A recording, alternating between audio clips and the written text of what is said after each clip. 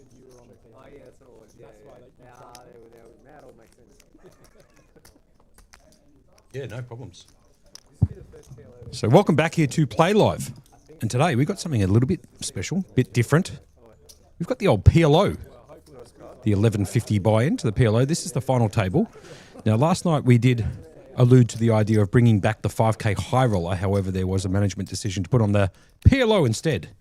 Those people who like the 4-card action stuff, like myself, we will bring you all the updates about the 5-card high rollers that we were commentating on last night as we see that action. And we've actually got the table for the high roller in the backdrop of this particular PLO event. And I'm joined again in the box by none other than the man, the myth, the legend himself, and my co-pilot on the You Can't Make It Up podcast, and the very generous man of Adam Burke, who's come back in again today to call a bit of the old PLO. Berkey? I do love a PLO variant, Monkey. A few extra cards, a bit more excitement. Yep. And there's a star-starter lineup here today. None other than the man putting a bet in himself here, the OG. Going to be getting amongst the action. Yep.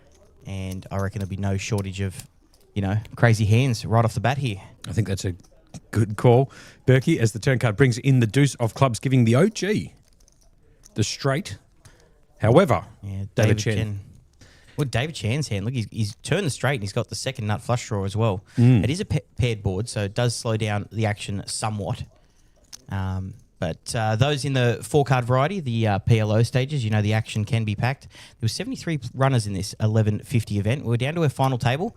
And once again, there was a little bit of a scheduling conflict with the two tournaments with an unscheduled day 3 in the 5K. So they've decided to go ahead with the PLO. And so we've got the OG up against David Chen here. And we got a double paired board here. Now, David Chen is out in front here with this straight. The OG does have the bottom end of it. And I believe it does go check here. I'll message you in 1 second. Hey, good that you got the sandwich, yeah?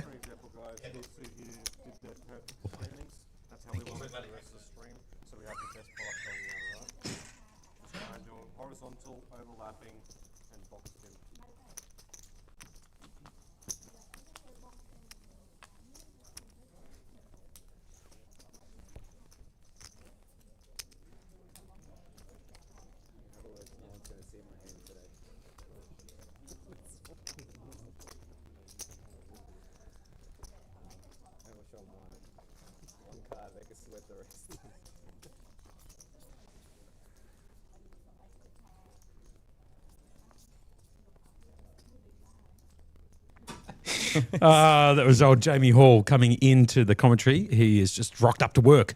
Take some photos. You can see the table for the 5K high roller in the back left-hand corner of your screen. MT's out there. Obviously, Travis is still out there. David Saab, Nelson Dong, and I can't remember who was the other opponent. Itsuki. Itsuki, correct. Itsuki. Itsuki. Sorry, Itsuki. Yep, fair enough. David Chen finds the Ace King Jack 7, single suited to the diamonds, nut diamonds for that matter, under the gun +1. He's going to raise it up and make it 25K to go. The blinds here are 4K, 8K with an 8K big blind ante. And just having a look at some of the stacks here, seeing what we got. David Chen miles out in front here, 212 big blinds. He'd have this table covered almost entirely, wouldn't it? That is a huge amount of chips there. So I assume he's going to be getting into a fair few pots here. We're going 3-way to the flop. The flop comes out 10, Queen 4. Hayden getting middle set there with the backdoor flush draw. David Chen getting full wrap. The full wrap with the backdoor nut flush draw as well. And the OG sitting there with bottom pair of 4s. Yeah, nothing much but a bottom pair of 4s. And the backdoor 6-high flush draw with the clubs. Now, just to let you know, we do have the 4-coloured deck on. So making it a little bit easier for you at home to be able to follow the action. Just bear with me for 1 second, Berkey. No worries, mate. So we have got a bet here from Hayden of 87,000. He's got middle set, backdoor flush draw, but his flush draw is dead if David decides to get in. David Chen does have the full rep backdoor nut flush draw with the diamonds. And we do have the 4-colour deck on, as Monkey was alluding to. So you got your diamonds in blue, your hearts in red, your spades in black, and your clubs in green. So that'll help everyone out. Hopefully follow the action. We're going to go see a turn here. So it was a bet of 87k on the flop with basically the full pot size bet. David Chen decided to make the call. And now Hayden Walsh is going to be all in for 2.5 bigs or 20k with his set. Let's see if David Chen can hit the full wrap.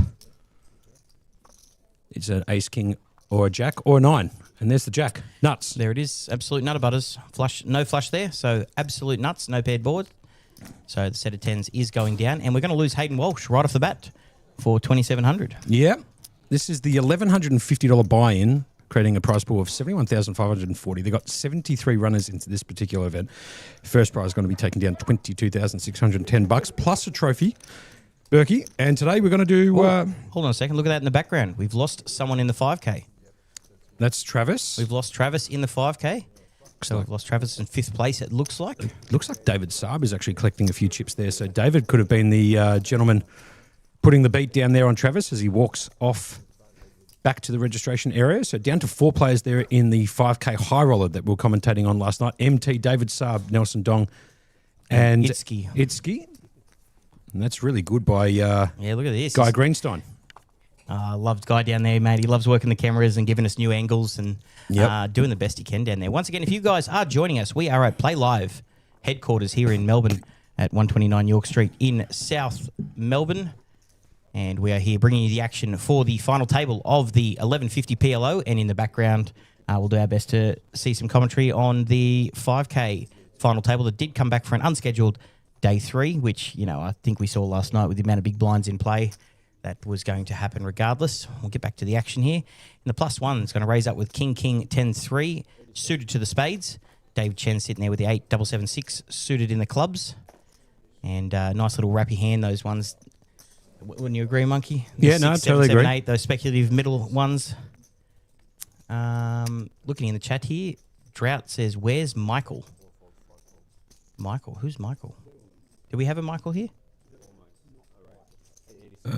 Sorry, I'm just reading something, Berkey, if that's okay. all right. No problems. You keep doing... You keep doing mute. Yeah, yep, that's it. David Chen's going to raise it up and make it 25k to go. Pretty sure that's not Michelle Gazardi. I'd have to double check that. Round to Mohammed here. Likes to go by the nickname Fig Jam.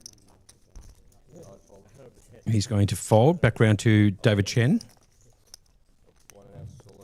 Facing a 3-bet to 87k. David Chen's just going to whack it back in his face and get the call. All right. Similar equities here. And you'll find in the PLO variants that the equities are a lot closer in a lot of these hands. Monkey. There are 8 players left at this feature table of the PLO. We did lose someone. The first hand, was it? First or second hand? That's correct. Yep. Call it out. Here, Second Monkey, hand. what have we got there? No problem. So 8-7-6 single suited. Flopping a set too. Both but sets. But top set obviously for Michelle Gazari. And that's going to take it down. Wow, set over set on the flop. Look at that. Oh, man. Happens a lot more in Hold'em than it does in... happens a lot more in PLO than it does in Hold'em, as you are holding 4 cards. And we've got Tam Trung here, the Tim Tam himself, as the bottom stack here with 14 big blinds. But definitely not out of it yet. Dave Chen, miles out in front here with 1.8 million, 224 big blinds. How comfortable would you be going to a final table with over 200 big blinds, Monkey? Yeah, I mean, must be nice, yeah. And we've got the... is it Michael or Michelle? Michelle? I'm going to find out, actually. Surge there in seat 3. Tim Tam himself in seat 4. Dale Marsdale in seat 5. And the OG himself, the Excitement Machine, over there in seat 6. Seat 7 is Miami. And seat 9 is Fig Jam, which we did lose seat 8 just before on the first or second hand. We'll get back to the action here. Michael with a 6-4-3 deuce. 3 of clubs. Definitely going to go straight in the bin. Michelle, Michael, Michelle. We're going to double check. That's a good thing to double check there. Here we go. Ali Mustafa's coming in on the chat on Facebook Live. Appreciate all of you joining in. YouTube as well. Draft 51's in there. Wildcard poker. Just say Sue Key. Okay. Could do that for Itzky. Suki. Okay. Easy. So off to the flop here. So it's aces, a queen 10, just single suited to the diamonds there versus the queen, jack 5-2, 3 hearts. The flop comes down queen 9-3. Obviously, the OG has the nut blocker with the ace of spades and has the best hand at the moment with a pair of aces. David Chen is going to lead out from the big blind with top pair, and the OG is going to make a pretty easy call with the top pair and also with the nut kicker if they were to be playing the same hand. But obviously, the OG now with a check mark next to his name, the aces can't go down in this particular hand.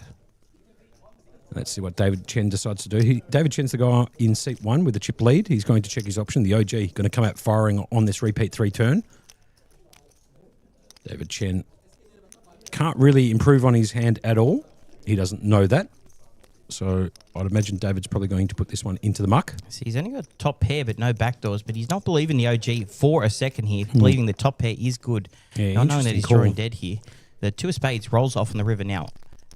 Does bring the flush draw in, but the OG does have the ace of spades. I don't see the OG going absolutely anywhere. We're going to get a check here from David. He's still just got top pair there. Check. The OG's going. Yeah, the OG's going to take it down with aces and 3s. David actually made 3 pairs at the river, queens and 3s on the board, and then hit a deuce at the river. But that was completely useless to his hand because he needs to play 2 cards in his holdings, being the queen jack there. So pair of queens, pair of 3s on the board, and the jack is the kicker. That's how you play pot limit Omaha. You have to and must use 2 cards in your holdings to connect with the board to make your best 5-card poker hand. There's the outer table. This guy's doing something with the camera. Look at the zoom on the camera. I mean, it's a little bit out of focus. There we go. He's focusing it in. There we go. So 3 players remaining So in the we did lose 5K high someone. roller. Now let's see if we can figure out who we lost there. MT in yep. 4th. Yep. Can't see him there anymore. Pretty easy to find MT on that particular table because he's the only gentleman who wears a suit. Yep, he does. All the time, constantly. Here's Always looks smick. Here's Sergi, also known as Surgical. He's going to fold, whiffs the RFID reader, round to packet of Tim Tams. Who also Tamtrel. misses the RFID reader. He's going to fold. Dale's going to get out of the way. What a moustache on Dale too, just quietly. The OG, Jack 6-4-2, single suited, horrific hand. That's going to be more than enough for OG to compete with. Not only compete, but pop it up and make it 20K to go. And that's Miami. Sean Thomas goes by the nickname Miami. We've asked the players if they want to go with nicknames today, just for a bit of fun, because we are putting on PLO. And so Sean has decided to use his nickname of Miami. Oh, look at me there handing out those sandwiches. Now, we actually had one of those sandwiches coming up here. Monkey, how good were those little sandwiches they made us upstairs? Just for a bit of food in the belly at the start of the day. All the perks you get with your hospitality package if you decide to purchase here in these tournaments. By the way, it's Mikel. It's Mikel? Yeah, but he said Michael is fine. He's Italian. Oh, okay. Michael. Okay. So there's the answer. Very good. Have a look at the OG here. Just flops bottom 2 pair. David Chen doesn't have much more than bottom pair and some cards required to make a straight. Michael in there with the absolute Badoogie. Yeah, Michael's in there with top pair with top kicker. And Miami's got the overpair to the board with the pocket kings. It's going to go check from David in the small blind. Nothing more than backdoor cards to make a straight. Michael's going to check his option with top pair, top kicker, round to the OG. Bottom 2 pairs. He flicks in 50K instantaneously. I was actually having a chat with the OG yesterday. I said, why do they give you time cards? And he goes, I got no idea why they give me time cards. I said, I don't even know why they give them to you. And he goes, I actually used one once. Wow. And I said, I By don't believe mistake. it. And he goes, it just felt weird. Yeah. He goes, I didn't like it. So the OG is going to come out and bet 5 bigs. The blinds are 5K, 10K with a 10K big blind ante. Got called or snapped off by Miami with the overpair to the board. Back round to Michael. He's Italian. And I believe it's actually pronounced Mikel. But we're going to go with Michael because he's happy with us calling him Michael, who has elected to fold. Cards went into the muck. Should be updated shortly. Turn card. 3 of diamonds. Nobody's got any backdoor diamonds working for them. The OG still out in front at the moment with bottom pair and second bottom pair. He's got a lead out for 75K. He doesn't actually care. Just get it in. Yep. I've got 2 pair. I'm good to go. Now, Berkey, might be a good idea for you to tell the people at home about the chip denominations here at this PLO final table. The orange chips are worth 25K and the blues are worth 5K and the yellows are worth 1K. There will be some green 100k chips probably added into this game at some point. Yeah, a lot of the chip stacks here are very similarly used with the color-wise, just very different designs, obviously, with different tournaments. I do like. Have you played much with the chips downstairs? They're actually Mickey Mouse. I can't remember where they got them from, but the tournament chips themselves are really nice. Yeah, really nice to riffle. Really top quality stuff. So we are down to 3 down here at the final table. Yeah, we lost 5k. We lost Travis in 5th. They did come back today, approximately 35 minutes ago, to complete that 5k high roller that we were commentating on last night. We have decided to put on the PLO instead, as it was on the schedule to be streamed. So we're going to do the PLO, but we're going to also bring you a bit of side action here for the 5k high roller. You can see down to 3 players: David, Saab, Nelson Dong, and Itski.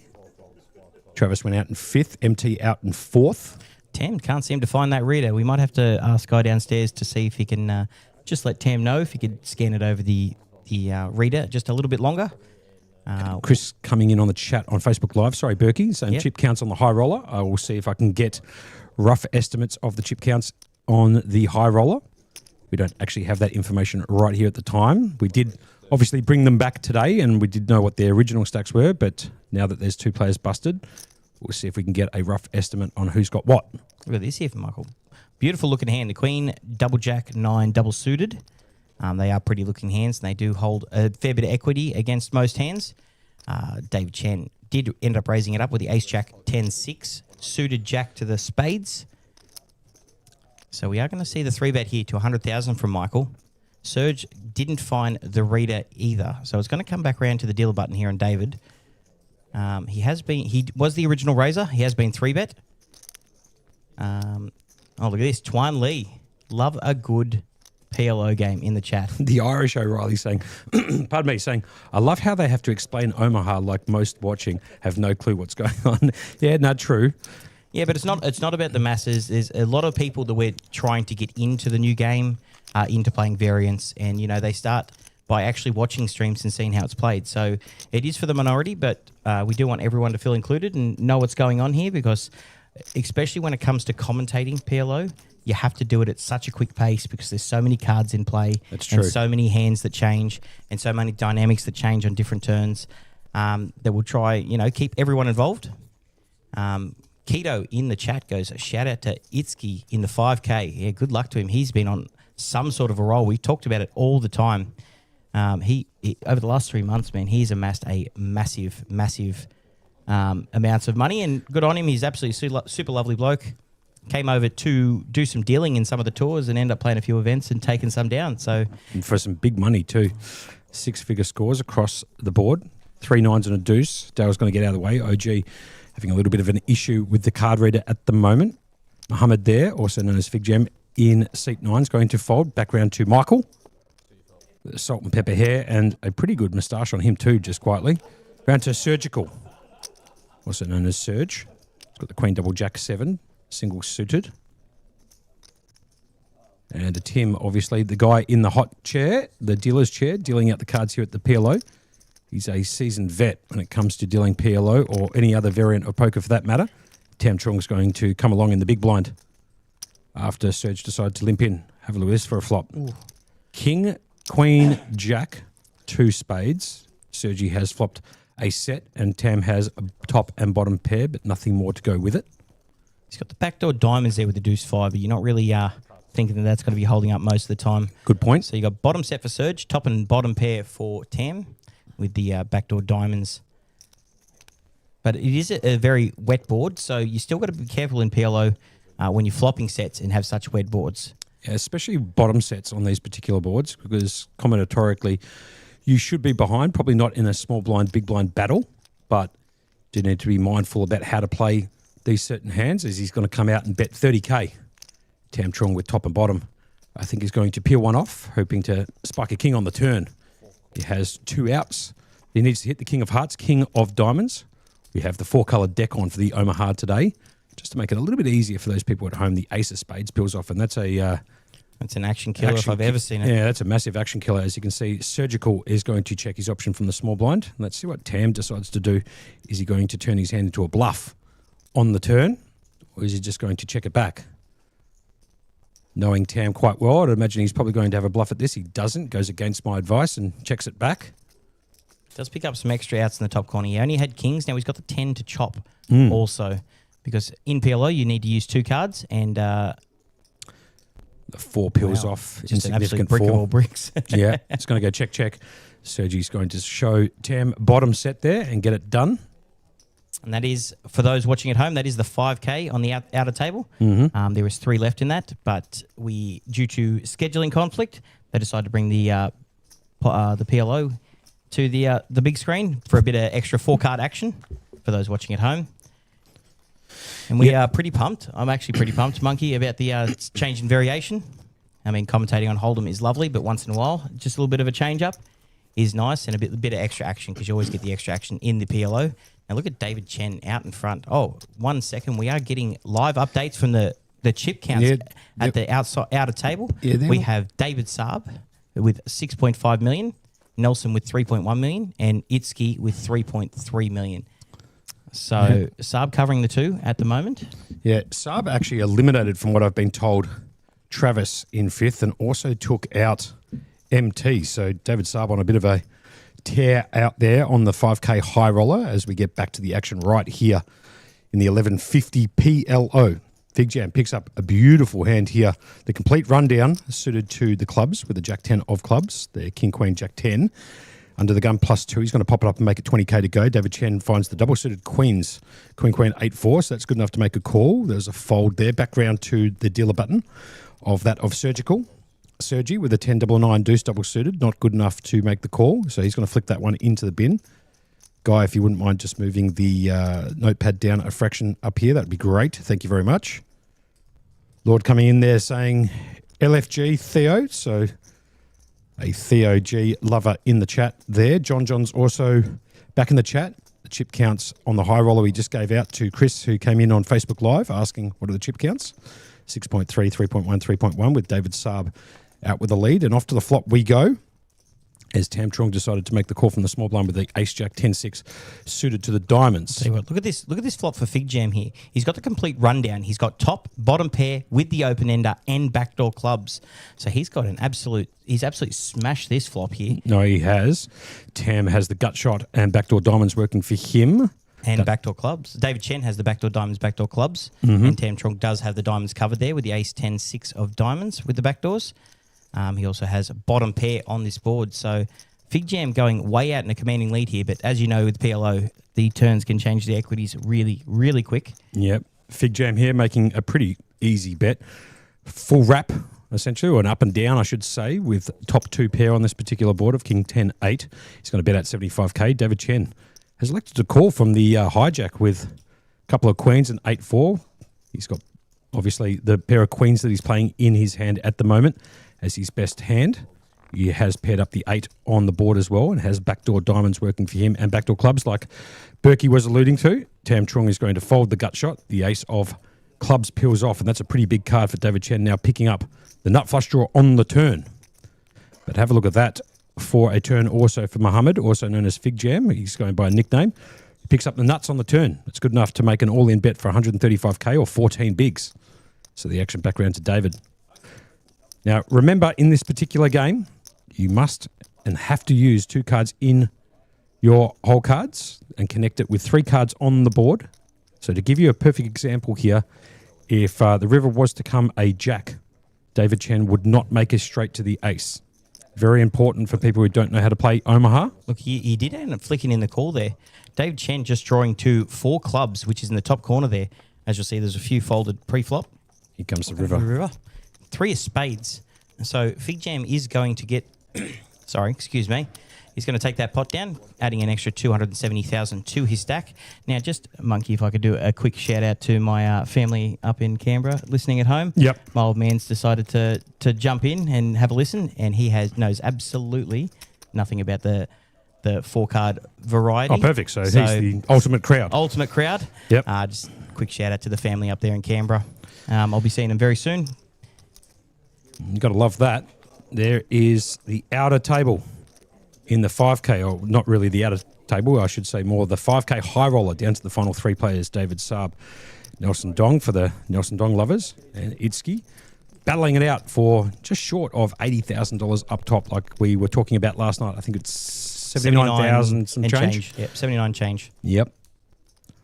Now look at this. John coming to the chat. What a brutal game, and it is an absolutely brutal game. You've got to have the heart of a lion to be playing these things over and over again. You do. It's a brutal game as Miami, also known as Sean Thomas, has picked up the Queen Jack Deuce suited to the hearts. He's going to almost certainly put that into the muck under the gun. There it is. See you later. Round to Muhammad. Wants to go by the nickname Fig Jam. Now, we did talk about this a little bit earlier. These players, when we came back, asked if we want them to use nicknames or their actual names, and a couple of players wanted nicknames instead. Just their family and friends know them by a certain name. So we're happy to allow them to do that, because PLO is a ton of fun, a lot of action, and these guys are also, happy to sit there and pass the cards around a little bit and find some coolers like there was essentially in the last few hands. Dale is going to fold from the small blind with the Queen 765 suited to the spades. Round to Theo. Did you say Queen 765? So the OG has the exact same hand? Queen 765? So the Queen 765 suited to the clubs here for the OG. He's in the big blind and has been called, so he's just going to take his option and just check it down. I'm going to go see a flop here. We do have 10-6-3. So the OG out in front with a pair of sixes, funnily enough. Can also make a gut shot to the straight if a four was to peel off. The king on the turn. No help to David Chen, still miles behind. Just going to go check on the flop, check on the turn. River card brings in the repeat king. So check mark goes to Theo G's name, picking up kings and sixes. David Chen's completely whiffed it. Actually ends up with ace-9 high. Don't see that very often. So John coming to the chat saying PLO equity runs close and you can't really bluff. I mean, they continually talk about blockers, and we will always talk about blockers in PLO. They are real. They are real in PLO. Yeah, they are. So you'll see a lot of people make plays with the nut blocker. So to give you an idea of what I mean by the nut blocker for the people who don't know what I'm talking about. For example, let's say that there's like the 4-7-8 or like 4-7-9 of spades on the board, and you've got the ace of spades. A lot of people like to apply maximum pressure by betting that nut card, making your opponent assume that you've got the nut flush and bet those blockers. They are key cards in this particular game, especially at this elite level. But like John was saying, this game, the equities run quite close, hence why there's so much action in PLO and why people love not only watching it, but also playing it. We are down to the final 8 here in the 1150. This is the final table of this particular event. I think they bagged and tagged last night at about midnight, actually. They got down to the final table relatively quick. Yeah. I mean, there's still a fair few. There's still plenty of big blinds in play, but as you said, the equities run closer. People get in with more speculative hands. Yep. Big flops can happen, and coolers happen absolutely consistently in this format of the game. So David Chen under the gun +1. Decided to limp in with the Jack 8-3-3 suited to the clubs. Sergi in the hijack has elected to call also with the Ace Jack 10-8. Love that hand. Very pretty. Double suited. Dale on the button has also limped in. So it's a limp fest at the moment with the Ace Queen 7-7 suited to the diamonds, not diamonds. I find the limping hands with multiple people end up being the biggest pots. Of course they are. Because everyone always gets a piece of something on these flops, and then speculative calls get made, pots get built, and then on the river you've got, huge equity battles going through. So we've got a 5-way pot here. Flop comes out 10-3 deuce, 2 diamonds. Dale getting the nut flush diamond draw. Serge getting a pair of 10s with backdoor spades. David Chen getting bottom set. Oh, sorry, not bottom set. Middle set, might I add. Miami there having absolutely none of it. So getting out of the way. The OG has actually bet 25,000 into 5 people with the absolute unknown hand. Yeah, he's actually been popped up by David Chen under the gun +1 with his second set here on this particular board of 10-3 deuce. As you can see, Sergi has top pair, top kicker, backdoor spades working for him, but I can't imagine he's going to call as he flicks it into the muck. Dow's got the nut flush draw on this particular board, so he's going to go absolutely nowhere. Might even consider jamming this over the top and just running this particular hand. Well, he does have 11 bigs left, and there is 19 bigs already in the flop. So Correct. He is realising his equity, even if he just gets it in now, going for that flush draw. See if we can get Guy to add the equities into the bottom left-hand corner of the hands, if possible. Guy, if you can hear me, chuck that little, or toggle that little attribute, if you wouldn't mind, if it can be done. It looks like Dale's going to flick in a time bank card, one of those black cards you can see next to the player's chips, to make a decision on what he wants to do. Does he want to gamble for his tournament life? Right here. I'd be definitely gambling for his tournament life here. Excuse me. It looks like he is going to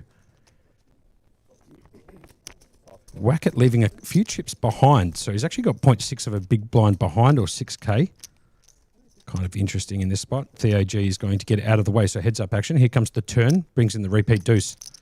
And that has basically locked it up for David. Now Dale needs to find the 7 ball at the river. Flush absolutely dead here to this boat. Did Theo call? I thought he flicked in his cards. Maybe it was a misclick from me. I apologise. So Theo has checked from the small blind. Back round to David Chen, who's now filled up on the turn with the deuce of hearts. The way Theo G runs, I wouldn't be surprised if he has the pocket deuces here. He just... he's so calm, cool and collected, but would have been an interesting turn. But Theo G, he can wake up with anything in this format. And playing his hand blind is actually... is quite an interesting one. Now, I think he has had the equity payouts on here before, but I think when you have a blind hand in there, the equity payouts can't calculate because we don't know what they got. Yeah, fair enough. Yeah. Theo G is going to put it into the muck, and Dale needs to find a 7 at the river because David Chen has filled up on the turn, the deuce of hearts repeating, and he did flop a set with a set of 3s. Daniel Curtis coming in on Facebook Live chat saying, how did 8 fish make it to the final table? Another deuce on the river too, so... no help. Dale's going to be eliminated in 8th there, picking up $3,170. Daniel then follows up on Facebook saying, just kidding, of course. Play live tournaments look super fun. Wish he'd come back early. Almost wish I had come back early. Hand equities are turned on. Maybe it doesn't work on PLO. It's probably got to do with, Guy, what Berkey was alluding to before, because we couldn't see Theo G's hand. Yeah, when you got one blind hand in there, it can't realise equities because it doesn't know certain cards that are out there. Makes sense. So you don't want to be giving equities for 2 hands and not for another one that is still blind. So I do believe the equity is turned on, and we will get that if everyone is managing to get their cards over the scanners, which I'll tell you what, so far it seems like it's going to be a bit of a struggle.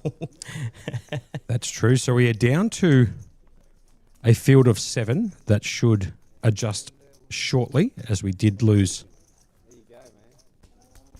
a player, Dale, just before in that last hand. Needing to find a 7 at the river. Couldn't find it. Another repeat deuce. What a board for pocket 3s, by the way. 10, 3 deuce, deuce, deuce. Not too bad, Berkey. And not too bad. Now, once again, you got to use 2 cards in your hand. So if he didn't have the pocket 3s and he had the overpair, he'd still get the full house, but had to use the 2 cards in his hand. So Correct. 3s full of 2s beats 2s full of 7s. It's a interesting game. You'll see a lot of full houses over full houses in this game. A lot of... And it's funny in this game when you get like second nut flush a lot of the time, and you will see pros fold second nut flush a lot of the time because people either represent with the blockers, with the high end ace because there's so many cards out there. It's so many more variables in this game that you can consider. Considering you can only bet pot at any given time, but it seems to be playing low ball poker and going a lot to the flop. So I guess we'll see a fair bit of action post flop. Multi-ways so far from what I've seen. Rory Cummings coming in on YouTube saying, can you please advise when the 5K final table starts? Now, if you weren't part of the original or the start of this particular stream, Rory, the 5K is actually still going on at the moment in the outer table. You'll be able to see it on the screen shortly. They're down to 3 players. Travis got eliminated in 5th and MT got eliminated in 4th. Management here at Playlive had decided to put on the PLO instead because it was on the schedule to be streamed. So we have put the PLO on and we've put the actual high roller in that back corner so that you guys at home can see the action going on there. And we're going to try and call both simultaneously. We know that David Saab had 6.3 million in chips and the other 2 players, Itski and Nelson Dong both had 3.3 million each, roughly speaking. David eliminated both Travis and MT, hence the reason for why he's got such a massive chip stack. But we're going to get back to the action right here. Muhammad, also known as the nickname Fig Jam, called from the big blind, and he's flopped the second nut flush draw with the King 10 of diamonds. Couple of backdoor straight draws there as well. Correct. David Chen getting in there with the backdoor flush draw. No pairs, but he does have the gut shot to the 5 as well. And the OG here with top pair. Top 2 pair, might I add. With the 8 blockers in the middle, which could become key, depending on what turns come out. Good call, Berkey. Very well commentated. It's a lot going on. We've also going to talk a little bit about what's going on for today, in case you guys are at work and finishing up a little bit earlier and want to come in as the 7 of diamonds peels off. And cha-ching there for Muhammad, who now picks up second nut flush on the turn. He's only really beaten by one hand at the moment, which would be the ace-high diamonds, but nobody has them. I'd like to see Fig Jam make a bet on the turn. He doesn't. He's going to check it and camouflage his hand a little bit here. So check from Muhammad, also known as Fig Jam, from the big blind, round to David Chen, who came into this feature and final table with 176 big blinds. About 35% of the chips in play, nine-handed, believe it or not. That's an incredibly large advantage to take into a final table. Yeah, crazy. But PLO, it ebbs and flows and swings of this tournament. Anything could happen with those. David Chen's going to bet out with no hand, essentially no draw. Can't really win unless he tries to steal it. River card brings in the 10 of clubs, which is very good for Muhammad, who's got the check mark next to his name now. Couldn't lose, essentially. It's always stressful when you're in multi-ways with a flush draw and the board pair. So he was sitting back waiting for that board not to pair, and he's not going to know. He's going to know he's probably pretty good from here. Theo's also made a straight at the river too, Berkey, just quietly. It's going to go check, check, check. Fig Jam is going to show the King 10 of diamonds, and it's going to get that one done, picking up an extra 155k interior chip stack, up to 66 big blinds. Now, we can get on today, Monkey, to what is happening at Playlive headquarters for the rest of the day. We do have the PLO going on right now, which started at 2:10 today with the day 2. We do have the 5K for an unscheduled day 3 in the background with its final 3. Now, coming up to the rest of the day, we've got the 6 Max today. The 6 Max day 1 starting at 4:15. So in roughly just over an hour, that is a $1,500 13 plus $200 optional hospitality package. You get a 50k starting stack, 30-minute blind levels, and there's a 50k guarantee on that. And you can register into that all the way up to 9:45 tonight. Plenty of time for you guys to duck out of work, go home, have a shower, have a feed, come straight in here to 129 York Street in South Melbourne, the Playlive headquarters, to jump into that event, Berkey. But the other interesting one is the Battle Stacks. PLO is on tonight. Now, the Battle Stacks actually, I went down and had a few chats with people about the Battle Stacks yesterday, the No Limit Hold'em, and players like Dean Blatt and stuff like that were raving on about it. Yep. So they love the Hold'em variant of that game. Tonight we're playing the Omaha. Yeah, they like the fact that you're playing for stacks right off the bat. You're not sitting in there super deep trying to play small ball. You are playing for stacks, hence the name Battle Stacks right off the bat. And you know why Dean Blatt likes playing Battle Stacks? Because he likes putting max pressure on. And he also took down the event. Oh, he did take down the event. Yeah, so and that helps. I did ask him that when we went to final table. So that was before he took down the event. Yeah, you can sometimes have a skewed opinion when you take down an event. Actually, a little bit of a shout outs to UK Matt, who sent me a message just before asking me if I'm playing the Battle Stacks tonight in the PLO. So if I'm not commentating on this or anything else for that matter, might jump in there. So UK Matt, if you're coming in a bit later on, come and say hello. I'll probably be in the building. Sergi here, under the gun +1, finds the Kings single suited. And the OG with the Ace Queen 4 Deuce double suited in diamonds and clubs. Both of them holding diamonds and clubs here. Serge holding the King High clubs and the OG holding the Ace High diamonds. So we did get a raise here from the OG to 40,000. Raises it straight up 4x, and it's 30,000 for Serge to call with his pocket kings. He does make the call, and we are going to go see a flop here. The flop comes down 9-5-4. So interesting flop here, Monkey. Look at this. We've got backdoor clubs for Serge, the overpair to the board, and the OG here has a pair of 4s. With a gut shot wheel. So plenty of outs for the OG. It doesn't look like it. You see up the top corner here, there is plenty of outs for him to hit. Now, Serge does have the overpair to the board, but not a very, very comfortable flop. He does have a 5 there. which is a block of cards that the OG can be holding, which the OG comes out straight out, betting 60,000 into this pot. Yeah, not a huge fan of this bet, to be honest, from Theo, betting 6 bigs on this particular board, unless he's teeing up going to turn his hand into a bluff.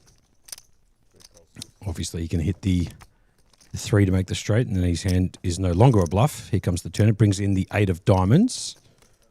1 billion straight opportunities are now out there. So let's see how the OG decides to navigate this one against Sergi. Sergi is going to most likely check this turn. He has picked up 2 pairs on the turn now, so his king's sort of been counterfeited in his hand by the 2 pairs of the 8 and 5 danglers that he's got sitting in his poker hand. Making 2 pairs on the turn, he's going to check. Is the OG going to go for another barrel on the turn here and try and represent something big? And it looks like he is going to flick out, looks like 100K.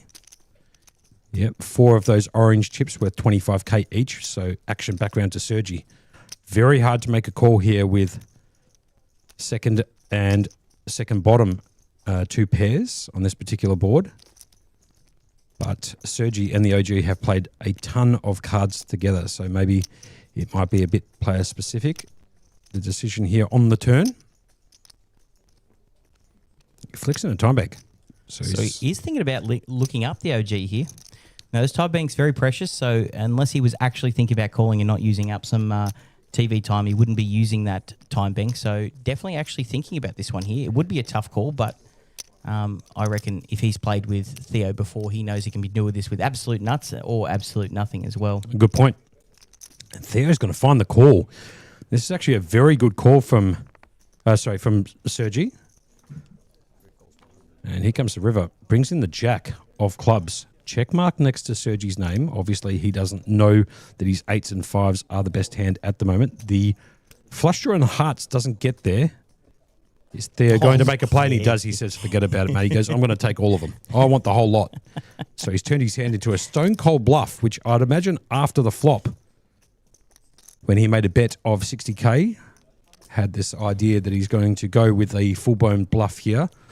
And he's turned his hand into a bluff. So I love well played from Theo. I love watching the OG play. This is going to get through for sure. It has to get through, and it is such a look. He took T minus no seconds to actually just start going. You know what? We're ripping this. Yeah. So Sergi's going to take a little bit of time to think about putting this one into the muck. 6-7 gets there. 10-7 gets there. 10 Queen gets there. The ton of sets. Yada yada yada. And the OG.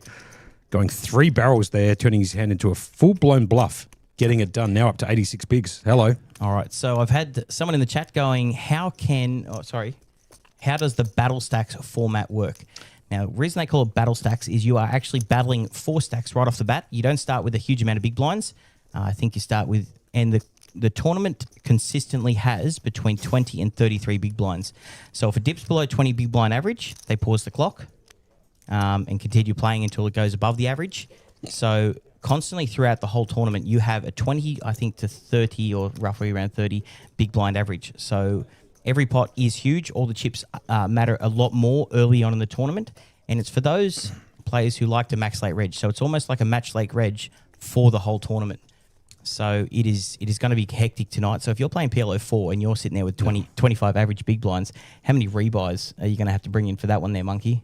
It's going to be an absolute fire fest for that one. Yeah, I mean, when you've only got 20 bigs, it will most likely go just pot, and basically you're all in. So I'd imagine the Omaha variant of that tonight will go off its head for people who like to play short stack poker, and they also like the kind of all in or fold short stack type of variant of PLO.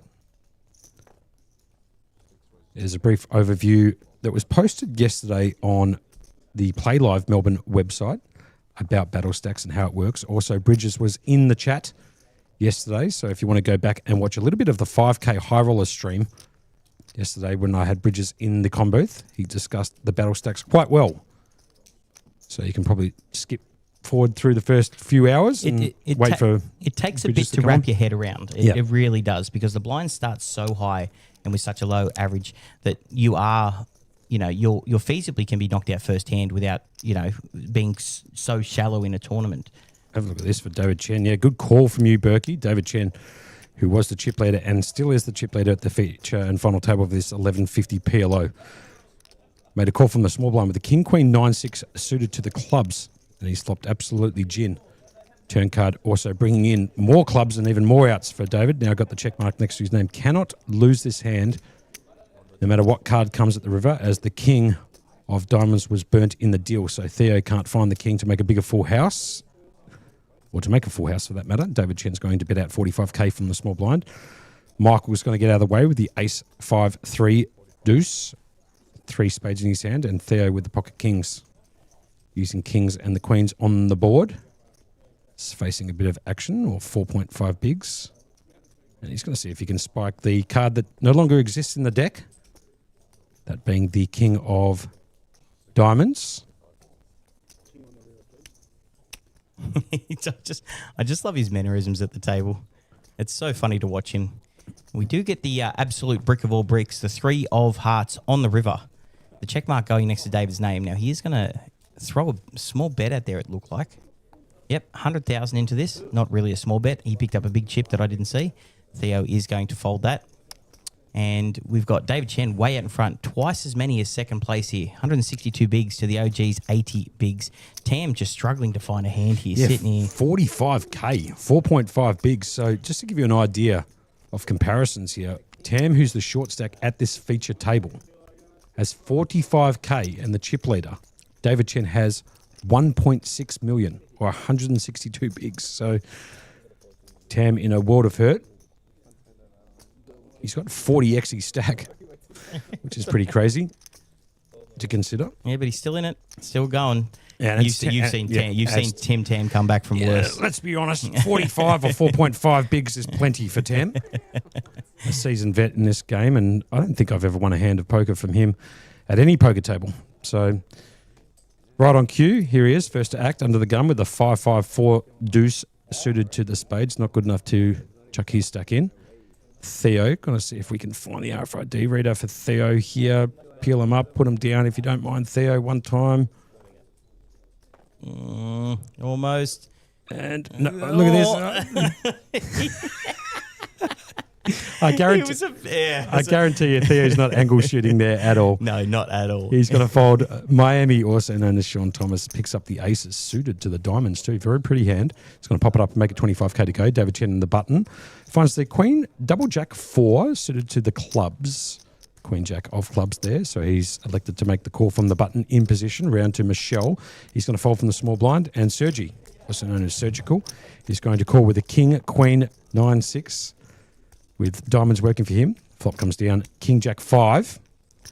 A set here for David Chen, as you can see, 58% equity in this hand at the moment, flopping a set. Miami's aces are in a bit of trouble at the moment, and Sergi's picked up just a gut shot to make a straight. Needs to find a 10 ball. He also has top pair, but is miles behind it, as you can see, to David Chen's set of jacks. So it's going to go check. Bet for Miami with the aces. David Chen's going to make a pretty easy call with second best set here. And Sergi, is he going to come along for 2.9 bigs and try and spike a 10 on the turn? This is the other thing about PLO. You have to be wary of the fact that you need to be basically playing to try and hit the nuts. So even if a 10 was to pull off, or turn, I should say, he would make the second nuts to obviously the ace-queen straight. So something to really consider in Omaha as the Queen now peels off on the turn. So how's that for a bit of a card? I think it's a very dampener, I think. Yeah, but this gives Miami the opportunity to bet these blockers now with the ace-ace 7-3.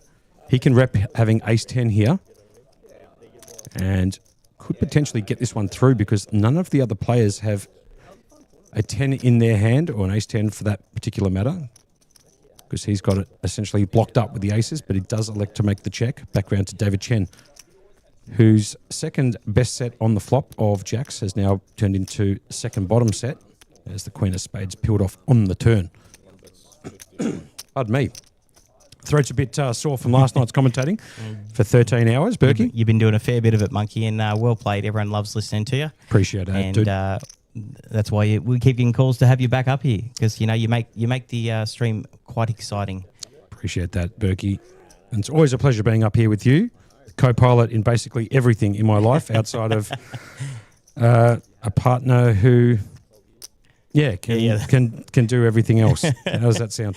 Well, you've never actually asked. Well played. David Chen's got a bet out his set for 55k. Sergi's going to come along and see if he can find a king or a queen at the river.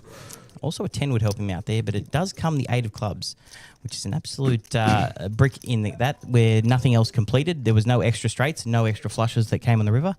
So if they thought we're ahead on the turn, they might think they're ahead on the river. It's going to option check around to David, who I dare say is going to check back here after getting that call with that bet on the turn. Good call. Peanut coming in saying, are we still playing Triton Mystery Hand with the RFID? We have had a couple little technical issues with the reader on the actual table itself, not the cards. We have been told it is coming from the table. So we might be playing a little bit of musical chairs, moving some players side to side to put them on different readers potentially if we still have that particular issue throughout this particular stream and future streams. Now, Dave Chen actually moved it in here against Surge, who's only got 8 big blinds left. Now, this is a monstrous pot here for Surge. If he thought he was ahead there on the turn, he may call off for this because he's getting extremely good odds here if he doesn't believe Dave at all. But if he does make that call, we can see down bottom that he will be eliminated from this tournament in 7th place. Yeah, extremely hard to make this call here. Obviously, there's the ace-10 straight, the 10-9 straight. There's sets out there. Does elect to put it into the mark down to 8 bigs. So we've got a couple of shorties out here in the feature and final table of the 1150 in that of Surge and Tam. And between them, they've only got 12.5 bigs. And just Dave taking just a bit bigger lead. He's got up to 180 big blinds. Sorry, I was just tripping over my words then. That's fine. 1.8 million stack. The blinds are 5,000, 10,000, 10,000. And with a couple of short stacks here, I dare say we're going to see some moves being made eventually. Monkey, what are you doing? I was just looking at the microphone. And you know what? I do want to give a bit of a shout out to your dad, Kerry, who we did have on the You Can't Make It Up podcast multiple times about just his life, which was incredible. So if you haven't listened to that particular podcast, you can log on to YouTube and look up You Can't Make It Up, which is Berkey and I's little podcast. We are about 15 years behind creating content. We honestly are trying our best to find some time, but we've been a little bit busy with some business activities and some commentating. But hopefully at the end of this Play Live winter series, we can start chalking up some of the big guests that we are going to have onto it. Yeah. And a few of them are actually already over in the WSOP that I'm very much looking forward to having jump into the podcast studio with us, Berkey, and telling a couple of very funny stories, a couple of life can't make it up stories. Now, Berkey, we will also be doing some giveaways. Yes, we do like doing giveaways. We do plenty of giveaways. We have done tons so far. Yep. No more so than the Jordans that you gave away yesterday. Yeah, beautiful too. They were on cue, by the way, and no offence, obviously, to Amanda Starr Pike, who picked them up at MSP, but they were men's size 11 white Jordans, won by MSP, who lives in Brisbane, never been to Play Live, and is female. So, talk about a cooler there, but MSP is one of the all-time greats on the rail, so congratulations to her picking up those Jordans. Probably a good re-gift, those Jordans, as a present. Now, we'll get back to the action here really quick. We have Tam, who's decided to finally move it in with a hand. He's got ace, queen, jack, 6 suited in the spades. But look at some of these other hands. The ace, jack, 3, 4 suited in the diamonds, and the pocket kings, 3 deuce suited in the diamonds as well for Michael. So we are going to go to a 3-way flop here. It was 3-bet, it was called, and it was jammed all in. So there's going to be a side pot here between David and Michael. Now, it's not going to be much of a side pot here because Michael does have 7.3 big blinds behind. So I dare say it doesn't matter what kind of flop comes out here. Most of them are just going to be getting all in, and we're going to be running this board out. Yeah, Tam needs a lot of help. Needs to find some spades. Look at Tim there just working his magic. He's got everything locked up, doing very well. So we're going to go see a flop here. We do get the King 9-8. Huge flop for Michael. Flop's top set. Now, Tam Trong not dead here. He does have the Queen Jack. Got the gut shot straight there. And Dave Chen absolutely drawing super thin here. I can't even think about what backdoors he can get. It was a backdoor straight without suiting the board. So Tam needing to find the 10 ball to make that straight. And obviously no repeater as Michael has flopped top set, and he's going to whack it like he should, putting maximum pressure back round on David Chen.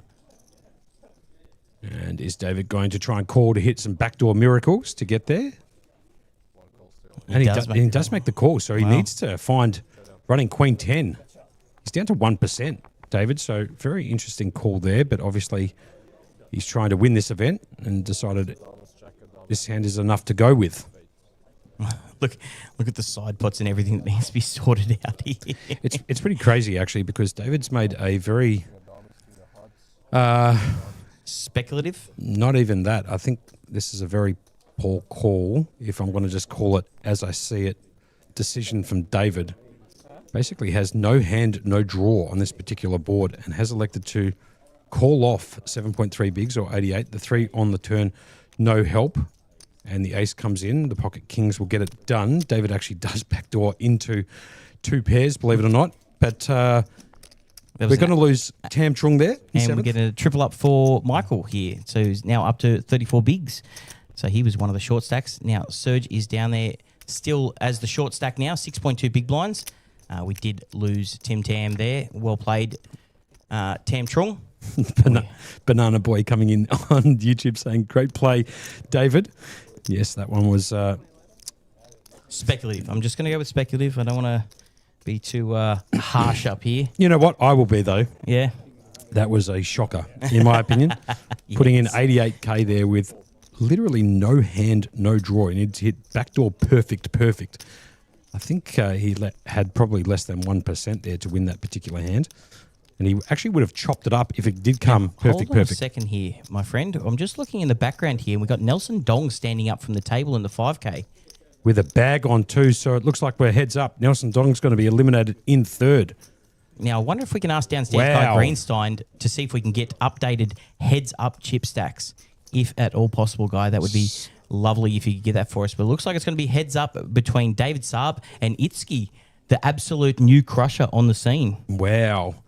Nelson Dong out in 3rd. Travis went out in 5th. MT went out in 4th. And obviously Nelson Dong now eliminated in that event out in 3rd for 30,300. 5th paid 17,700. That was for Travis. 4th was 21,400 bucks that went to MT. So David Saab maybe putting on a little bit of a clinic out there in the 5K high roller that we're hoping to bring back to you guys today to see the conclusion, but management here at Playlive decided to put on the 4-card Maniacs, I guess you could call it, the super high variance game to bring you a little bit more action. It was a little bit dead last night in the 5K. They were just basically passing around the blinds, so we thought we'll spice it up a little bit and put on some PLO today, Berkey. Yep, absolutely. We do like to get a bit of change in variance. And to be fair, on the schedule, it was registered that this day 2 would be coming back, and the 5K event was going to an unscheduled day 3. So they have gone to stick with the schedule that they had in place. Yep. And sticking here with the 4-card Maniacs, as we like to call them. The OG here is going to check from the big blind. Have a look at this for a flop. David Chen's picked up the gut shot to make the nut straight with a 4. He's also got the nut flush draw to go with it. Pretty big hand, Miami. He's got a pair of 7s in his hand and also has a flush draw jack high that is currently dead. He's got backdoor diamonds also working for him. And Theo OG can't find the RFID reader that Peanut was alluding to before in the chat on YouTube. And I'm going to see if we can get some updates on the 5K chip stacks. Might ask somebody to see if we can do that, or if Guy Greenstein can hear us down in production. That would be awesome if we can get a little bit of an update. How about this for a turn card? Bang. Both making the flush on the turn. The 5 of clubs peels off. To be fair, it might save him here. Might save Miami here as the board has paired. But Dave Chen, as so far we've seen, likes to be quite aggressive here and going to bet out his flush. Peanut also coming in on the chat saying, to be fair, we are watching it just from a distance. We are. We just can't see the cards. We're just calling out the busts and who finishes where. We're trying to keep up as much information as we can through these events. Daniel Curtis jumping in the chat saying probably felt like it was his way behind. He was way behind, but that Michael was jamming any top pair as a result. he puts in 88K. Maybe he thought, oh, yep, and see more of the chat. So we'll get back to that. I probably should have read that one first before I started getting into it. Yeah, good call. But thank you, Pikachu. That's Pikachu by his nickname, Mr. Daniel Curtis, an absolute legend here in Melbourne and in the game. Yeah, crusher of a dealer too. And by the way, has unbelievably good posture when he's dealing to it. Makes me look terrible, actually, when I'm dealing cards because I'm hunched over like the hunchback of Notre Dame and he's straight backed. So good on you.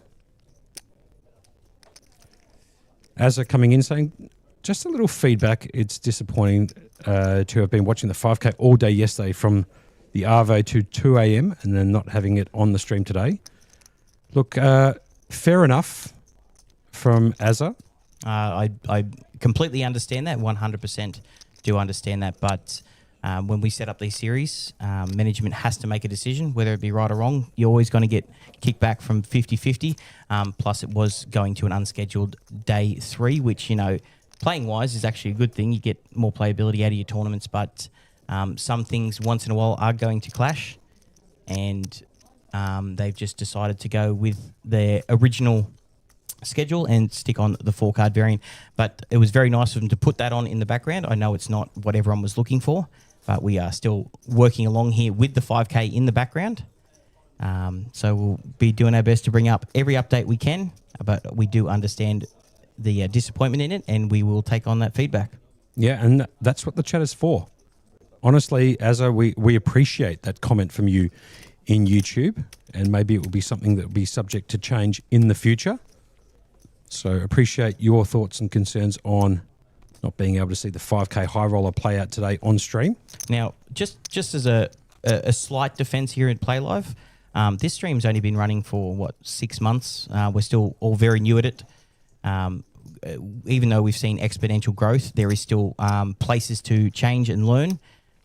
They do take a lot of players' feedback on board, try and move it as best as possible, and we will learn from this and we'll take note, and we will make sure next time we don't have as many scheduling issues as we do. You know what we could do, Berkey? What's that? Get another RFID table. Oh, that'd be... Then we could have multiple feature and final tables. I'll tell you what, you bring that up with Bridges, man. I'm not breaching that subject. Yeah, go down there and say, do you mind spending another 60 grand on an RFID table? Plus, yeah. As we get back to the Omaha, the 4 cards right here. This is the 1150 final table, creating a prize pool of 71,540 out of the 73 entries. First picking up 22,610. You're listening to myself, Josh Monk, a.k.a. Monkey, alongside Berkey, Adam Burke. This is Muhammad, goes by the nickname Fig Jam. I think a few people know what that... Yeah, definitely won't be saying on stream, but a few people know what that means. Know what that means. We were okay to put that on the stream. So he's going to pop it up and make it 25K to go, 2.1 bigs. With Queen 6-5 suited to the clubs. Round 2, David Chen. He's got 1.7 million or 142 bigs. Jeez, that's a huge chip stack. With the Queen 998 suited to the spades. That's got to be heads up action. Off to the flop we go. Maybe. Not quite sure what we're waiting on here. Okay. We are definitely going off to the flop now. So we're going off to the flop, and we are going to see Jack 10-4. We're going to see 2 clubs. This for a flop. I know. This is actually another action flop here. Dom Parker dealing out the cards. Theo's actually got cards in this particular hand, so a little bit messy. It looks like Theo actually did come along from the small blind. Dom Parker trying to get his cards over the reader. We might ask Guy to see if we can move Theo one position to Theo's right, which would mean he would be essentially in the same position on the table because the RFID reader is struggling a little bit for Theo. So we're actually 3-handed here. So Theo's in the pot in the small blind. Fig Jam here picking up the clubs draw. David Chen has the open ender. It's going to go check, check, check. Here comes the turn. Brings in the 9. Have a look at this for a card for David. Makes the second nut straight and a set on the turn. Let's see how Theo decides to navigate his hand. So just be mindful of the fact there are 3 players actually in this hand. Theo. Well, actually, there might be 4. I think it's Theo, Miami, Oh, we've got more. Okay, so Fig it's trying Jam to catch and up here. David Chen. Here we go. So it's just catching up as we speak. Do apologise for all of this. Cards are now being shown. Theo's got absolutely none of it. He's got a pair of 10s on the flop, can't continue on the turn. Mammy's going to bet out 35k on this particular turn with absolute bubbers. He's made the straight to the rag end, which usually isn't good in Omaha. You can see 0% equity. Fig Jam has got the Queen High flush draw working for him. And David Chen has turned a set and also has the second nut straight on this turn, which was the 9 of clubs. Oh, sorry, the 9 of diamonds, I think. See it shortly. 9 of hearts, actually, come to think of it. Flop came down Jack 10-4 with 2 clubs, 9 of hearts on the turn. So David hitting it absolutely gin on the turn, making second nut straight and a set. There was a bet. A corner raise from David, who picked up a monster. And it looks like, hold on a second. Is that GG's in the chat? Over there in the 5K? It does look like that. Yeah, well, there's an all-in button there. And it does appear that, that tournament has been finished. David Saab in second. Coming second, and Itzky's going to get it done. Itzky taking down the 5K for $79,216. Wow, what a run he is on. There's the 5K high roller day 3 results on your screen. Itzky up the top there, 79,216. David Saab second for 49,100. Nelson Dong third for 30,300. 21,000 obviously for MT, and 17 and change for Travis. They came back for the day 3, an unscheduled day 3 in that 5K high roller. And they're the payouts and the results in that particular event. No ICM, no deal, no nothing. Nope. Itzky getting it done for the maximum, just short of 80k. So well done to Itzky. There could be no one who's on a hotter streak right now than Itzky. Unbelievable, man. He might have picked up, I don't even want to know. I wouldn't be surprised if you looked him up on Hendon Mob, Berkey, if he's picked up more than $500,000 or more in the last 4 months. Yeah, 4 months. Crazy. Absolutely wild. And congratulations to him. Like, he's come over to do a bit of a work dealing, and he's end up picking up $500,000. So well played to him. So off to the flop it comes King 10-5, 2 spades. The OG here has a pair and Queen High spades. Fig Jam also has a pair of queens. Have a look at this. Pair of queens, pair of queens with a flush draw, and flush they've draw. both got the spade flush draw, yeah. Can't make that up. David Chen here with actually top pair and a couple of backdoors. Backdoor flush, backdoor straight. Fig Jam also got the open ender with the Queen Jack. So we could see a little bit of fireworks. Check from the big blind of Fig Jam, also known as Muhammad. I dare say there'll be fair few fireworks in this one here. David Chen is going to bet out 45k or 3.8 bigs round to Theo, the OG. Got absolutely nowhere the OG with this one. Pair and a flush draw. The best flush draw too. Back round to Fig Jam with the up and down draw and dead spades. He doesn't know that, obviously, so he's going to flick in a call and see a turn. He needs to find an offsuit 9 or an ace for that matter. Let's see what kind of stuff Dom can turn up here. I reckon the offsuit 9. You think the offsuit 9? How about a 4 instead? 4 of diamonds on the turn. Improving David a little bit more. Now picks up 2 pairs, kings and 4s. The OG obviously still with a pair of 10s and that Queen Eye flush draw. And Fig Jam using the pair of queens in his hand also with the Jack 7 of spades that is dead. But he does have the up and down draw. So he needs to find the ace or the 9 at the river to scoop this pot. He's going to bet out 85k, putting the pressure on David, who's now made 2 pairs on the turn. Berkmeister. Yeah, what a it was a brick turn, but there are still a lot of rivers here that can create some massive action, which, PLO 3-handed, everyone's got a bit of everything. So the OG sitting here with actually a very decent sized stack against David Chen. Fig Jam sitting there with 35 bigs. So all these guys super deep. The short stacks aren't in it. So Dave Chen does finally decide to get out of it. And even though he had the best of it there on the turn, he ended up turning the 2 pair. So we've got queens versus queens, flush draw versus flush draw versus straight draw here. So I dare say neither of these guys are going to be going anywhere equity-wise. Fig Jam did come out in the big blind, bet 85,000. Round to the OG, who I dare say is not going anywhere. It's so funny, actually, because if you think about it, David Chen called off 85k or 88k before with basically no hand, no draw. And he had the top pair, and then he ended up getting the 2 pair and folding to a bet of the same amount. Yep. Pretty interesting, but obviously slightly different dynamics because So now Tam was all in. Anyway, So with that board pairing, it's actually going to have a chop. We're going to have 2 pair queens and fives, only if the OG decides to call, which he does not. Fig Jam actually just barrels right into him. The OG folding that on the river. yeah, well played by Fig Jam. First in the pot will win there. Actually did have the same hand, queens and fives, using the king on the board as their kicker. Banana Boy saying, anyone have a clue what they're doing here? Question mark. I mean, they've got to have some idea of what they're doing. They've made it this far, down to 6-handed left of 73 players. I'll tell you what. Maybe elaborate a little bit on that banana, I should say, in the YouTube chat. Like to see your thoughts on their plays. I'm assuming you're talking about the players here on the PLO. I'll tell you what, if they were watching me stream, they would say the exact same thing. I've got no idea what I'm doing. PLO's such an extremely more levels game. Equities run very close. Equities run very close. Calls that look speculative cannot be speculative, depending on how you look at it. There's a lot of people that could look like gooses on this, but it's easy for us to commentate when we can actually see the hands.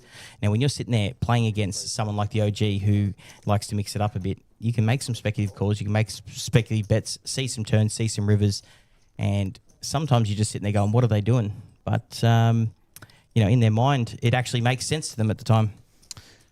Blinds here are 6K, 12K with a 12K big blind ante. Sergi in the hijack has elected to pop it up. Elected to just flat call, I should say, for one big 12K with the Queen 10 double 9. The OG's card reader, I believe, is not working from what we've been told. So it's been raised to 40K from the OG with an unknown hand. Background to David Chen in the big blind. Of course this would happen. These the one person's hands I actually really like seeing in these things. Me too. The Ace, Queen, Jack 6 suited to the spades. So off to a flop we go. And the flop comes down 5-7-4, 2 hearts. Now, this would smash the OG's range, I'd imagine. He likes to open up quite wide, especially in PLO. So I'd imagine David Chen is going to check with essentially no hand, no draw. Sergi will almost certainly check this board as well. Let's see what David Chen decides to do. He has got the chip lead, 145 bigs or 1.7 million. Came into this feature table with 1.76 million in chips or 186 bigs. So he had 35% of the chips in play, 9-handed. A bit crazy.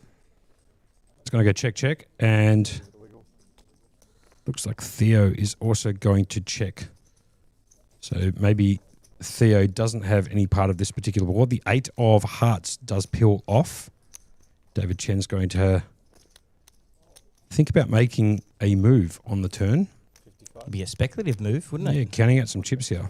So it looks like he's going to bet 55K. Sergi can't call, unfortunately. Doesn't have any hearts except for the Queen of Hearts, so hasn't made a flush on the turn. Just got the up and down to make the straight, which could be already dead. Theo's going to show Miami his hand and put it straight in the muck. It's an interesting bluff there. Even though it got through, he didn't actually have blockers to anything. Yeah, he just turned his hand into a straight He just bluff. turned his hand into an absolute straight bluff. Now, a couple of short stacks here. We do have Miami at 5.3 big blinds and Surge at 2.8. Surge being the surgical man himself, might be able to get himself out of this, but it is very tough when you get down to like the 2.8 big blind area. You can somewhat build stacks up to the 7, 8, 9, 10 big blinds, but I'll tell you what, it's gonna be a mountain to climb. Mount Everest, would you say, here at 2.8 big blinds from Surge? Yeah, good call, Burke. But I mean, it is PLO, and the equities do run pretty close. But it's also a game that you can gamble on. So, despite the fact that Sergi has 2.8 bigs, he can run pretty good in PLO, and it comes in waves, probably more so than in No Limit Hold'em, Berkey. Yep. Look at Trutz in the chat. David equals you check, I bet. Well, fair point. Yeah, that's a fair point. You check, I bet. And, he can do it with 1.9 million in chips, 156 bigs. He can apply maximum pressure here. I mean, have a look at his chip stack comparatively to the rest of the field, maybe with the exception of Muhammad sitting in seat 9. Seat 8, I should say. He's not quite next to the dealer. Sergi's going to find the Queen double 10-9 suited to the diamonds, and he's going to jam it all in for 2.8 bigs. Round to the OG. All of a We found sudden. his hand. Here we go. And it's one he can actually fold.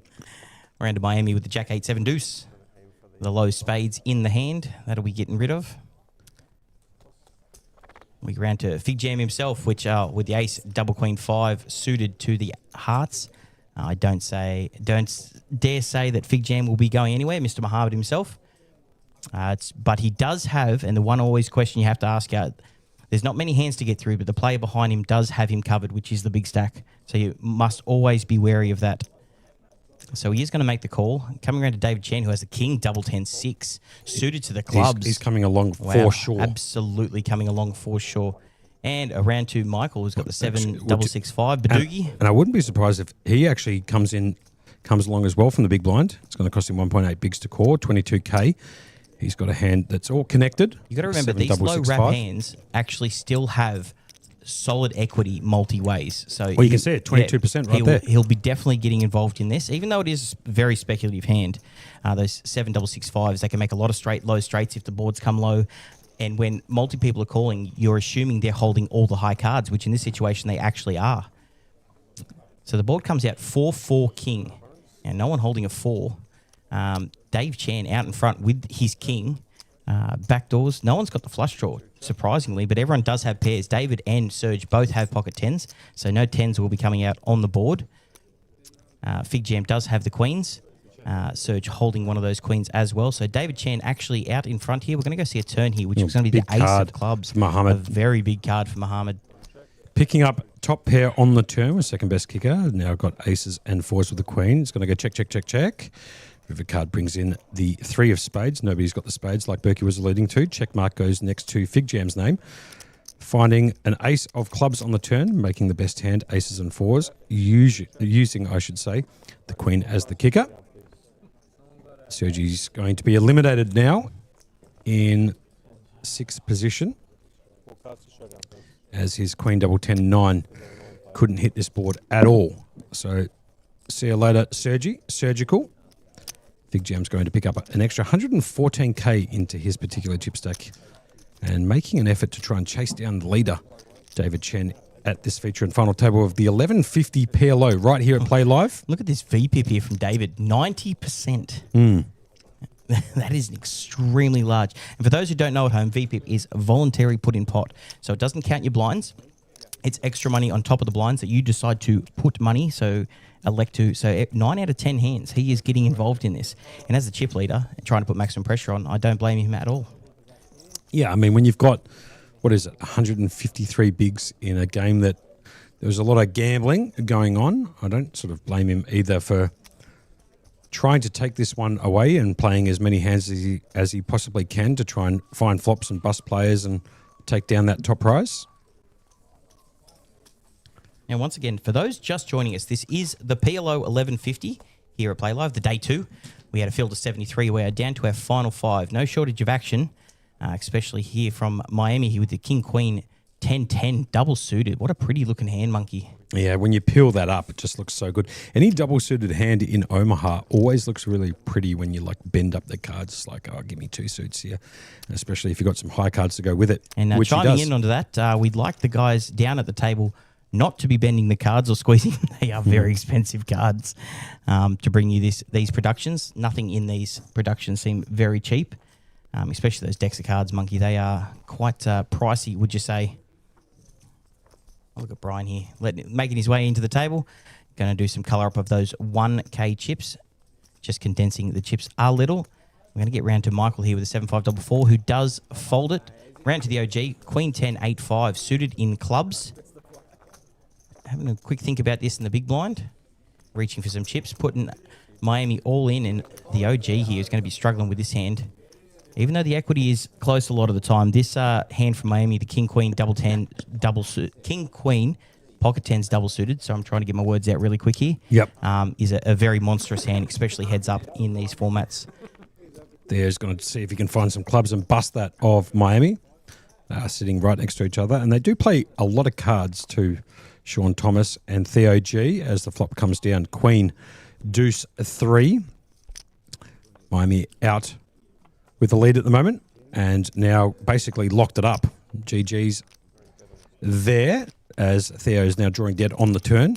Miami's going to get the full double up, now up to 12 bigs or 146k, courtesy of Theo G, also known as the OG. So I'm going to talk about Monkey a bit of what's happening today, because we do have a tournament starting in roughly 20 minutes. That is the Six Max Day 1. Now, for those who like playing short-handed poker, it is a $1,500 event, 13 plus the 200 optional hospitality package. You get a 50k starting stack, 30-minute blind levels with a 50k guarantee on that. And you can register into this event all the way up to 9:45. That gives you 5.5 hours to register in this Six Max. Now, I don't know about you, but when I'm playing Hold'em, I do like to play short-handed myself. So Six Max is right up my Kirsty alley. And right after that, at 6 p.m., we do have the Battle Stacks PLO version. Now, the Battle Stacks is, you know, keeping the average stacks all the way between 20 and roughly 30 big blinds right from the whole tournament. So right in the name, you are battling 4 stacks during that whole tournament. So early pots, very, very crucial. Yeah, some information about that is posted on Playlive's Facebook page, and I believe it's also on their website at playlive.melbourne. I also had Bridges in here yesterday doing some commentary.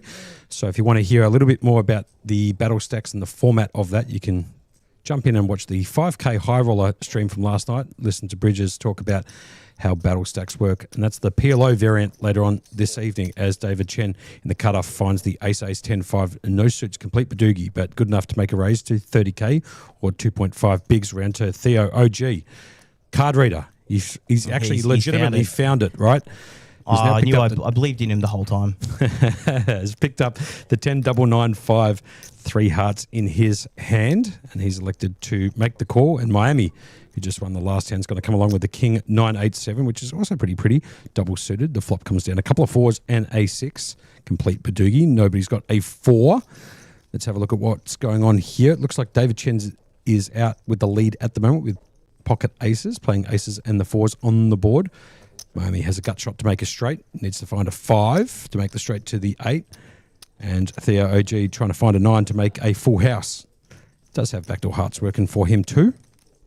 It's going to go check from the OG, check from Miami. David's going to bet at 5 bigs, 60k. Back round to the OG, who said, you know what, let's see if we can peel the 9 off on the turn or the river. So he's flicked in the call. And the turn card brings in the 3 of clubs. Let's see how Theo decides to navigate this particular hand. I'd love to see him just come out here with a bet. He has the capability of doing it here. I love this. This is beautiful for them, Theo.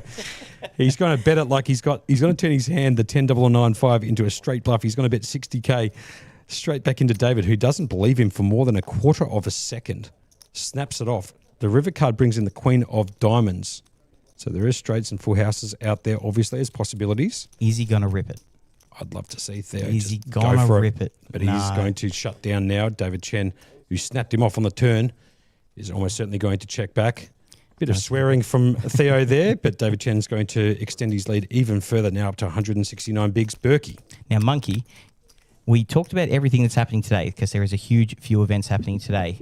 Sure. But Thursday, tomorrow, for those who are wanting to come down here and play, we have a huge, and now this is where the tournament series starts to really, really ramp up. Okay, so we've got the Super Stack Day 1 tomorrow. Now that's the 2K event. Okay. That's the 1750 plus 250 hospitality package, which is optional. 150k starting stack, 30-minute blind levels, and 50k guarantee on that. And you can late reg at that all the way till 11 p.m. Beautiful. 4:15 start. Beautiful. Register all the way to 11 p.m. Play on. So that will be a huge game tomorrow. So tick to that event. Yep. We will be bringing to you the Six Max Day 2 tomorrow. I believe that's what we are streaming and what's on the stream. What time is that kicking off for the people at home? The Six Max Day 2. Yep. It'll be 2:10 start, so I'm assuming 2:30 for us as we are on a 20-minute delay. And not only that, guess what starts at 6:15, Monkey? The mixed games. They kick off tomorrow. Wow. So the people who like to play more than just a couple of cards, like you see in Blackjack and in Baccarat, the 10-game twist starting tomorrow. Shannon Vandenberg of Mixed Games Academy coming into Playlive Melbourne to put on a few events during this Playlive Winter Championship that has a over $2 million guarantee as we get back to the action here. There was a raise from Theo OG from the button. Oh, sorry, from David Chen with the Jack 943. Theo decided to defend with a 10-8-5-4, suited to the clubs. Fig Jam also in the big blind has elected to come along with the Ace King Queen 8, suited to the clubs. You can see King Queen of clubs. Flop comes down at Jack 3-6, 2 diamonds. Nobody's got any diamonds. However, Fig Jam does have the nut blocker with the ace of diamonds in his hand. David Chen picked up 2 pairs, jacks and 3s on this particular board, and Theo OG has got the up and down draw.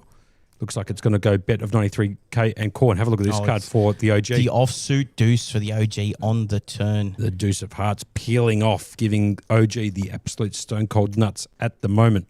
David Chen still has 2 pairs, jacks and 3s, and needs to find a jack or a 3 or a 5 actually. Or a 5 to chop. Yeah, to chop it up. And Theo's going to just whack his nut straight. David's going to ask for a count and does flick in the call. So David needs to find a 5 for the chop to make the same straight, or a jack or a 3 to make a full house and bust the OG out of this event. Otherwise, the OG will get a full double up.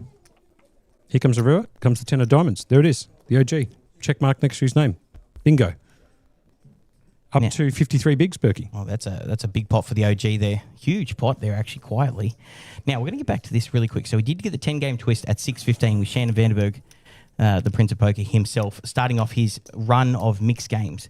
But the biggest event that I think is going to happen so far outside the opening event here is the mini-main event, day 1, tomorrow night at 7 p.m. That is going to get an absolute Galenti number of runners. Galenti? Galenti. Harry Galenti. Harry Galenti. Plenty. Okay. Beautiful. Never heard it before. Love it. The Harry Galenti. Yep, plenty. Beautiful. Like that, Berkey. That is play on words. That is the 750, 625 with an optional 125 hospo package. And that is going to be monstrous. That is a 50k starting stack, 30-minute blind levels. And just quietly, Monkey, a 250k guarantee on that. How much is the buy into that? 750. They've got a $250,000 guarantee on that. Quarter milli, 50k starting stack, 30 minute level was beautiful. For the mini main, there is 4 flights to be had. There is one on Thursday, one on Friday at 7 p.m, and there's 2 flights on Saturday, one at 2 p.m. and one at 7 p.m. The players are going to duck off and have a 15-minute break, which means Berkey and I will be back in 15 minutes to call the remaining action of this feature and final table in the 1150 PLO. Down to the remaining 5 players out of 73 entries. We'll be back in approximately 15 minutes to hopefully call out the remainder of this event, and then hopefully, Berkey, you and I might be able to jump in and play the battle stacks a bit later on. Yes, I wouldn't mind that at all. If there's a chance? There's always a chance. There's always a chance. We'll see you guys in 15 minutes. This is myself, Adam Burke, and my partner in crime, Mr. Josh Monk. We will see you guys in 15 minutes. 1.4, 1.6, 1.650, 60, 80, 1.6, 89. Yep.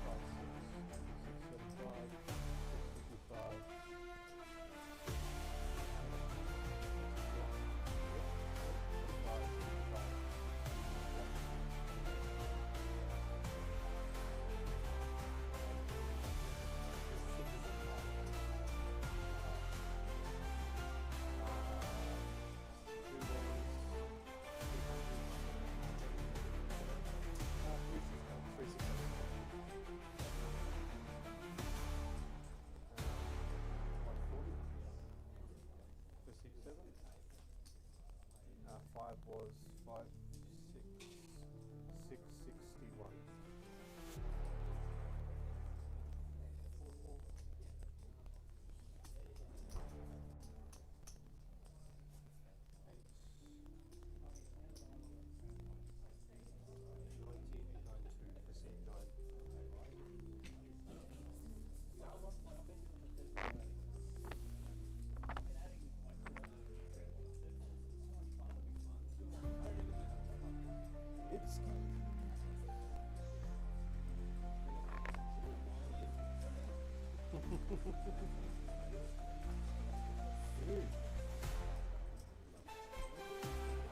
how many other people are listening.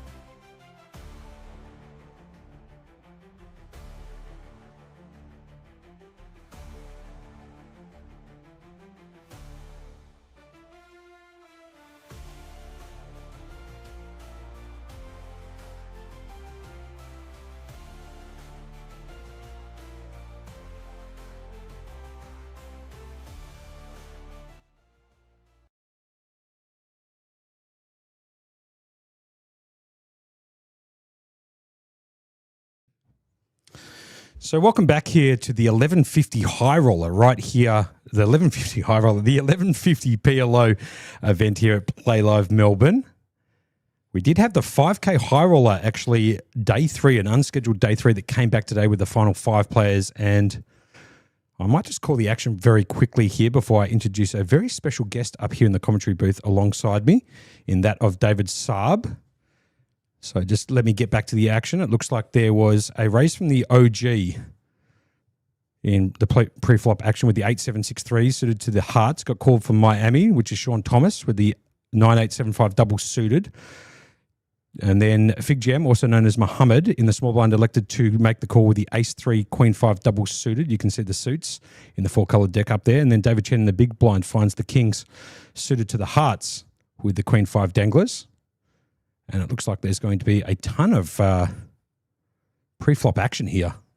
David Saab, how are you? Joining me, Josh Monk, in the commentary booth. I appreciate you taking some time out of your day to talk a little bit about the 5K High Roller. I know some people in the chat were asking, what's going on? How come we don't have it on the stream? Yada, yada, yada. I thought the best thing that we could do is bring you in, Dave. How are you? Hi, Josh. Thank you for having me here. I'm really happy to be here. And, we're happy to be commentating and offering my strange views. You got to love that. This is David Saab alongside myself, Josh Monk. We're going to be talking a little bit with David about that 5K High Roller that did come back today for an unscheduled day 3. And David Saab's going to be the man who will be able to give all the insight onto what happened in that outer feature table that we're trying to call on stream at the same time of actually calling the PLO. So pretty tough job up here as the flop comes down. King 10-9. What a monster flop for David Chen. Shares the same name as you, David. And flop top set. That's true. But you can see one of the things about PLO is that equities run a lot closer between made hands and draws. And so in a game such as PLO, it's possible that where you have the nuts, but the draws run as close to the nuts in terms of equity. And one of the things that often this is a game of draws versus draws, and the dominating draws crush the equities of the other drawing hands, as well as the shared outs, which is a critical aspect and element of the PLO game. It's very different in Hold'em, and one of the beauties of this particular game is that often things that you might not see in Hold'em themes, they become more obvious in, wow, that's a crazy action there. Yeah, well, Miami's all in at risk at the moment, and the repeat 10 on the turn's going to lock it up for David Chen, who busts out Sean Thomas, also known as Miami, in 5th, just like that. So we're down to 4 players. There they are. David Chen up the top there, 124 bigs or 2 million. Fig Jam, also known as Muhammad, 55 bigs, 876K. Theo G, also known as the OG, sitting in 3rd in chips, as you can see, with 521. And Michael, or Mikkel, with 23 bigs, 368. Now, Dave, I do want to talk to you a little bit about this 5K High Roller, if you don't mind. I'll call a little bit of the PLO, and we could talk a little bit about that as well. But you came back today, 5-handed. It was MT sitting in seat number 1. It was Travis in seat number 4. I think you were in seat number 5. Nelson Dong, I think, in seat number 7 or 6 or 7. And you also had Itsuki, who's been on absolute tear in the last 4 months, playing in that outer feature table we can actually see in the back left-hand corner of your screen at the moment. And there's some fireworks nice and early in that particular event, Dave. So I want to talk to you about what happened for those people who wanted to follow that coverage from last night's stream, and talk to the man, the myth, the legend himself, David Saab, about that. So can you talk through a couple of hands in the action? Sure, no worries. One of the interesting things that that we got to actually happen is that we had an unscheduled break where after the end of day 2, it was about 2 a.m, they decided to pause the game, and then we would come back and fight again the following day. And that normally doesn't happen. But one of the advantages of your show and having this show is that people can actually see how people are playing. And even though it's delayed, they can then adjust their strategies to take into account particular opponents and their strategies, and then take and optimize position and to take advantage of that. So I don't actually do that while I'm playing, but but overnight after we're on break, I actually reviewed all of the previous final tables and watched how my other 4 opponents played.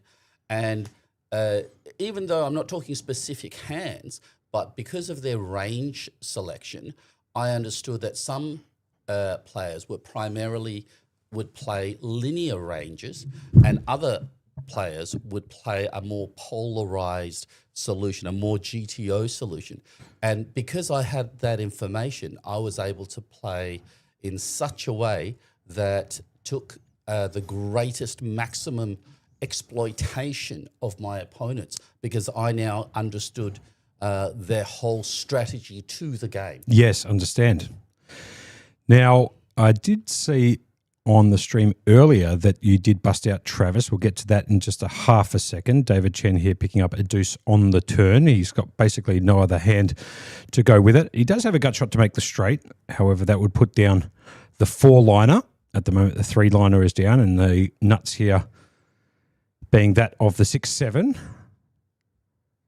Michelle in the big blind has the pocket kings. So this is a really important sort of board. As you can see, there is a nuts potential on that flop. If a person has 6-7, they have the nuts. So the person who has the ace 10 6 deuce, they know they're losing because all they've got is bottom pair. But if you can see that Michael actually has a very marginal sort of hand.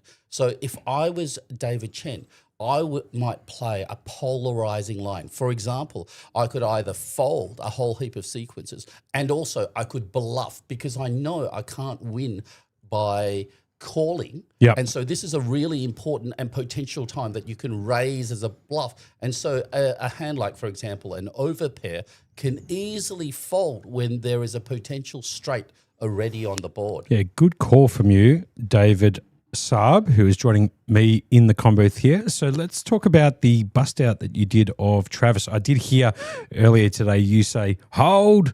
So I'm very interested to talk about that particular hand. What happened there?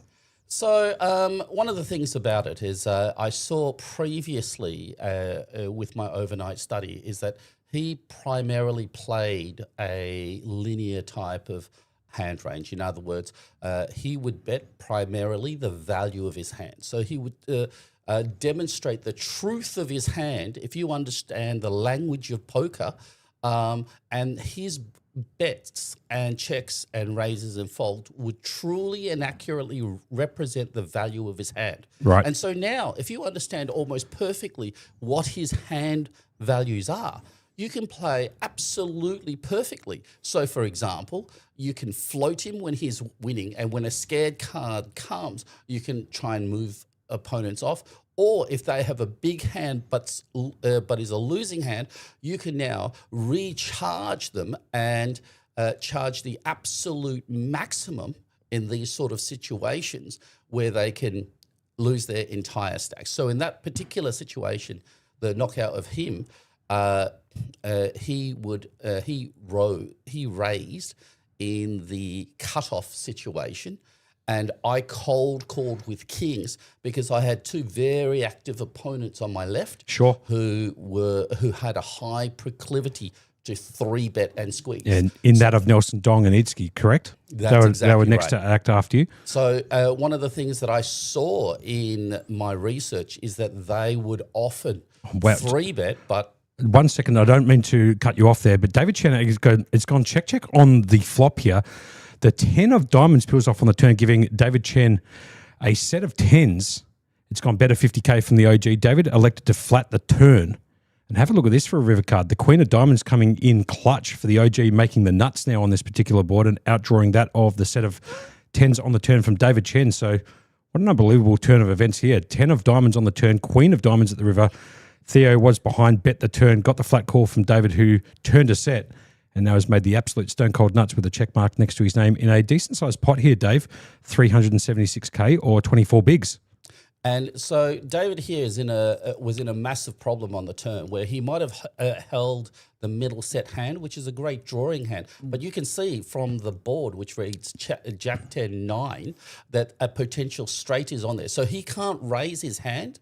What he can do is just hope and call to hope that his full house draws are live. So even though the board was being bluffed at, on the river, of course, the nuts came out, which is the straight.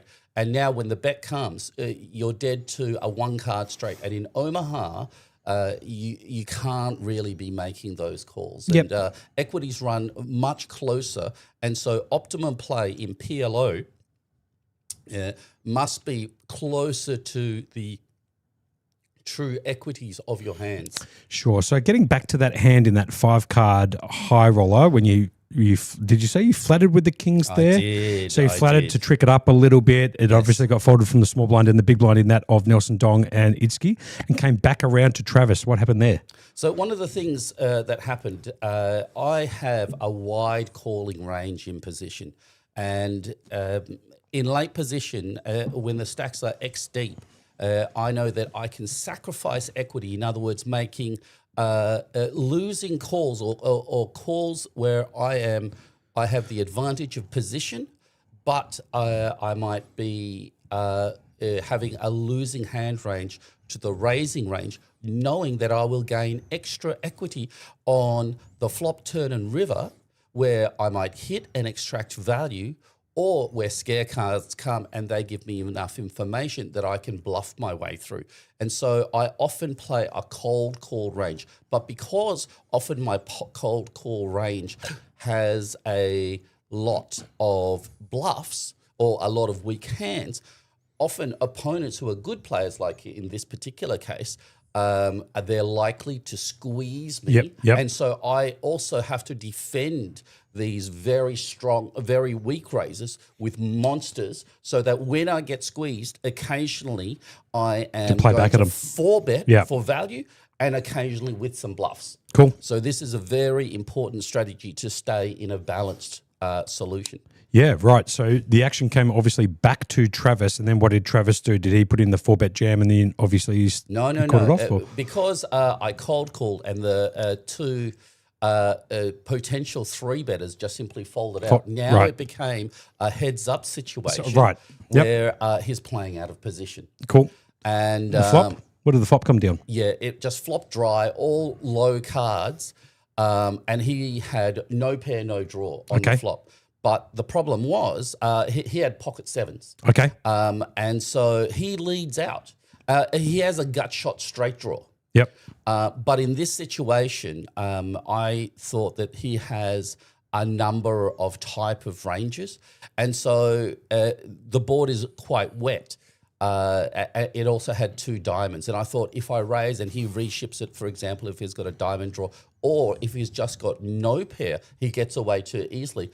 I just float him again and wait for the safe card to come, because I don't want to be gambling too much, especially against an opponent where I feel that I have a significant skill edge. So I don't want to just be chasing small thin edges. I want to, in these sort of situations, minimize the risk of bad beats. So often in tournaments, people just think, okay, look, I have an equity edge here and I jam it. And that's fine. That can be part of your overall strategy.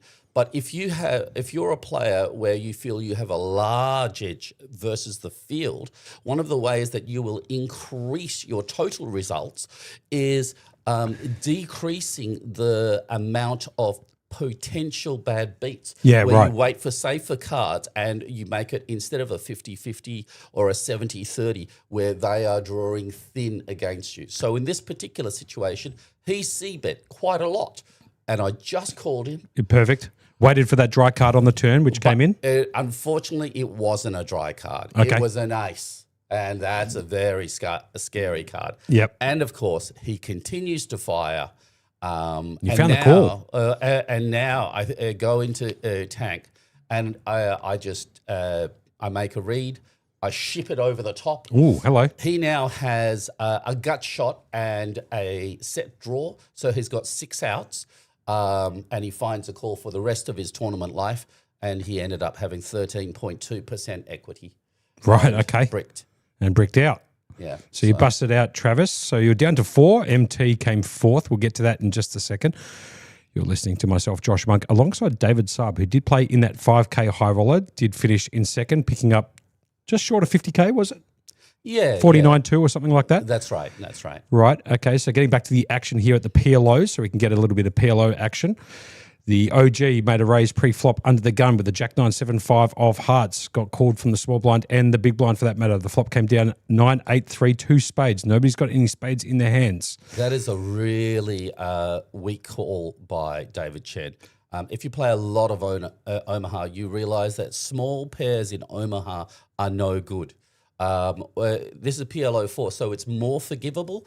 But as you go and play PLO 5, PLO 6, you realise that small pairs don't play. For example, at PLO 5, PLO 6, card. kings don't even play.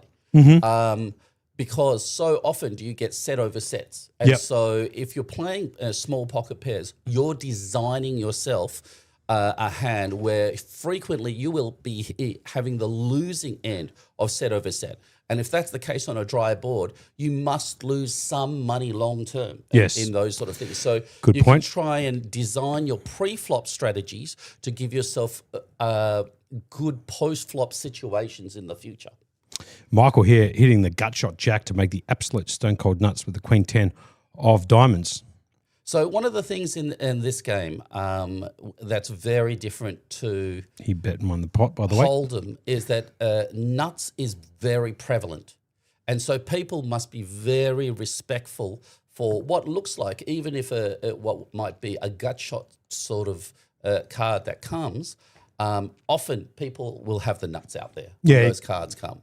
Sure. And in those sort of situations, that's where your ability to read the situation and to identify, do they have the nuts, do they not have the nuts? If they don't have the nuts, you should induce them by checking to try and bluff you off hands. Right. So, profit comes from multiple ways. But the induction of bluffs is a critical element in poker to maximising your profit.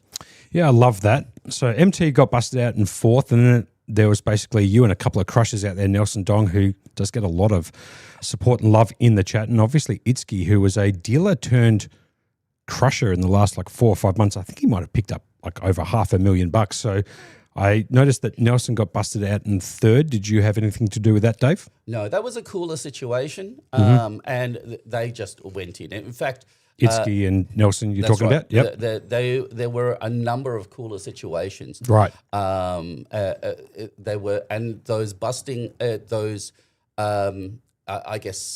destiny-filled clashes where, once the board comes out like that, you have to lose some money situations happened. And I stayed out of that situation, but 2 of those happened almost back to back. Then you ended up heads up. I'll just go back to talking about this particular hand. David Chen flopping an absolute monster at the moment. He's got 3 of a kind deuces. It also has a gut shot to make the nut straight.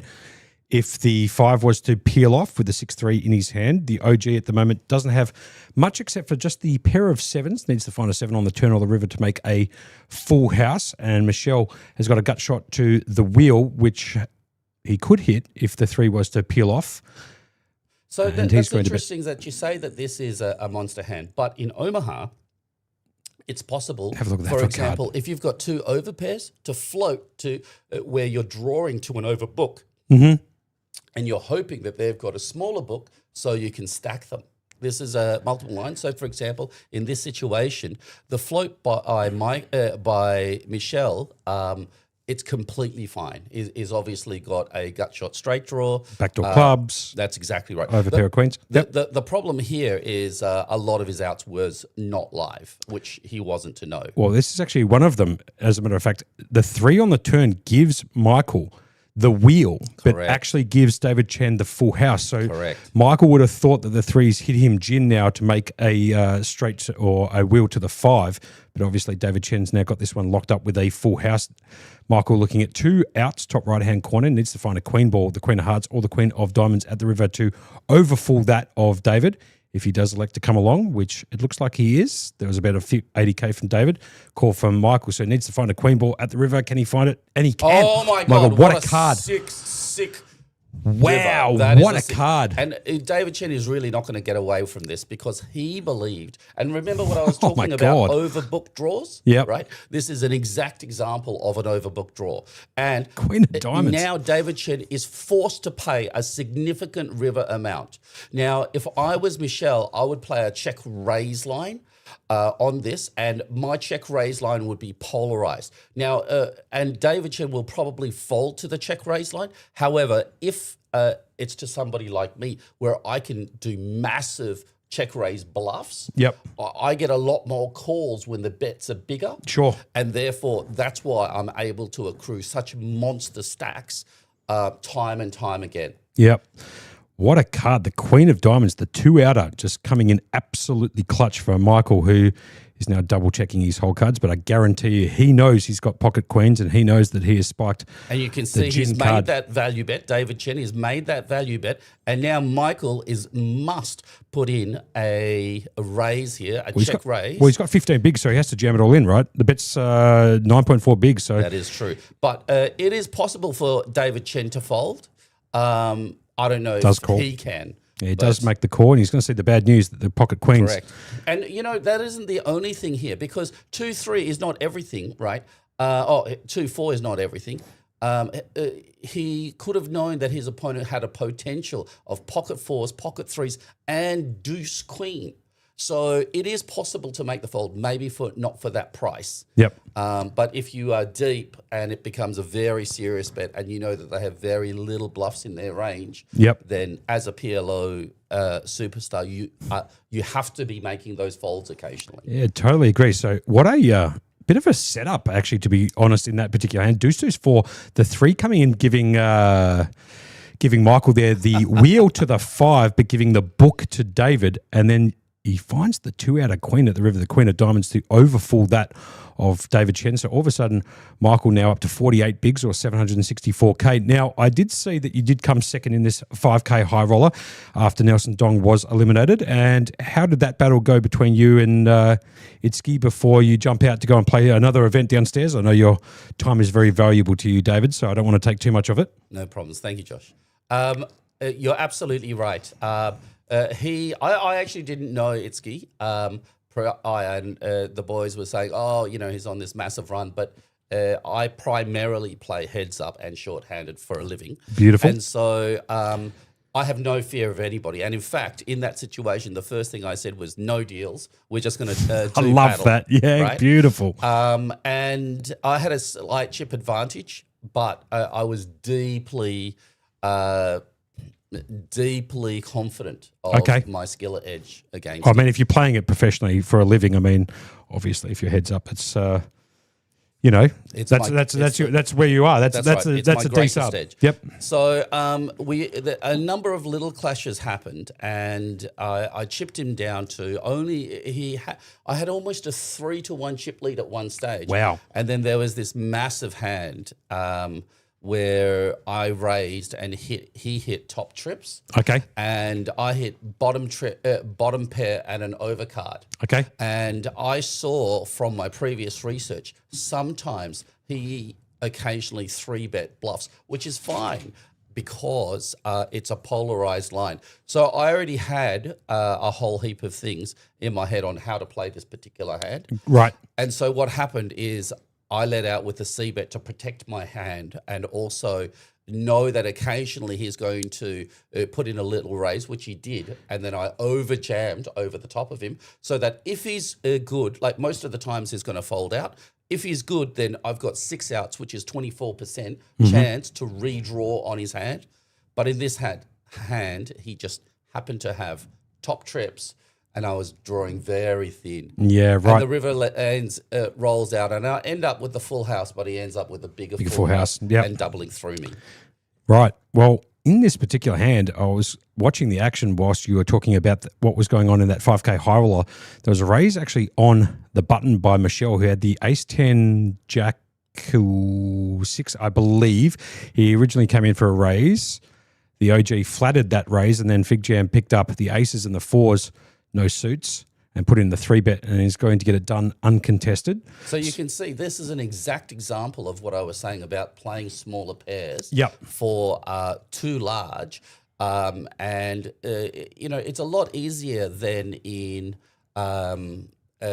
Hold'em, where if you've got an underpair, the odds of you hitting an underpair is like 7.5 to 1, right? Again, so you only need to hit 1 out of 8.5 times. But over here in PLO, where you have double pairs, the odds of you hitting a set is like 1 in 5. Right. But if you overplay it and then you get 3-bet, now the stacks are going to be too short. Yeah. And so you should be playing small pairs in Omaha very gingerly. You should be very careful and not be overplaying small pairs. Good to know.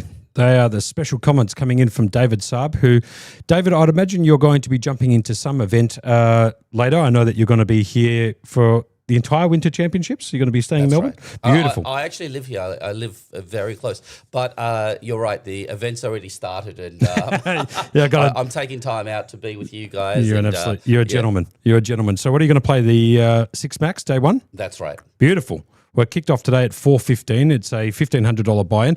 Don't worry about that for David, who just picked up 50K in that high roller, the 5K high roller. It's a 50K starting stack, $1,500 buy-in, 30-minute levels, 50K guarantee. I don't worry too much about that guarantee. I'm sure that they will smash that out the park. And late registration for that particular event finishes tonight at 9:45 p.m. And Dave, if you jump in there and you do make it to day 2, believe it or not, it's going to be on stream tomorrow at 2:30. So we might be able to commentate again on you on this feature table. Sounds wonderful. Thank you very much for having me here, and it's been a lot of fun. Thank you very much, David. It's an absolute pleasure. Good luck to you. Thank you. Cheers. Berkey will be joining me in the commentary booth in just a moment as the board comes down. A couple of 8s and a 9 here. Theo, the OG, finding 3-of-a-kind 8s with the ace kicker. And as you can see, Michael's picked up the open ender. Thanks again to David Saab, who joined me right there talking about what happened in that 5K high roller and giving a bit of an insight into the very technical aspects of his game and that of other players. So hopefully you at home enjoyed listening to David Saab, who now gives me the wave and is walking out the door to go out there and crush the field in the 6 Max. It did kick off today at 4:15. We can see the Queen of Diamonds peeling off on the turn. That was a huge card for Michael earlier. The Queen of Diamonds coming in, making the full house over the full house against the chip leader here, David Chen. As we can see, Theo got 84% equity here. He has picked up the nut flush draw to go along with these 3-of-a-kind 8s with the nut kicker on this particular board of a couple of 8s, 9 and a queen on the turn. Theo's going to call a bit of 65K. Here comes the river, brings in the 10 of hearts. So believe it or not, Theo's actually backdoored into a straight. He was more likely actually to make a full house and or diamonds than he was to make a straight. Finds the gut shot at the river, so it does make the second nut straight with the jack 8 off as Berkey comes straight back into the commentary booth alongside myself. Berkey, how are you? Monkey, good to be back. Good insight there from Sabi himself. We did go down and try find someone who was playing in that 5K, and Saab was more than happy to come and give us a bit of his time before he jumped into the 6 Max today. Yep, so appreciate that. I love a good insight from, people who do this for a living. It always is nice getting people up here who can give you an insight that we just don't have sometimes there, Monkey. Well, I mean, David's been around the game for probably a good part of 30 years, give or take, maybe longer. So I don't want to out him by selling him short there, but obviously has played a lot of poker, and you can tell by the way that he speaks and the way that he talks about his mindset and players' ranges and what he tries to get out of the game or what the game tries to get out of him and so on and so forth. It's levels upon levels, things that I don't usually calculate when I go and sit down at the poker table. I'm basically playing a game of memory. I've got 2 cards, try and match them with the cards on the board and go from there. But David obviously is a seasoned professional who thinks about the game on levels far surpassing mine. Yeah, but you also got to give yourself a bit of credit here, Monkey. Like everyone here thinks about the game differently. Now, we've got to commentate on when you get to a final table, 9 players who think about the game very differently. So we can give our insights like as good as possible, but we can't ever, get inside a player's head and see what they're thinking. So, that's a good point. So we'll don't sell yourself too short there. We do give our best insight on what we believe at the time, and that's just getting inside our head as well. We just decided to put it straight through a microphone. Yeah, well, we do it in an entertainment capacity. We're here just to call the action for the people who like to log in and watch a bit of cards on their device or on their TV, and we hope that you guys enjoy us just basically calling the cards as we see it with a bit of back and forth banter. As Twan Lee says, welcome back, Berkey. So obviously a bit of love in the chat there for Berkey. I know that Banana came in there talking about David Saab reckons he's got significant skill edge on Travis. I think David Saab, if you know him quite well, is very confident in his skill level, and that was shown in what he was talking about on the stream. So thanks again to David. He's got a very unique way of looking at the game, and sometimes it works out in his favour, and I believe in this particular instance it did, as he came second in that 5K high roller for just short of 50K. So good on David Saab, picking up basically 10 buy-ins in that particular event, coming second as we get back to the action. Talking about some guy who doesn't think as deep in the game as David Saab, that guy right there on the screen, the OG, Theo G. Man, if you're playing the game for fun, which he does, you know, you can really enjoy yourself out there, and he does. He loves getting out there. He loves playing all the time, and he loves putting people in the absolute blender. Yeah, totally agree. So Fig Jam raised on the button. Oh, sorry, pardon me. Theo decided to limp in first under the gun with the Jack 643, the complete rainbow hand, essentially. Fig Jam's decided to put in the raise, and Theo went for a whack and took it down. Well, I shouldn't really be laughing. So big play there from Theo, who's found the Jack 643 suited to the hearts. He likes to be entertaining, Theo. He really does. And put in the 4-bet jam. Did I tell you when I had a chat with Theo about what his goal is when he's actually playing poker? Not really. He wants to get a trophy for every event that Playlive runs. That's his goal. Right. Okay. He just wants a trophy for every event. He's going for the accolades. The money's good. He enjoys it, but he wants to do it in a way that's entertaining, like we're trying to do up here in the comm booth, trying to entertain people. He likes entertaining people down there. And it's just... He might have to buy another house if he was to try and achieve that. They've got a ton of trophies out here, and they do weigh an absolute fortune. They are not cheap trophies for that matter. They are very, very... Oh no, they can definitely be used as a weapon. Yeah, no doubt. They are solid spades with the Playlive logo on them, the gold, and they have the bronze ones. And every event has its own unique trophy. So well done, Playlive, for showing some good initiative with that. And they've got the drink bottles. They have the drink bottles this series. I'm not sure if they've got the drink bottles. I didn't see them downstairs they've had it for on most the stream. Series.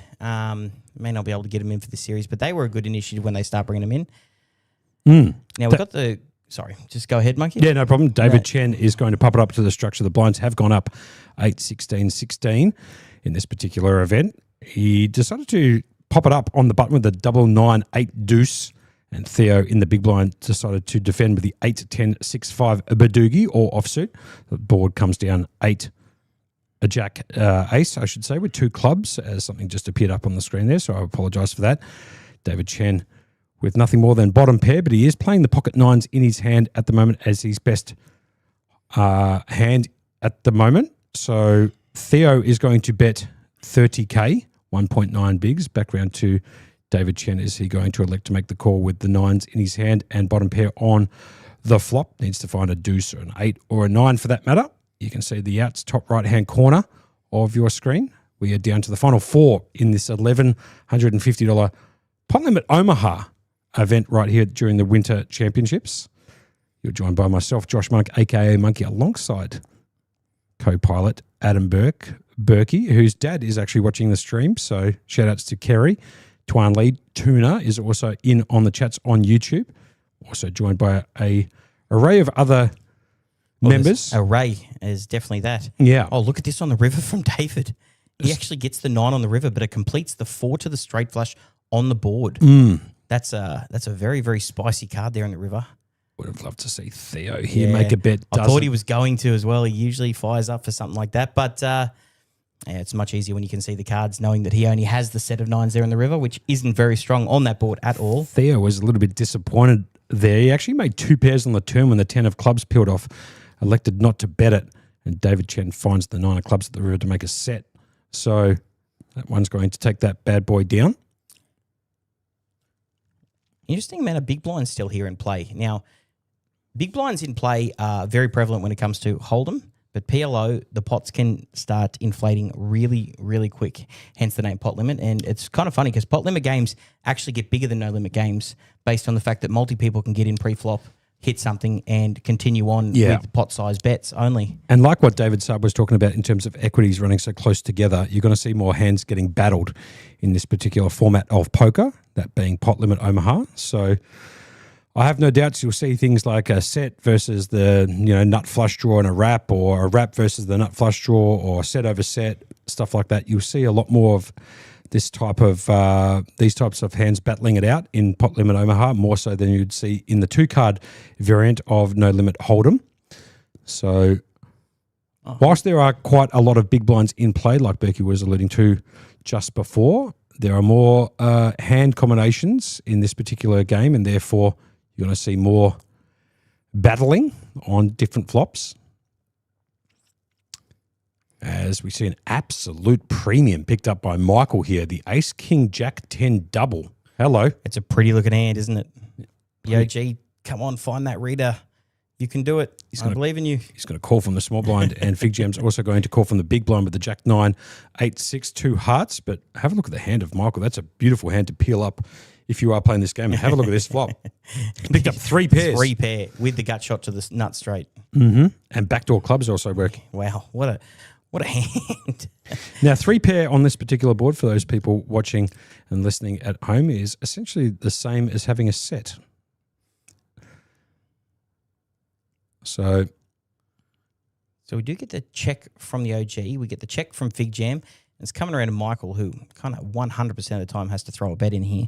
He's absolutely crushed this board, picking up 3 pairs, gut shot, and backdoor clubs. So huge flop for Mikkel, also known as Michael.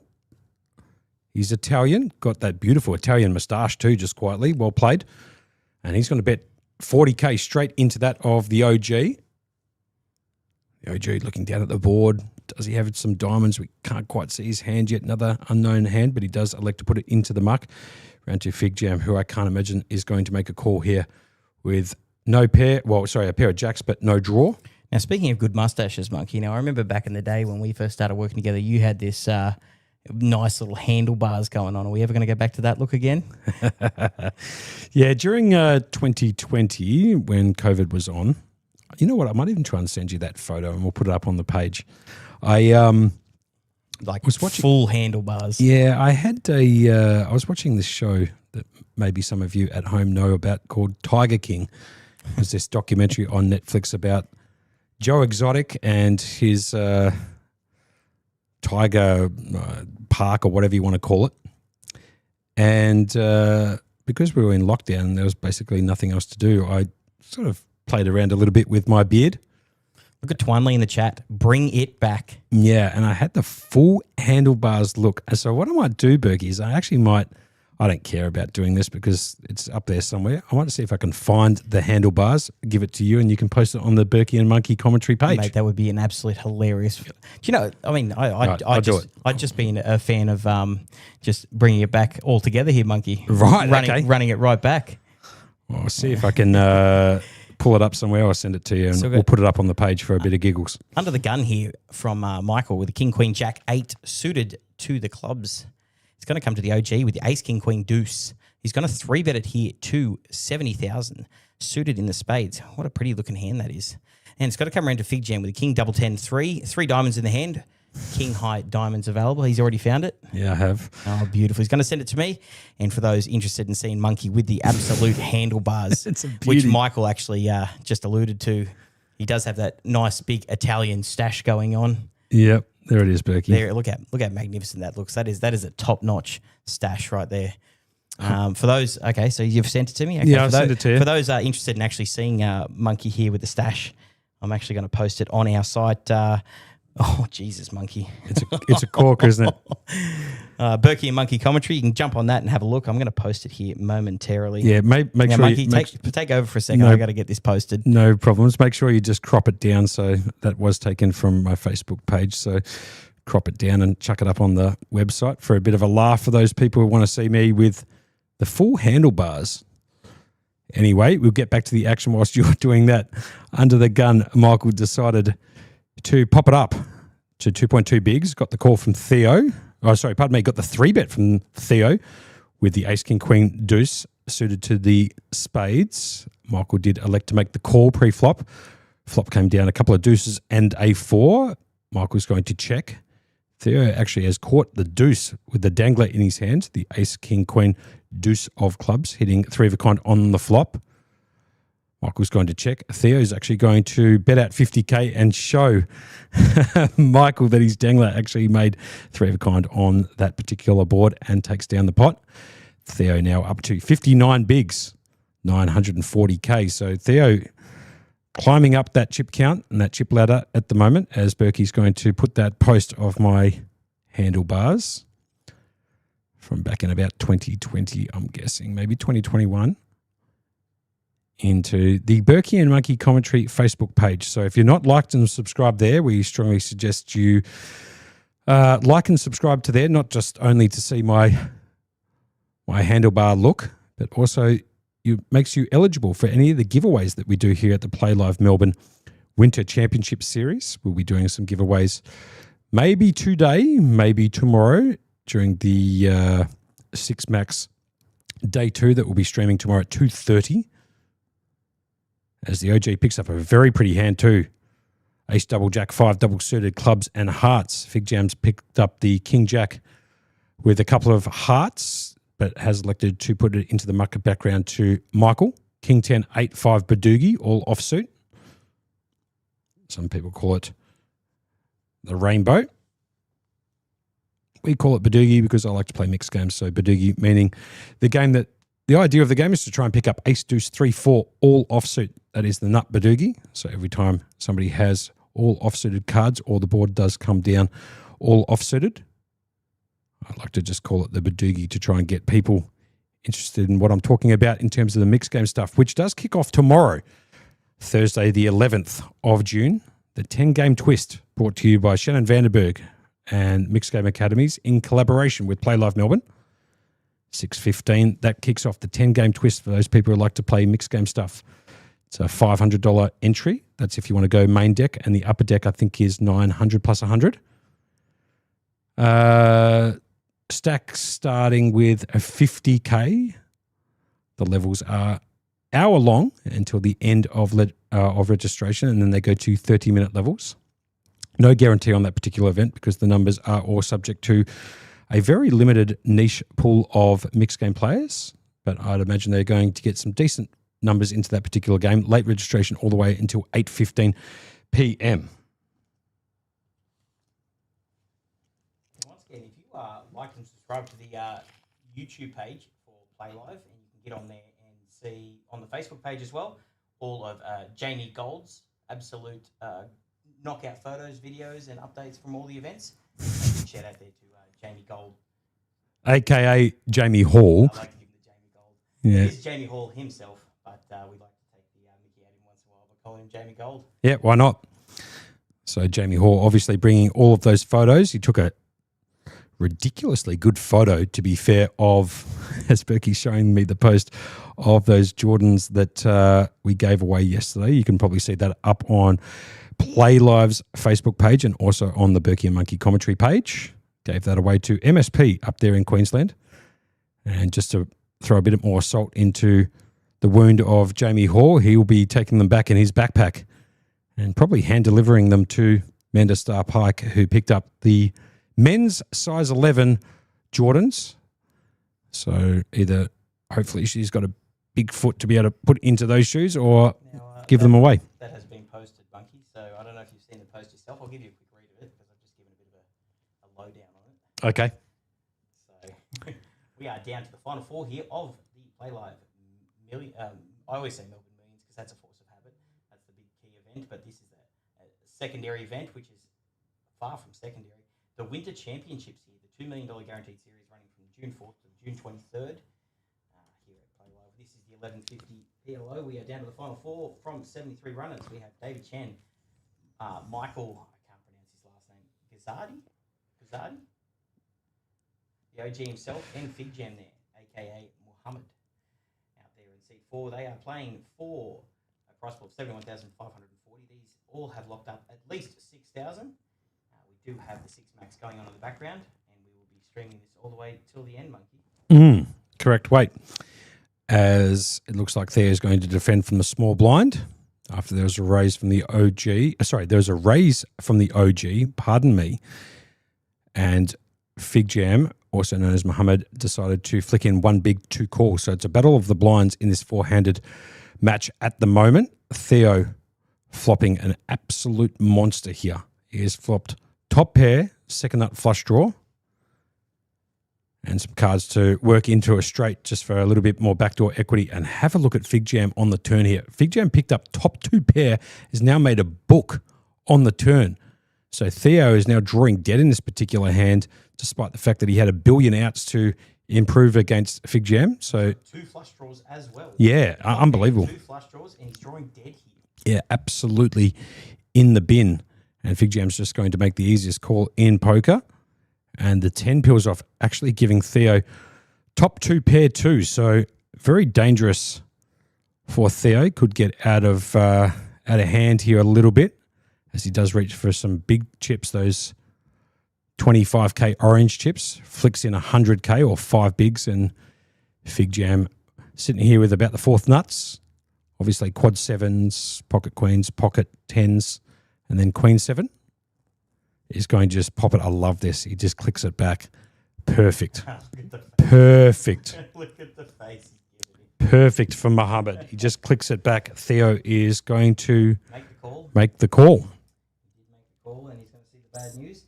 Now, I've just posted that, Monkey, and someone has already come in, Stefan, the man himself. Yep.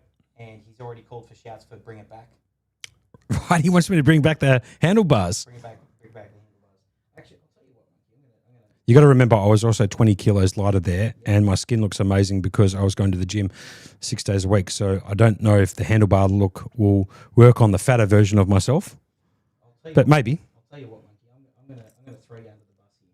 Mm-hmm. Now, we currently have 264 followers on our site. 300 followers today. Like and share it, everyone. I'm going to force Monkey into bringing back the handlebars. Jeez. For how long? Because the girlfriend will absolutely kill me. We need 1 week with it. Jeez.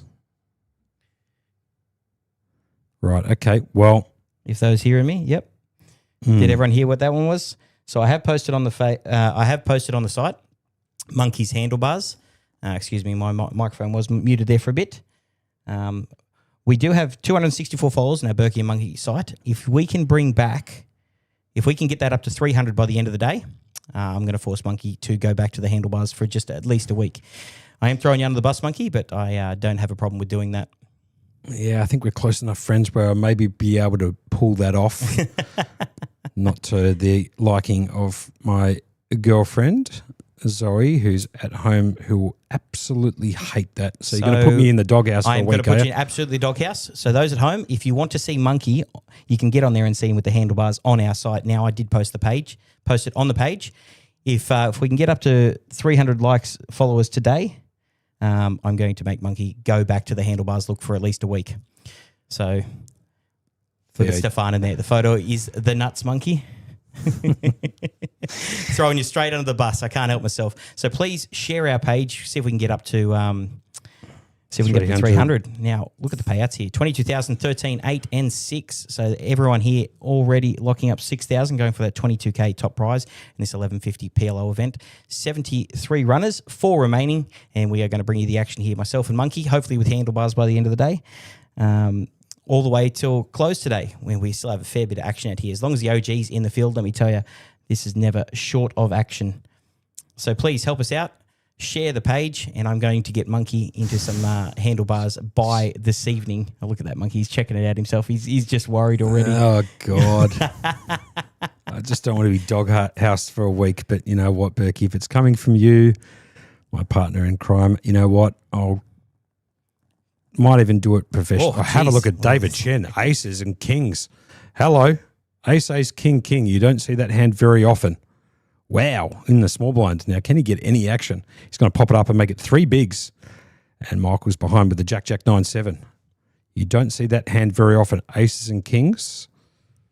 Obviously the best hand in this particular game. Well, subject to, you know, people's opinion. But usually double-suited aces and kings is the best hand. And have a look at this flop.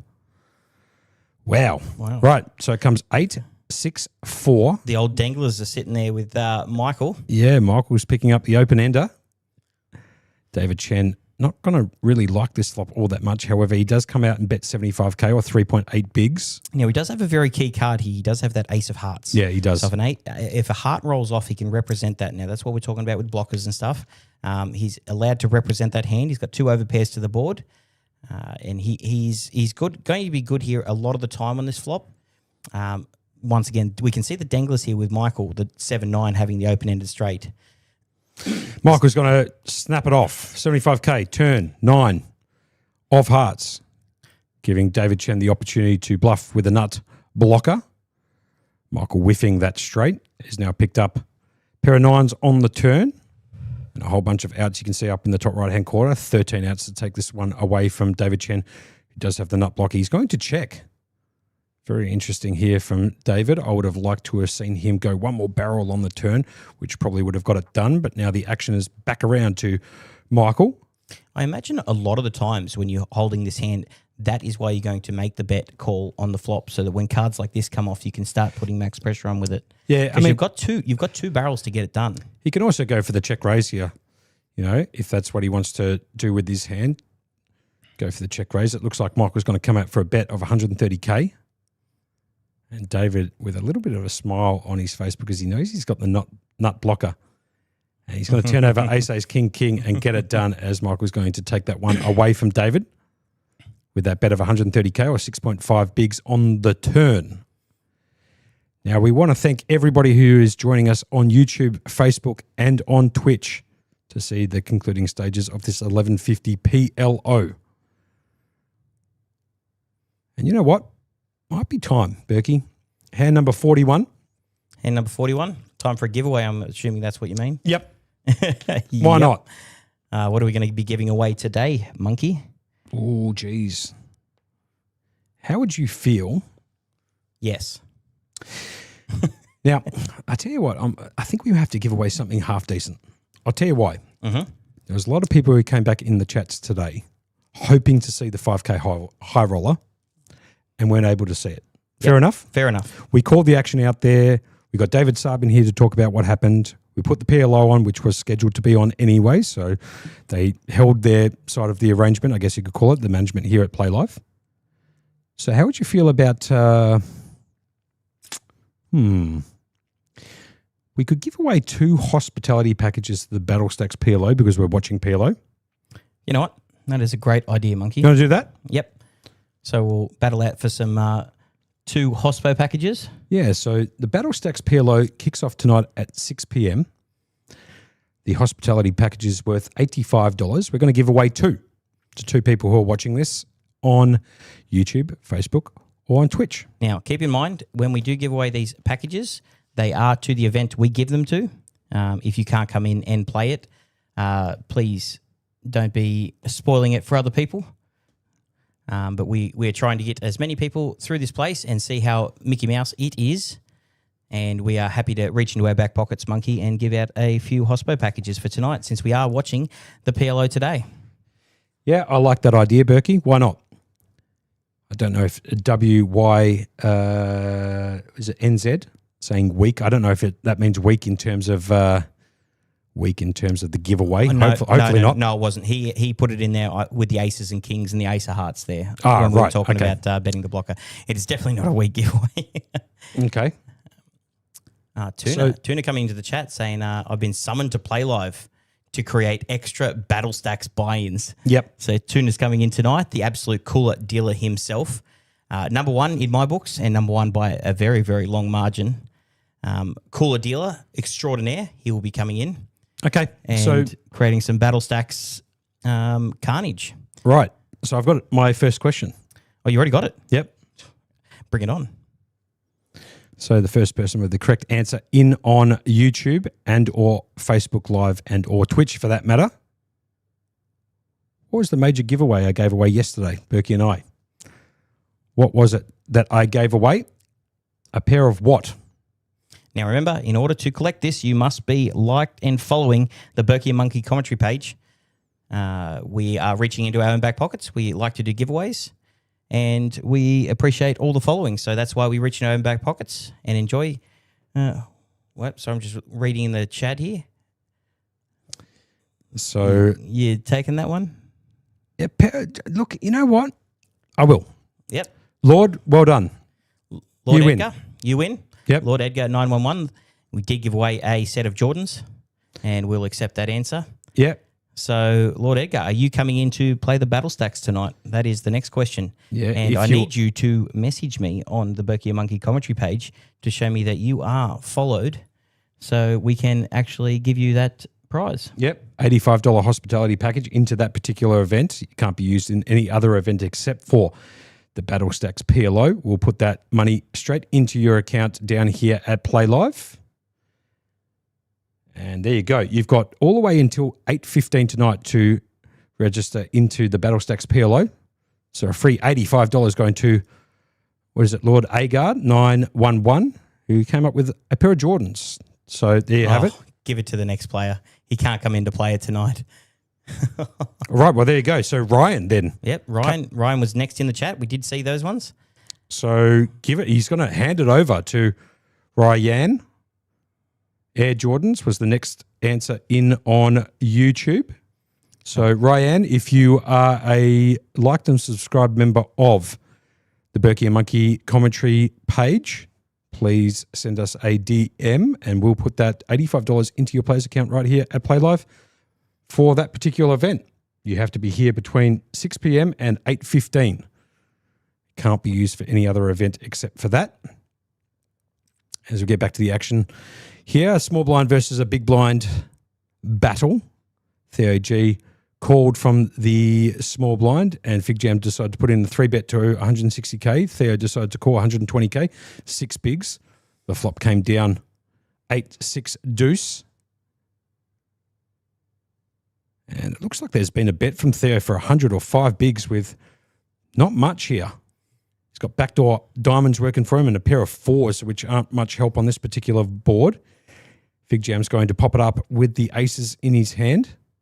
Does have a gut shot to make the straight also with a 7 to 300K, and Theo has elected to make the call. So very interesting here from Theo as he picks up a ton of equity now on the turn, picking up the queen of diamonds. So you needed to find something on the turn and found it. Can now win with a 4 or a diamond. The bet is going to be 602K, putting Theo, the OG, all in at risk. And Theo's going to see if he can catch the diamond at the river. Very unusual hand played by Theo, but that's how he likes to play the game. Yep. And this is a huge pot. Look at the pot, 1.7, Looking 84 for a bigs. diamond and a diamond only here from Theo Or 4. to get the job done.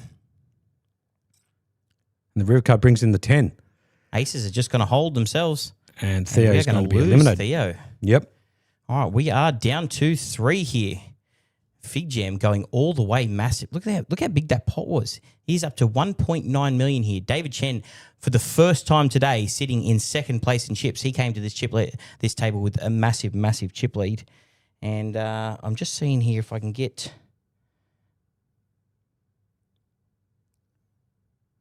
I have no idea what Shannon is actually messaging us there in the chat. Oh, sorry, on our phones. Chris coming in saying white on white Jordans. It's actually been given away already to Ryan on the YouTube chat. Now, I'm waiting for Ryan to message me on the page to collect his prize. I'll give him another 5 minutes. GG's in the chat there for Theo from Lord Agar. Otherwise, if that doesn't work, Monkey, I think we'll move on to another question. No, straight over to Chris. Oh, if he doesn't come in and collect his prize by 5:16, by 5:25, give or take, is on YouTube. Ryan, you're going to have to be liked and subscribed to the Berkey and Monkey commentary page, and then DM us directly through there, because these giveaways are done by Berkey and myself. They're not done by Playlive. So make sure you're liked and subscribed specifically to our page on Facebook. DM us, tell us what your name is, and we'll go down and put that $85 for the hospitality package into the Battle Stacks PLO tonight. Now, the thing is, I don't think he's already subscribed to the page when we did this giveaway. You know what, though?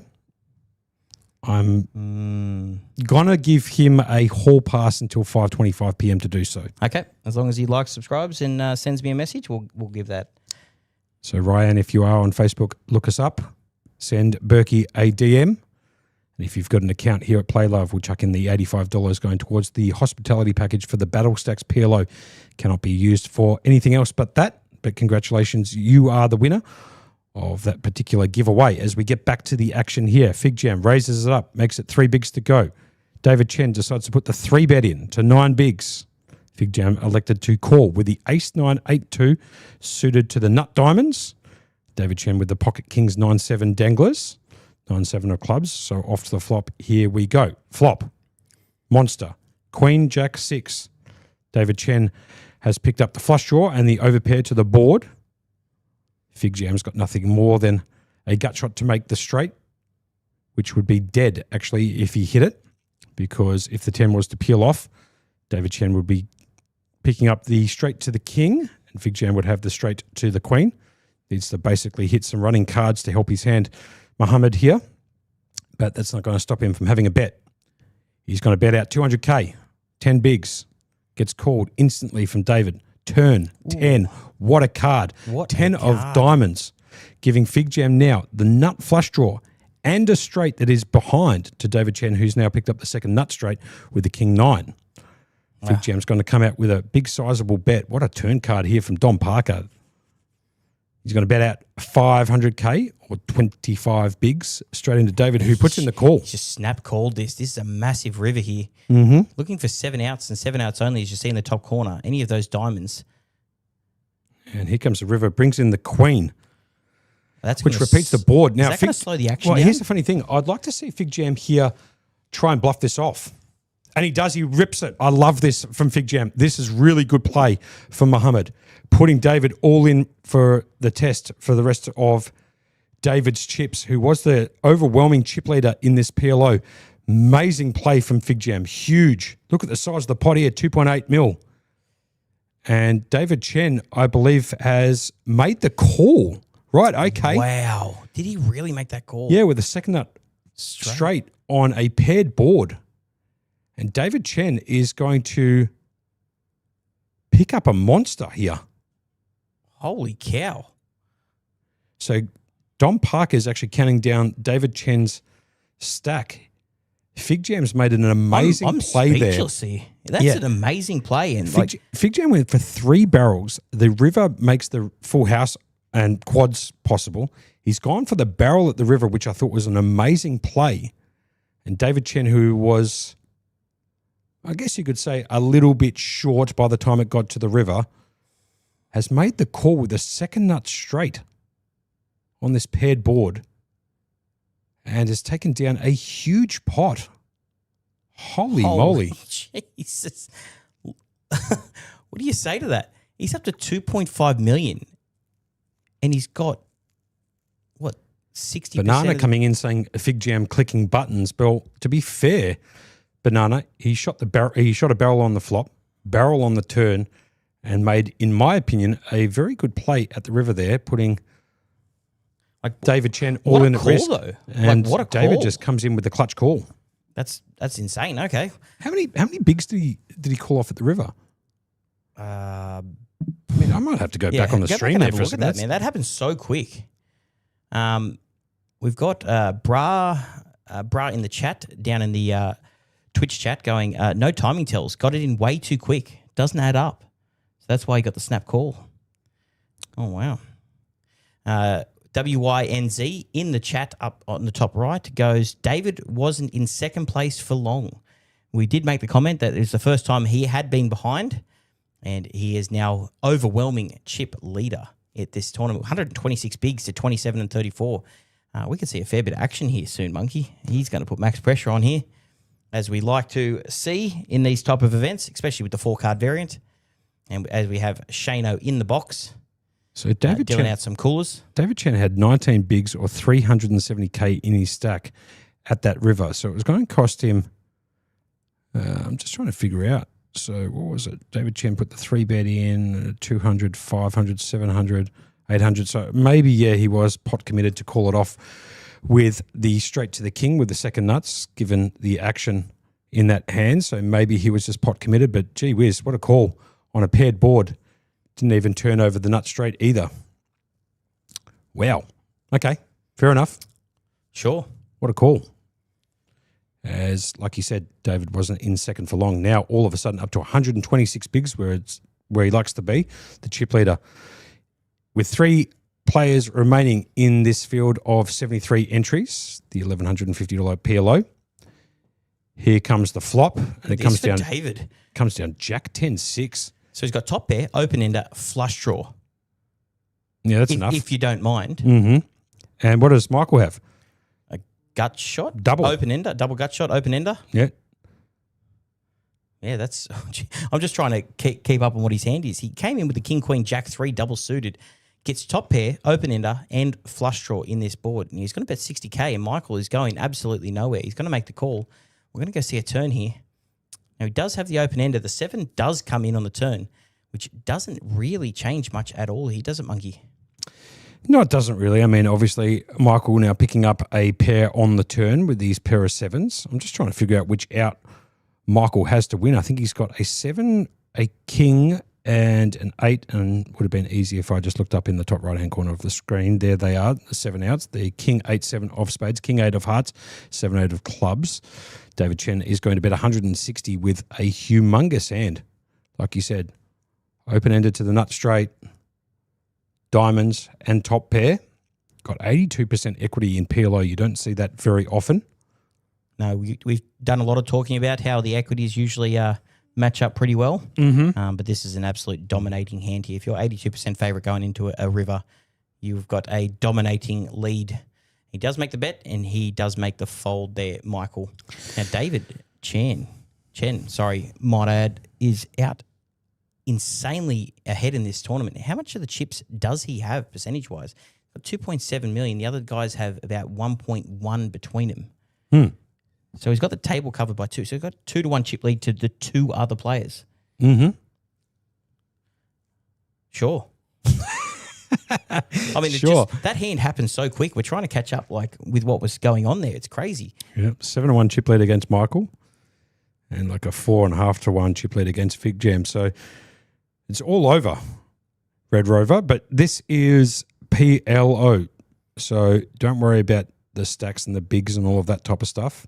The blinds have gone up to 10K, 20K, 20K big blind ante, hand number 45 PLO. Anything can happen, and I'm telling you, I've seen some horrific beats in this game. Set over set, quads versus quads, routine versus the nut flush.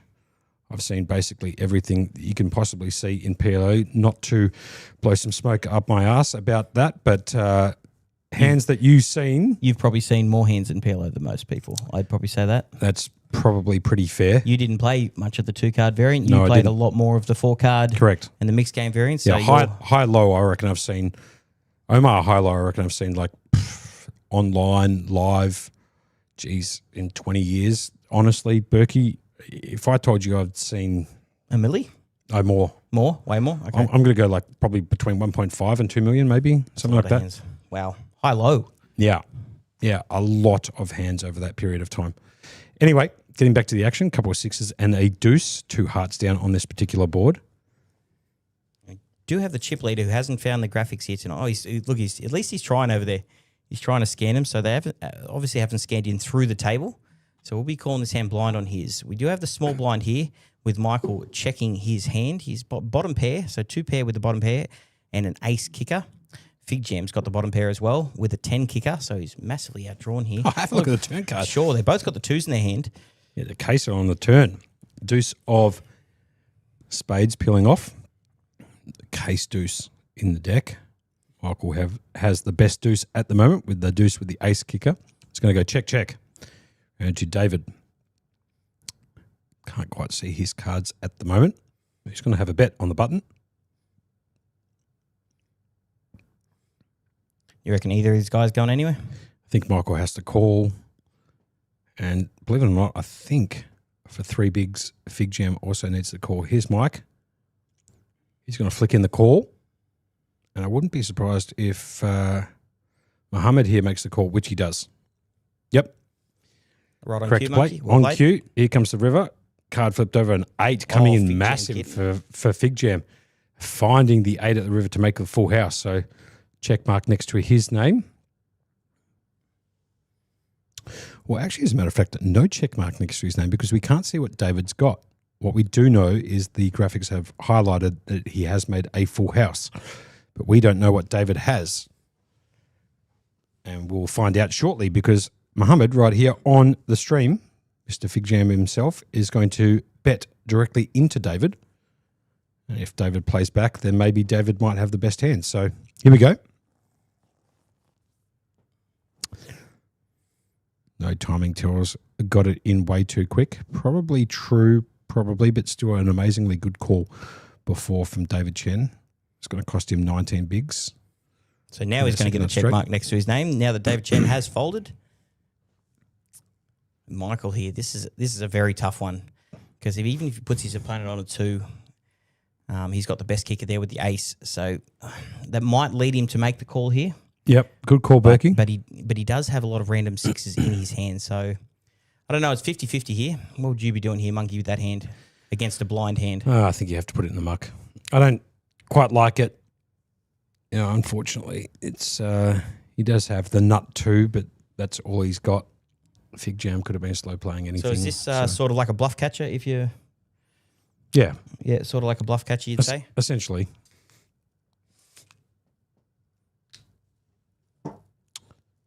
Good chance here that a Fig Jam has the nut 2 beat. But he has put out 3.5 bigs. It's such a small please call me bet. And Michael does make the correct fold. So well done there for Michael. He's getting a bit thin here, Michael. Maybe a few speculative calls might not be up the not be up the Kirstie Alley. But yeah, are you making that call if you got a huge stack? Speculative call? No. No, still not making it? No, Okay. not making it there, I think. So stack size there doesn't make any difference? Yeah, I think Michael knows that combinatorically he should be beat there quite often, and it's not worth him risking a few bigs when he's so short with the nut deuce. So I was very happy with that fold there from Michael. Well played. David Chen now in the big blind. Michael has now picked up the button. Now, just quietly, we did not get a message from that last winner. So we're going to move this over to Chris over in the chat. The white on whites. The answer for the question, for the giveaway, Monkey. There you go. Yeah, don't look at me like that. That's fine. We did not get a message. So, Chris, if you were in the chat and you are coming in to play the Battle Stacks tonight, could you please message me on the Berkey and Monkey commentary page? And we will throw that $85 hospitality package directly into your account. So you can come and play the Battle Stacks PLO tonight, since we are commentating on the PLO today, Monkey. So Chris getting it done. White on white Jordans, $85 going straight into your account. If you are a player here at Playlive and want to come in and play that Battle Stacks PLO tonight, Chris, congratulations, you are the winner. As unfortunately, Ryan couldn't find us on Facebook in the time that we allotted. As we get back to the action, here we go. Fig Jam's picked up the Ace-Jack 9-2 with 2 diamonds. Got backdoor diamonds on this particular board, plus a gut shot to make the nut straight. David Chen has picked up a straight draw and top 2 pair. And have a look at Michael. Gin, hello. Gin, hello. He's flipped the absolute stone cold nuts with redraws to bigger nuts and backdoor diamonds. As well. However, Fig Jam does have the diamonds covered. So let's see what happens here. There's a check from Fig Jam. a bet from David Chen of 140K or 7 bigs. Michael's going to make an extremely easy call with the Stone Cold Nuts, and have a look at Fig Jam. He's going to come along as well. So off to the turn. Awesome card for Michael, the 6 of clubs. Still giving him the nut straight. However, David has now picked up it could get expensive for David here because he has actually turned the lower end straight. Correct. But also top 2 pair and a flush draw. Top 2 pair and a flush draw. So, I mean, what he perceives as, I know, that's what I'm saying. He's trying to check out everything here. So Michael's still out in front, obviously, with that nut straight, with the redraw to the bigger straight. But Dave Chen picking up top 2 pair, the bottom end straight, and the backdoor flush draw, if you don't mind, Monkey. Yeah, I don't blame David for having a bet here of 350K, hitting the rag end of the straight with a 7-8. He also has top 2 pair and backdoor clubs now coming in for him as the 6 of clubs peels off on the turn. So don't blame him whatsoever betting 350K. Michael's going to jam this all in. Absolute no-brainer. There it is. See you later with the absolute Stone Cold Nuts. He flopped it, still has it now. Fig Jam's going to get out of the way. Michael's going to show him the Stone Cold Nuts. And can David find a queen, 10, or a club? 11 outs. A lot of outs up in that top end corner. Mm-hmm. So very, very interesting turn. You'll find a lot of interesting turns in the PLO. So we're going to go see a river. Can he survive? And the 5 of hearts peels off, and Michael finding Absolute brick. Yeah, the dream river card, the 5 of hearts. So he's going to get the full double up to 43 bigs now. Michael holding with the flop nuts. Still had the nuts on the turn. Still had the nuts at the river with the King Jack. Queen Jack 9 board. The action card on the turn with the 6 of clubs. Now, Monkey, it seems in the thing, Chris can't make it tonight either. We're trying to give this away. I say we just come up with a different question. See if we can get someone else in the chat to come up with something. Can't come in tonight. Well, how about this? How much is the hoodie? Is it $85, $90, give or take? I don't actually know an exact price, but... I'll tell you what we'll give Chris, right?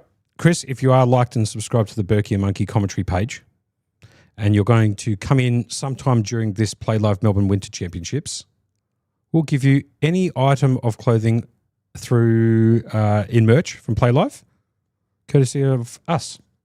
There you go. Yep. So instead of giving the... Hospitality package. We'll give away something that's of equal value, which I'm pretty sure merchandise. I think the most expensive item is $90, so I believe that 85 basically covers it. If that is good with you, Chris, we're happy to offer that to you. If you How's that sound? Just send me a message on the page. We will get you your hoodie when you come in next time, or and are available Hoodie, to come in a and play T-shirt, tournament. whatever. Do I get 5 minutes to do that also? Ha ha. Yes, you do, Chris. Please. All right, just out of that, I'm going to give you 3 minutes. No, jump onto Facebook, just like and subscribe, send us a message, and we will make sure that we honour that merchandise giveaway to you. You can choose whatever you want. Okay? One item, anything you want. The most expensive item, I believe, is the full zip hoodie or fleece jumper, worth $85, $90. So happy to honour that for you, Chris. But you do need to send Berkey, who's up here on his phone, a DM on Facebook so that we know who you are. And if you've got an account here at Play Live, we'll tee it up for you. Anyway, back to the action. David Chen in the small blind did elect to make a raise to 40K, 2 bigs. Michael made the call from the big blind with the ace-10, 7-deuce. 7-deuce offsuit, the ace-10 suited to the hearts. David Chen has picked up pretty decent flop, top pair with the second nut flush draw. And Michael here with nothing more than the gut shot to make the nut straight. Needs to find an 8 ball. Can also take this one away with an ace or a 10 for that matter in terms of bettering the pair of 9s of that of David. David's going to bet 75K and Michael's going to get out of the way. I might actually pick up one of those quarter zip fleece jumpers today, Berkey. They look Mickey Mouse. They are very, very comfortable. I've got a few jumpers at home. I've got a quarter zip at home now. I've picked up one of the beanies. I can't help my... Chris in the chat asking, where can I find the page?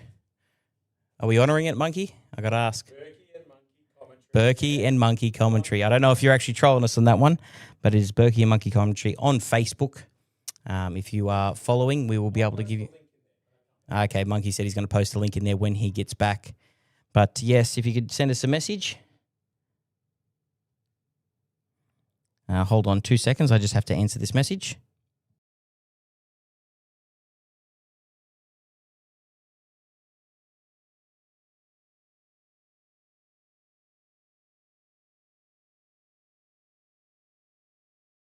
Apologies for that delay. We are going to go back to the action here. It is going to come around to Michael in the small blind with the 7-7-5 deuce, double suited against Fig Jam's absolute flush in the hand. Ace, Jack, Ace 4, who's going to defend the big blind. So, sorry, just check the big blind.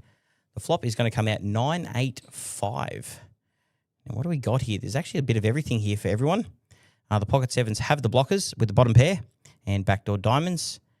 And second pair for Fig Jam there.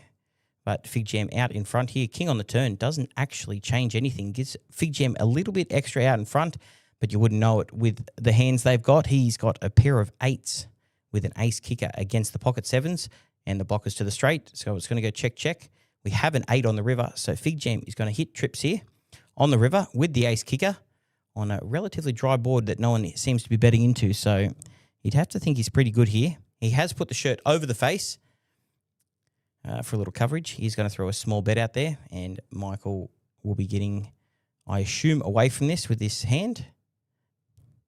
He has about 1.5 big blinds in here.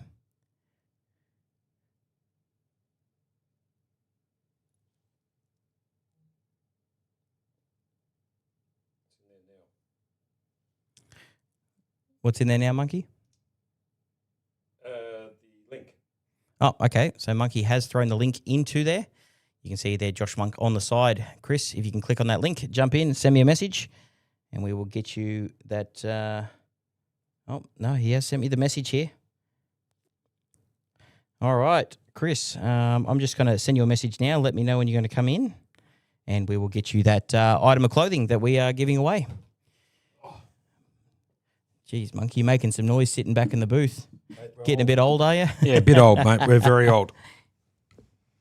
There's me chucking the link into the Facebook page. I just did that nice and quick so that Chris could pick up that piece of merchandise whenever he's in next. So just getting back to three-handed PLO action right here at Playlive, 129 York Street in South Melbourne. Are you a fan of the short-handed PLO, Monkey? Or do you prefer much bigger rings? I like short, long, medium, extra short, anything to do with PLO. It's such an interesting game that basically hasn't been clocked yet, or at least solved as we get back to it. Fig Jam's going to call 12K from the small blind, just limp in. David Chen. As we do see those pretty funky looking green chips coming into play now. They're worth 100K each.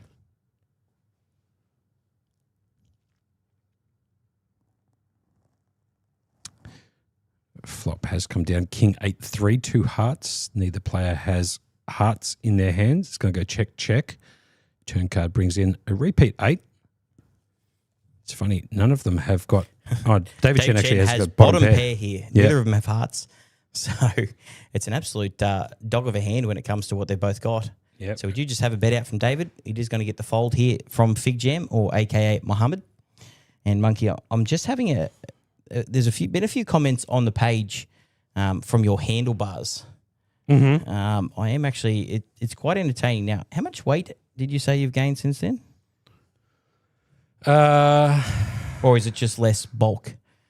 Because you were gymming pretty hard back in the day, weren't you? I was very gymming. I was probably in that picture. I can't remember exactly when I took it.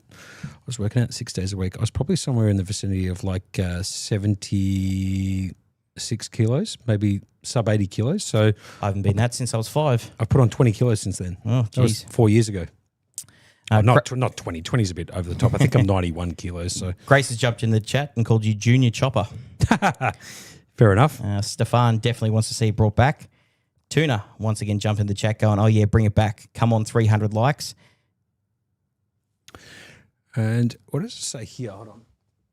Juddy Mark saying, hi team, I've emailed the Playlive email. Okay, some questions. Any chance of a reply this week? I will go down there and ask Bridges and see if he can load up your email. If you wouldn't mind letting us know when approximately you sent that to us. I can go down there and talk to Bridges directly, and maybe he might be able to reply. And there was a question just above that, Guy, if you can hear me. Maybe something to do with the hospitality package. He was asking what the hospitality package is. Monkey, can you explain that one? Yeah, no problems. Yep. So every single event down here at Playlive has a optional hospitality package that you can purchase in conjunction with buying into the event.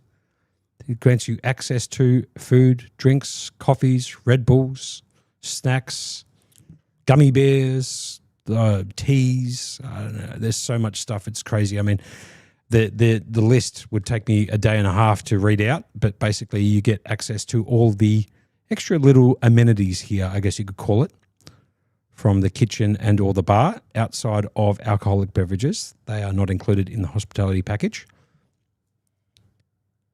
And there you have it. That's the answer to that question. Getting back to the action, David Chen raised it up pre-flop to 2.1 bigs, I should say, with the ace 10-10-6. Got called from Michael in the big blind. Went check on the flop from David. Michael bet out this flop for 40K, 1.7 bigs. Michael has got the ace-10-8 deuce, picking up a pair of eights on this particular flop, but he is behind to the tens of David Chen. David did make the call for 40K. David's now going to check the turn and the action back round to Michael. Jeez, he bet into this one as well. It's a very gutsy bet here. If he doesn't actually believe him, though, that's an interesting one. So Michael's sitting here trying to put pressure on the big stack. What is that sound, Monkey? Is that rain going on? Potentially. Sounds like it, doesn't it? Anyway, so as a bet fold. I'm just going to do a quick investigation here. Yep. Make sure something's not about to blow up. Yep, well played. Hey, Berkey, mate, if there's any chance. Water? Yeah, bad.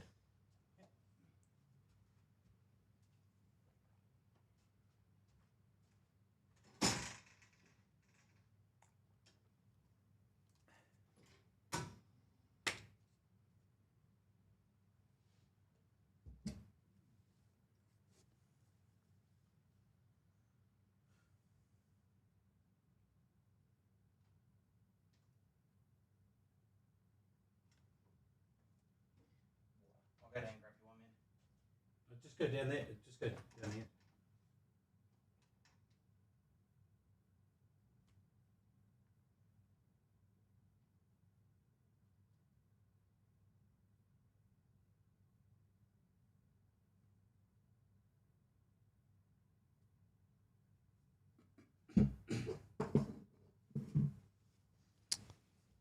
So David Chen here on the button, a three-handed game, limped in. The blinds are 12K, 24K with a 24K big blind ante with the 10, 8, 7 deuce of clubs. There's a call from the small blind from Michael, who just picks up the monotone ace, jack, 10 deuce, all spades. Fig Jam decided to check back the option in the big blind with the jack 8, 4, 3. It's going to go check, check, check on the flop of king, deuce, jack. 9 pills off on the turn, giving David Chen the up and down. Fig Jam has got a pair of jacks, and Michael actually has the best hand at the moment with a pair of jacks with the nut kicker, that of... Oh, he's actually got two pairs, pardon me, a jacks and twos. Apologies. River card brings in the 8, giving the straight to David Chen. Backdoor straight into the 10-7 straight. Okay, fair enough. Michael in the small blind, first to act with the 2 pairs on the flop. That's now been demolished by David Chen, who's backdoored into the straight to the jack with a 10-7 in his holdings. Michael's going to check. David's going to bet 80K, 3.3 bigs. Thanks a lot, dude. And Michael contemplating making a call with jacks and twos, but he is behind. He does have a blocker to make that straight too with the 10 of spades, so maybe contemplating how important that card is to make this call, and he does flick in the call. Going to see the bad news. 10-7. Gets it done. Backdoor 9-8 for the 10-7 to make the straight. Oh, sorry. Just right on cue, Monkey. It was rain. I just went outside and had a look, and it has just started bucketing down here in Melbourne.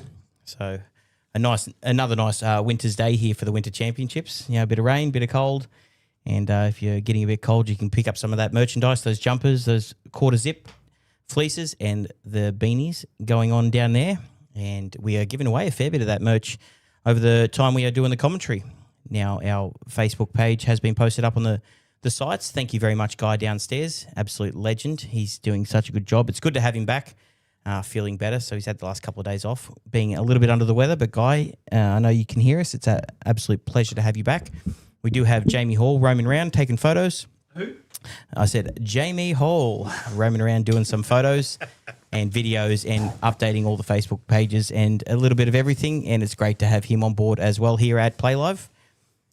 It's just great. It's great to have the whole team together, isn't it? Yeah, first time here for Jamie Hall, and we had him on the comms last night, and he was really enjoying what Playlive is doing here at 129 York Street in South Melbourne. He also had a pretty good time up here in the comms listening to the accent, the UK accent, as there was a call from Fig Jam, who was in the small blind, and David raised it up and made 72k or 3 bigs to go. Fig Jam did elect to make the call to that raise, and the flop comes down ace 6 queen. Let's have a look at the hands that we're looking at the moment. David Chen has the 10, double 9 8 suited to the diamonds. Fig Jam has the king jack 5 deuce double suited. Fig Jam picks up the gut shot, backdoor cards to make a straight, and backdoor cards to make the lower end straight as well. The wheel and clubs. And David Chen obviously here has cards to run out for him to make a straight, but also is out in the lead at the moment with his pair of nines. He's going to bet 60k. Round to Muhammad, who's had just about enough of these 60k bets. Yeah. He said, how about this? Puts in a huge column. David Chen is going to muck, and Fig Jam, aka Muhammad, will pick that one up from David Chen. Now, we do have the Battle Stacks PLO going on tonight. Now, they will be starting in about 12 minutes here local time at the Playlive headquarters at 129 York Street. Now, I'm going to run over a few other things for tomorrow, because tomorrow is a massive Thursday.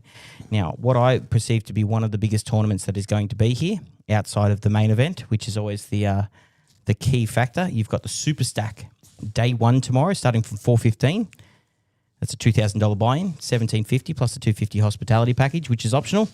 Starting stack of $150,000, if you don't mind. 30-minute buy levels and 50k guarantee, but don't worry about that. Late reg is all the way till 11, and then we go into the 10-game twist. Shannon Vandenberg, the MGA, the legend himself. Bingo, the 10-game twist. Now, if you want any information about that, you can go search up MGA on Facebook, and they will give you all the information on all these games.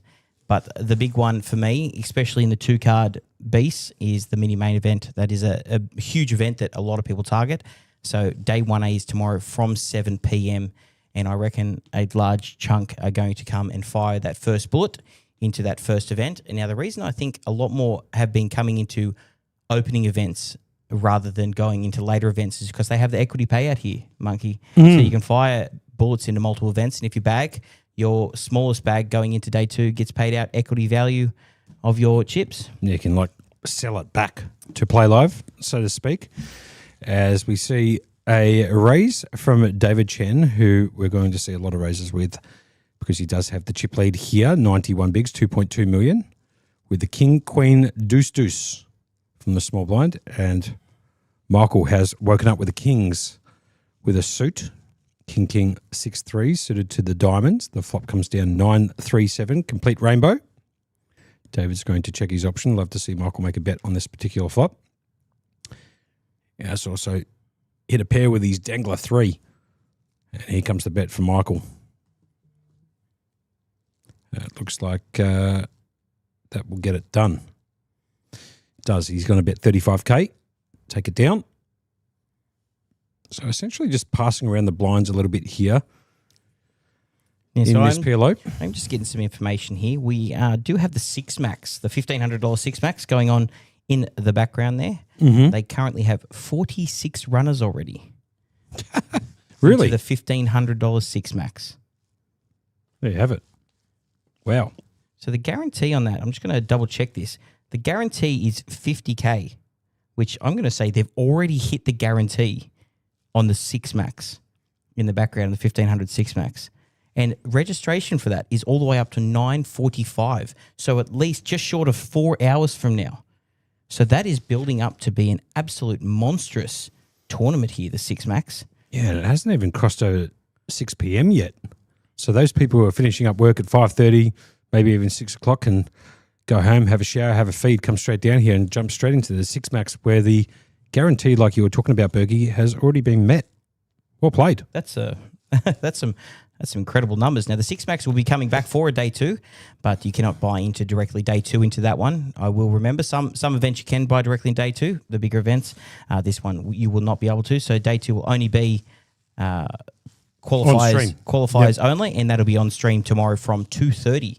So look out for the prize pool in that one. If you're keen to jump into a $1,500 event, that is look like it's going to be quite massive with a big prize pool. I'd be coming in tonight and playing that all the way up to 9:45. Good call. There was a limp in from the small blind with the King 9-6 deuce. Did flop 2 pairs. Bet fold. Michael's going to take down a few more chips there. There's the aggression frequencies on the screen in front of you. There's Brian Yuen in the background. And the battle stacks, the one we've been talking about so much about, starts in 8 minutes. You're beautiful. So get down to Playlive. There is plenty of action on tonight with the Six Max and the battle stacks on. So I was trying to say that really quick. Six Max battle stacks. Yeah. Give a dog a bone. Well played. Come down to $1,500. This Six Max is going to be absolutely massive. If they've crushed the guarantee already a few hours in, 2.5 hours into this event, this is going to be absolutely gigantic prize pool. Well, they could 3x essentially the prize pool on that event. It wouldn't surprise me if it got up to 150K. Like, honestly, if they've already hit it now, what time to kick off? Kicked off at 4:15. Yeah, I mean, an hour and 45. 2 hours 45. No, hour that's 45. what I'm saying. Hour 45. Hour 45 into it, they've already hit the guarantee. Yeah, so it wouldn't surprise me if they hit well over 100K. And look at Fig Jam here, waking up with aces in the small blind. Aces, 10-9, 10-9 to the suited. Fig Jam is going to raise it up here. Just waiting for the graphics to catch up here. So on the dealer button, Michael did raise it up to 50K. We are going to get the 3-bet here to 162,000. Michael not getting his cards over the reader. But David Chen's also woke up with the hand. King double jack 6 with the King 6 suited. He's going to make the call. Michael is going to get out of it after being the raiser on the button. Yeah, the pre-flop aggressor making the raise on the button of Michael now has no other option but to put it into the muck. So it's aces versus the King double jack 6. Here comes the flop. It comes 9, deuce 4, 2 diamonds. Fig Jam, a.k.a. Muhammad, is going to bet the full pot on the flop with his overpair and a flush draw. Let's see what David Chen decides to do. He also has the overpair, so I dare say three-handed. He might elect to peel one off here, but he doesn't have much in backdoor equity. Oh, that was a big bet. He actually bet full pot. He went the full whack. Okay. Yep. He bet full pot on the flop. Well, he's committed to this hand now. He's got top pair, overpair, and flush draw. So David Chen just trying to sniff this one out, seeing what's going on, because he has committed himself regardless of what comes out here. Looking at his hand like that, I definitely think he's going to fold. Now, we do have, as I said, 49 runners in the Six Max. Correct, Monkey? The guarantee was 50,000. There's already 63,700 in the prize pool. Wow. And we're an hour 45 minutes into that. Crazy. So those who are thinking about it on the fence, get down to Playlive. That is going to be a monstrous prize pool. I couldn't even guess of how many they're going to get now, because that is just going to be an awesome event. Now, Six Max have become rather popular more and more over the years. A lot of people trying to hone in their skills with short-handed stuff, and it's just because, look at the background there. You got Tim Tam in the. You can see him staring us down, it feels like. Good call. Danny Klinger. That is... Paris, maybe? No, Paris. Oh, no, Paris is actually running deep over in the WSOP at the moment. Right, okay, fair enough. He was chip leading Australian-wise in the day 3 of the Monster Stack. Right, there you go. So he had a huge chip lead there. Fair enough. So... well done, Paris. I know you probably won't be listening to this. You're concentrating on playing your big events over there, but congratulations so far. I hope you can go on to ship it And that was a couple of days ago, so I haven't actually heard anything since, but well played. We are three-handed here. We still got David Chen out in front now. He had a much more commanding lead not too long ago. Yep, agreed. So David's electing here to limp in from the small blind, just calling 12K. And Michael looks like he might have put in a raise from the big blind with the King 10-8. Did. He pops it up and makes it 72K to go.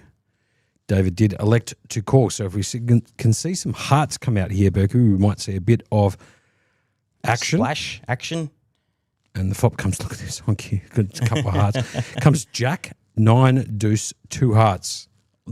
Michael's. Yeah, I know. He picked up the actually straight flush draw. He's got the straight. While David Chen's got nut flush draw. Mm-hmm. That is actually a wild flop there. Michael's also got the overpair to the board with the king of hearts, which gives him the second nut flush draw with the straight flush draw. Wow, actually, quite a bit of action here three-handed, isn't it, Monkey? Well, if the 7 of hearts peels off on the turn, I'm telling you, Berkey. Bit of fireworks, you reckon? Yeah, absolutely. Bet call. Oh, 5 of hearts, but the hearts did come. How's that? What a card on the turn. Nut, second nut. Don't see that very often, especially in three-handed PLO. Does occur occasionally. As you can see, there's 5 hearts in their hands, 3 on the board, which means there's 8 hearts out of 13. There's only 5 hearts remaining in the deck. And Michael's going to think that his hand is best here. He's got 3 hearts in his hand, but needs to find the queen or the 7 of hearts to make a routine to beat David, who has now turned the nut flush. Now, are you a fan of going over the top here, or are you a fan of flatting it and allowing your opponent to effectively hang themselves? No, I like or with the action. No, in David's spot. And the river comes. Oh, there it is. We're going to see some big time action here. The river card does not repeat the board, so it's nut, second nut. Check mark next to David's name.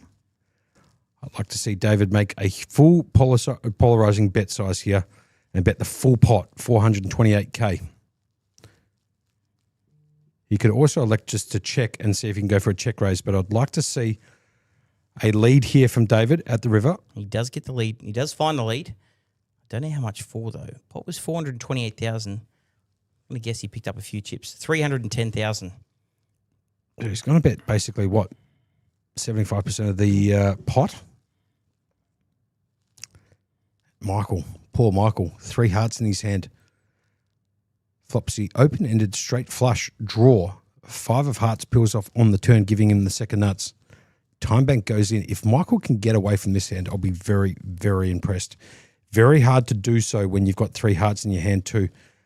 Less likely your opponent, especially in a 3-handed game, has you beat with the second nuts.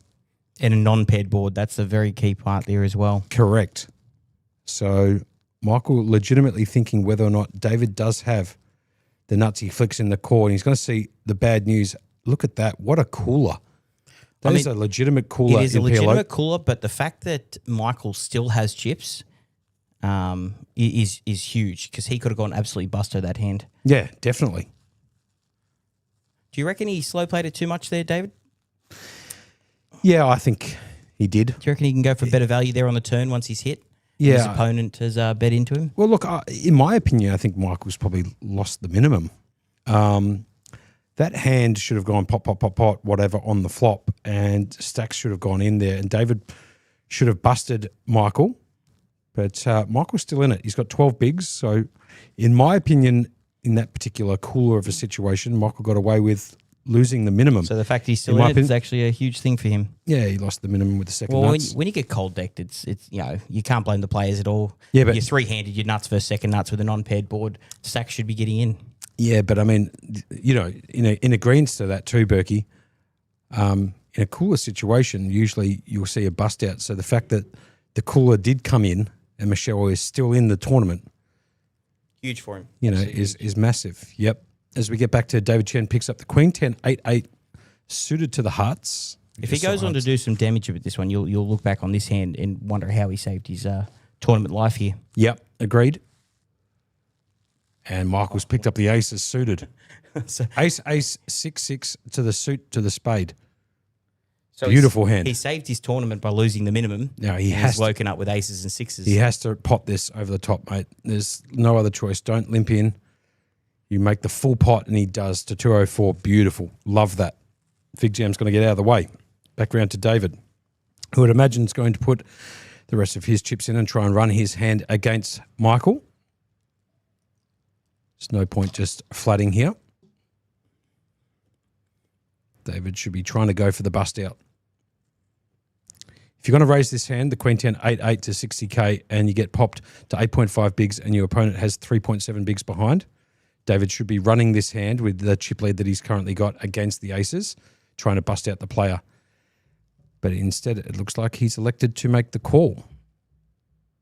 And the flop comes down ace, 3 queen, 2 spades. You cannot get a bigger flop in the history of the game. Top set, nut flush draw. Huge. Absolutely huge in pot limit Omaha. Top He's set, just nut flush sitting draw. there going, how can my opponent have anything? I have Correct. the whole thing. Correct. David Chen, 2% equity in PLO. Michael is going to check his option after flopping the world. David's going to check back. He needs to find a lot of help on the turn. That gives him a little bit of outs. He can now find a jack. A jack. An offsuit jack. Now, one was folded, so we're down to 2 jacks. So he does pick up minimal equity here on the turn. A jack of diamonds, jack of clubs, that would be a sick way to go after flopping this, wouldn't it? Like that'd just make you sick. Now, I know a lot of these players play cool when they're getting out, but I'll tell you what, if you're 98% equity on the flop to win in PLO, you can't be more of a favourite if you tried. David's picked up 4%. So he's now up to 6. Obviously, Michael's going to put it all in for 3.7 bigs or 88K. And I'd imagine David Chen is going to flick in the call. And he does. He's going to see the bad news. He needs to find the jack of diamonds or the jack of clubs at the river here. David's face said it all when Michael turned over his hand, seeing the aces. He went, geez, that's a monster. So can David find the 2%er on the flop? The running card's required to make a straight no spade. Needs to find the jack of spades. The jack of diamonds or the jack of clubs. Here comes the river, down and dirty. Oh, 7 of hearts. Did you like that one, Bergie? You knew I was looking down doing some information. Did you like that? You've just gone, ooh. Well, I was going to do that. So Michael getting the full double up through David. So he saved his tournament the last hand, losing minimum, and then he gets the double up through the guy next hand. Well, there we go. That's a perfect example of where David should have eliminated Michael the hand before and now gives those chips straight back to Michael up to 26 bigs or 632K. And all of a sudden we have a couple of people going to try and chase down David.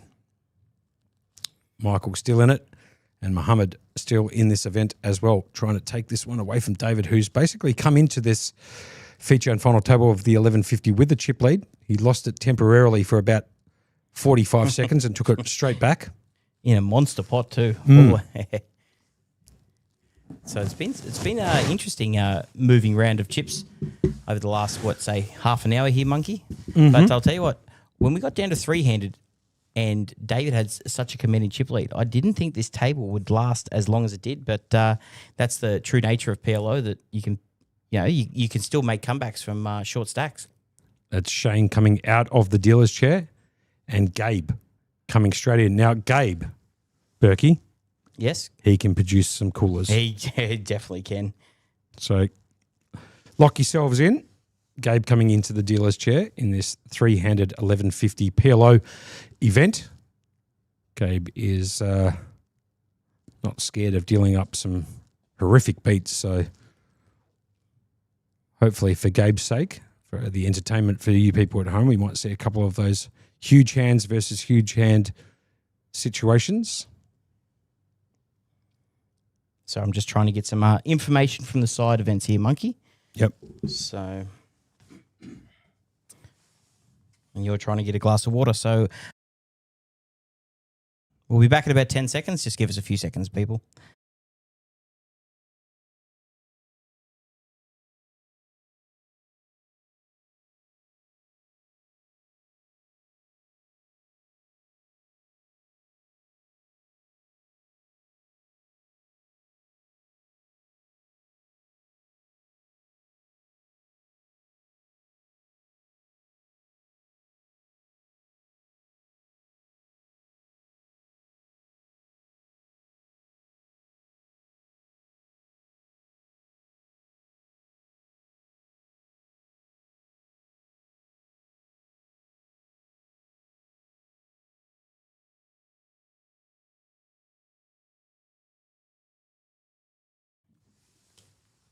So coming back to the action, three-way action.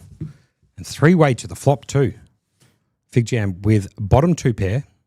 David Chen with a gut shot to make the nut straight with a pair as well. And Michael's got top 2 pair with a king jack.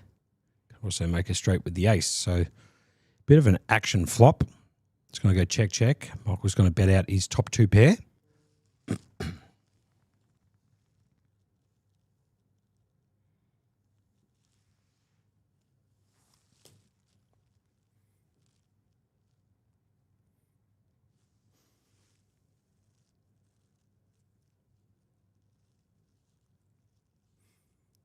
Sorry, just waiting for the, graphics to catch up here.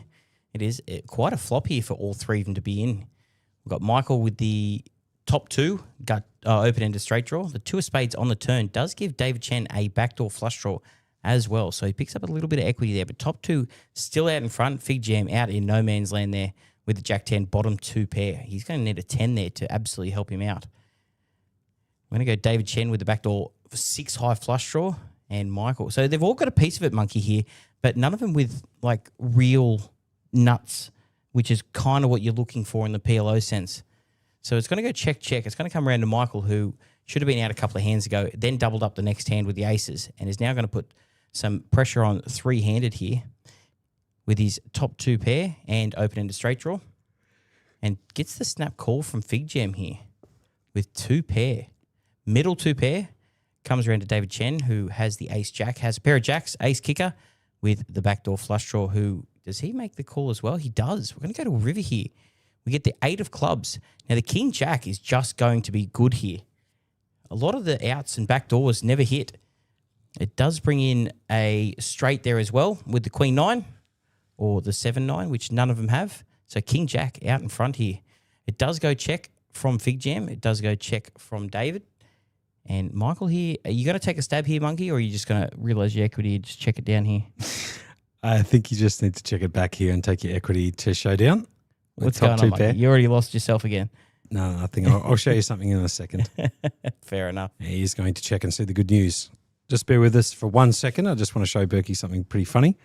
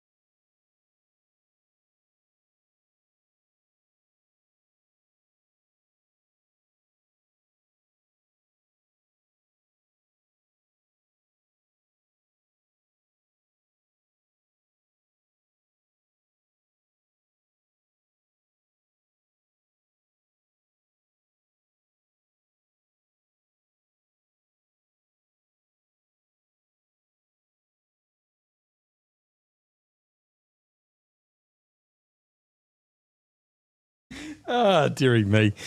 Anyway, I just had to talk to Berkey off the mic temporarily. The blinds are 12K, 24K with a 24K big blind to ante.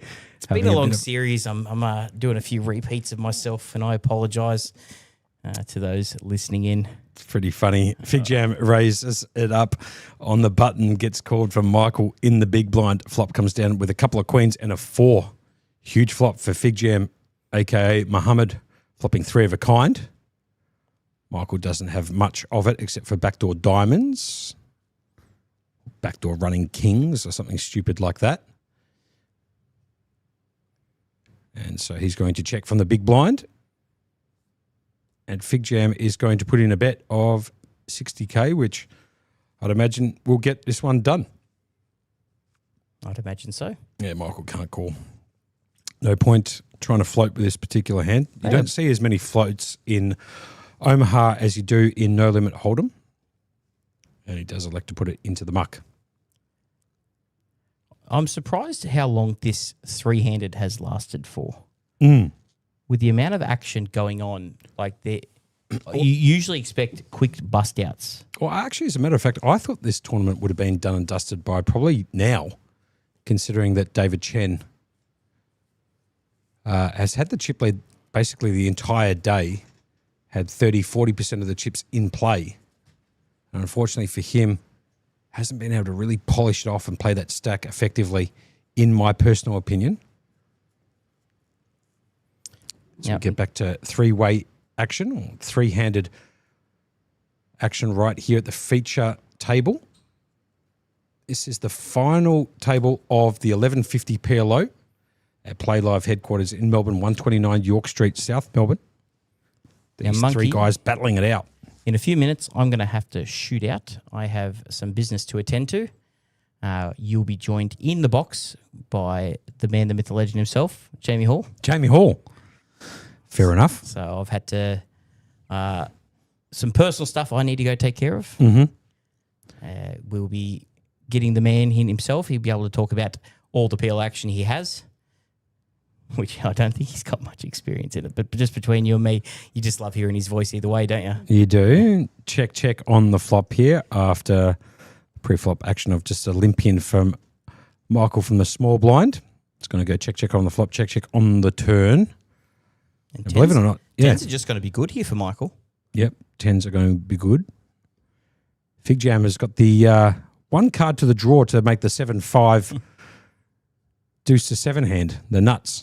Well, on that note, I'm going to hand over to my compadre, Mr. Jamie Hall.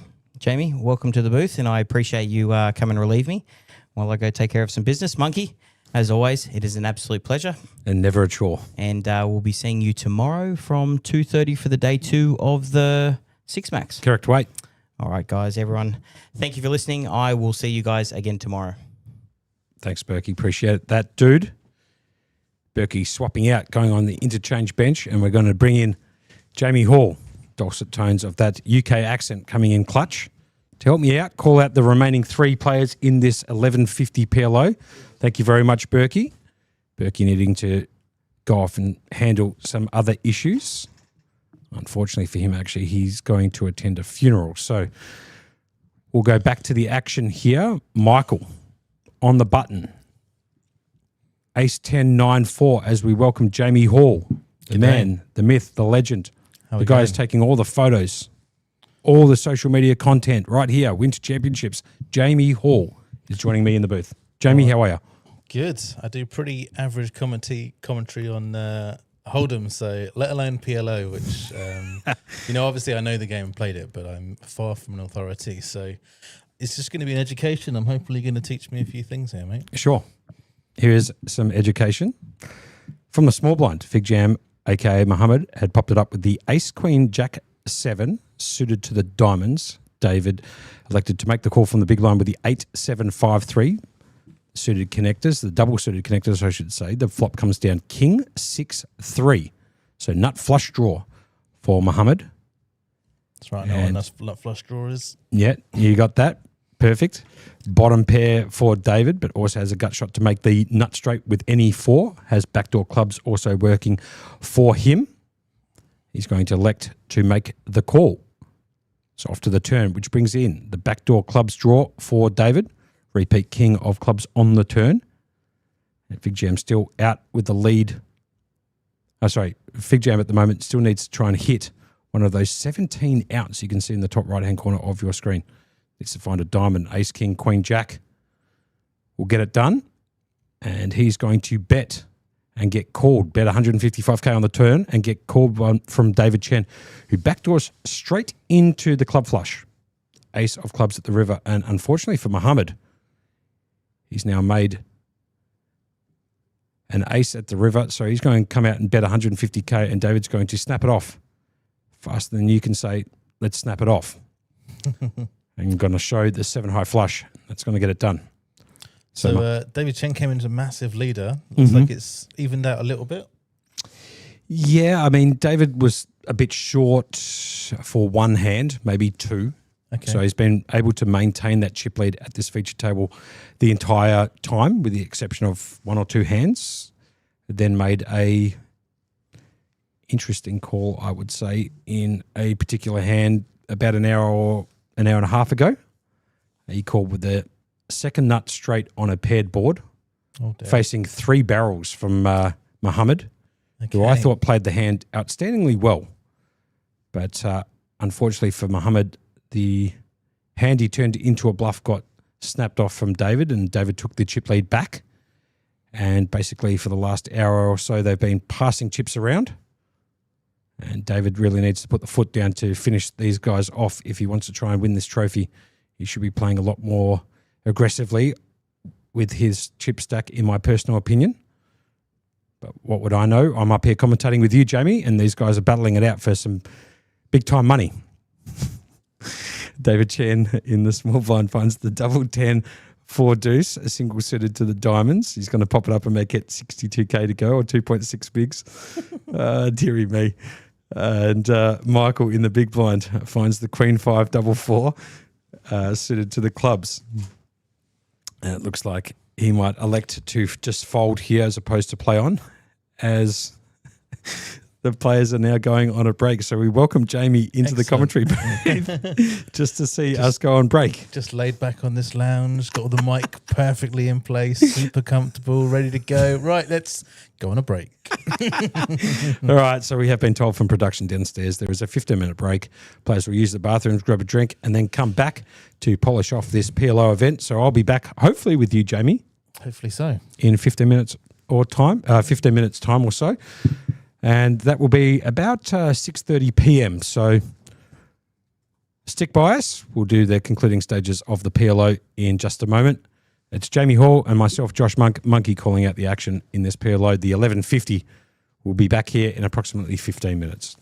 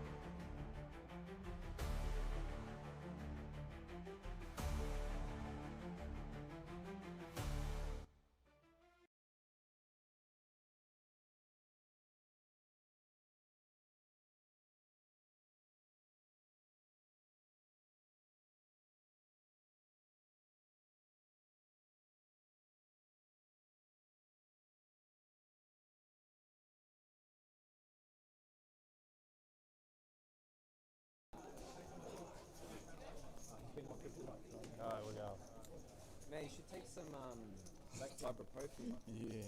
Settle your stomach.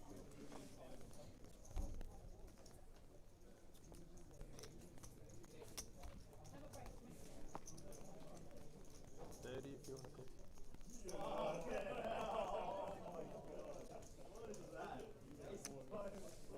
Seat 1 raise, 60,000. Seat 2 fold. Seat 8 call.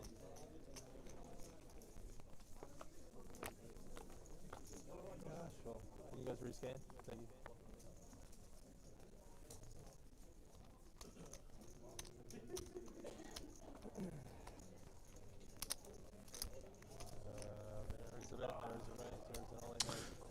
So welcome back to the 11:50 PLO event right here at Playlive Melbourne, 129 York Street, South Melbourne. Sorry, I was a little bit late getting back. It looks like there's been a jam from Fig Jam with the Ace Jack 10 deuce hitting bottom pair versus David Chen, who picked up the double Jack 5 deuce.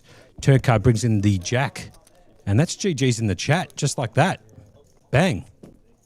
So we're going to lose. Mohammed right there, first hand back after the break as the Jack peels off on the turn for David, the Case Jack too for that matter. Turning a set and getting it done. So just like that, Fig Jam, Mohammed will be out in third, picking up 8,400. And so we're going to have a heads-up battle. No talks of making a deal here, so it's going to be a heads-up battle between David Chen and Michael.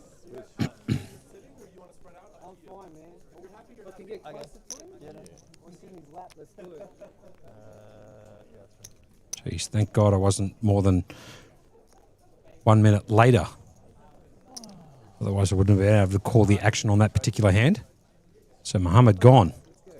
Heads up for the trophy. Alright, so you'll be picking for this shit. Okay. Yeah, there's trophy and a water bottle. Yeah. And a water bottle. Nah, that's alright. You get a trophy. We've got plenty of water here. This is more water bottle. This is all I need. You play live water bottle. You get a gigantic So I have been told from production downstairs that Michael has approximately 1.2 million in chips, or an extra 350k in his stack. They confirmed that at the break. So Michael actually has closer to 1.25 million in chips than 917k. So just for those people who are joining us back here in the chats on Facebook Live, YouTube, and on Twitch, Michael has approximately 1.25 million in chips. It'll be fixed shortly. I have been told that from Guy Greenstein downstairs. The stacks will be adjusted to make sure that they're appropriately displayed for those people at home. David Chen eliminating Fig Jam, Mohammed, in the hand before, as it looks like he's going to bet out two bigs on this particular board. Just need to get Guy, if you don't mind, can you make sure that there's no overlap with the chats on the left on the screen, because I can't quite see the cards of the players. Thank you very much. Appreciate that. Well played. Beautiful. Coming in clutch. So first is going to pick up $22,160. Second will pick up $13,000 and some change. This is the 1150 PLO right here at Playlive. The concluding stages, they did come back today at 2:10. We were live on stream at 2:30 to bring you the action here in the PLO. We turned on the 4-color deck for you also to make it a little bit easier for you guys to see the action. PLO can get a little bit hard to understand if you don't have the 4-color decks on, especially trying to highlight boards and who makes what. But at the moment, we've got a battle between David and Michael. David with a commanding chip lead at the moment, or almost 3 or 4 to 1. Looks like David's going to raise it up on the button to two bigs. Gets a call from the big blind of that of Michael. The flop comes down ace, king, 5, 2 diamonds. Michael's flopped the world here. He's got a pair in the nut flush draw. David Chen has top 2 pairs, so we might actually see some fireworks in the third hand back from the break. Check for Michael from the big blind. David Chen is obviously going to make a bet on this flop after flopping top 2 pair. He's going to bet 65k. Like to see Michael make a raise here with so much equity He doesn't. Elects to flat call. The turn card brings in the queen of clubs. Two pair for Michael. Kings and queens. Still has that flush draw in diamonds, but is behind at the moment to top two pair on the flop of David Chen. He's going to check Michael. Back round to David. I'll grab a couple of those green chips. They are worth 100k each. He's going to bet out 280k on the turn. Or 9.3 bigs. The full pot for David. Yeah, 280. And by the way, Guy, I can actually hear the table mic and the table audio from the RFID table. So, well played by you. And Michael does make a pretty good fold there, to be fair. Lays it down. He's going to try and find a different spot to get his money in.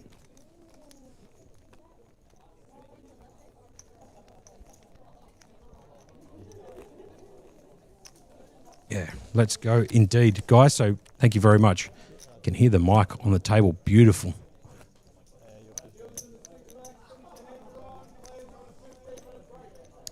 Six Max has already hit the guarantee already. I think last time I was down there, I think it had 57 entries already. Might see if I can get Guy to zoom in on that screen on the outer, near the outer table to bring that information to you. Otherwise, you can jump onto playlive.melbourne and see all the action there yourself. Pretty easy limp in by Michael here with the King Jack 5-4. David's going to check back his big blind. The flop comes down ace 10-6, two clubs. No real help to either player, to be fair. Michael does have a gut shot to make the nut straight at the top. Michael's going to come out and have a bet. David Chen's going to call, trying to hit something on the turn or the river for that matter. Turn card is the 9 of diamonds.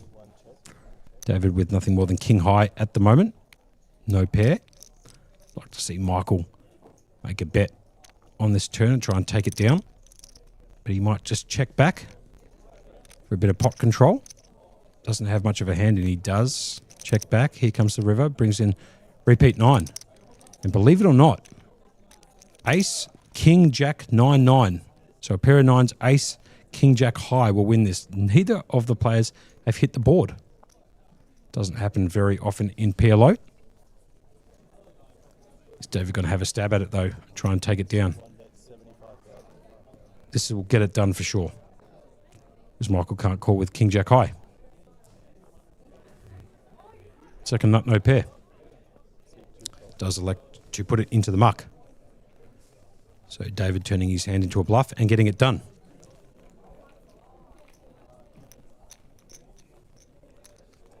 Now, for those people who are wondering what is going on in the back tables, we do have the Six Max Day 1. It's a $1,500 buy-in, $1,300 plus $200, 50k starting stack, 30-minute levels, 50k guarantee, which has already been smashed out of the park. Late registration in that event till 9:45 local time. So you've got about 3 more hours to be able to come down here to Play Live at 129 York Street in South Melbourne. Find a park at the front. Jump in and buy into the Six Max Day 1. $1,500, 13 plus 200. And also, the Battle Stacks PLO kicked off 42 minutes ago. It's a $500 entry, $415 plus 85 for that hospitality package. You do start off with 100k. Blind levels are 40-minute levels until the end of registration, then 20-minute levels thereafter. It's got a 25k guarantee on it and late registration till 8:15. That's all the action right here at Play Live.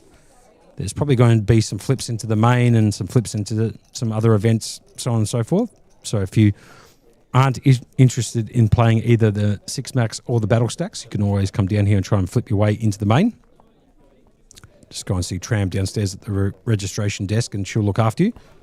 Bet fold in that particular hand. We are heads up. No deals. You can see David Chen, 105 bigs versus Michael's 20 bigs.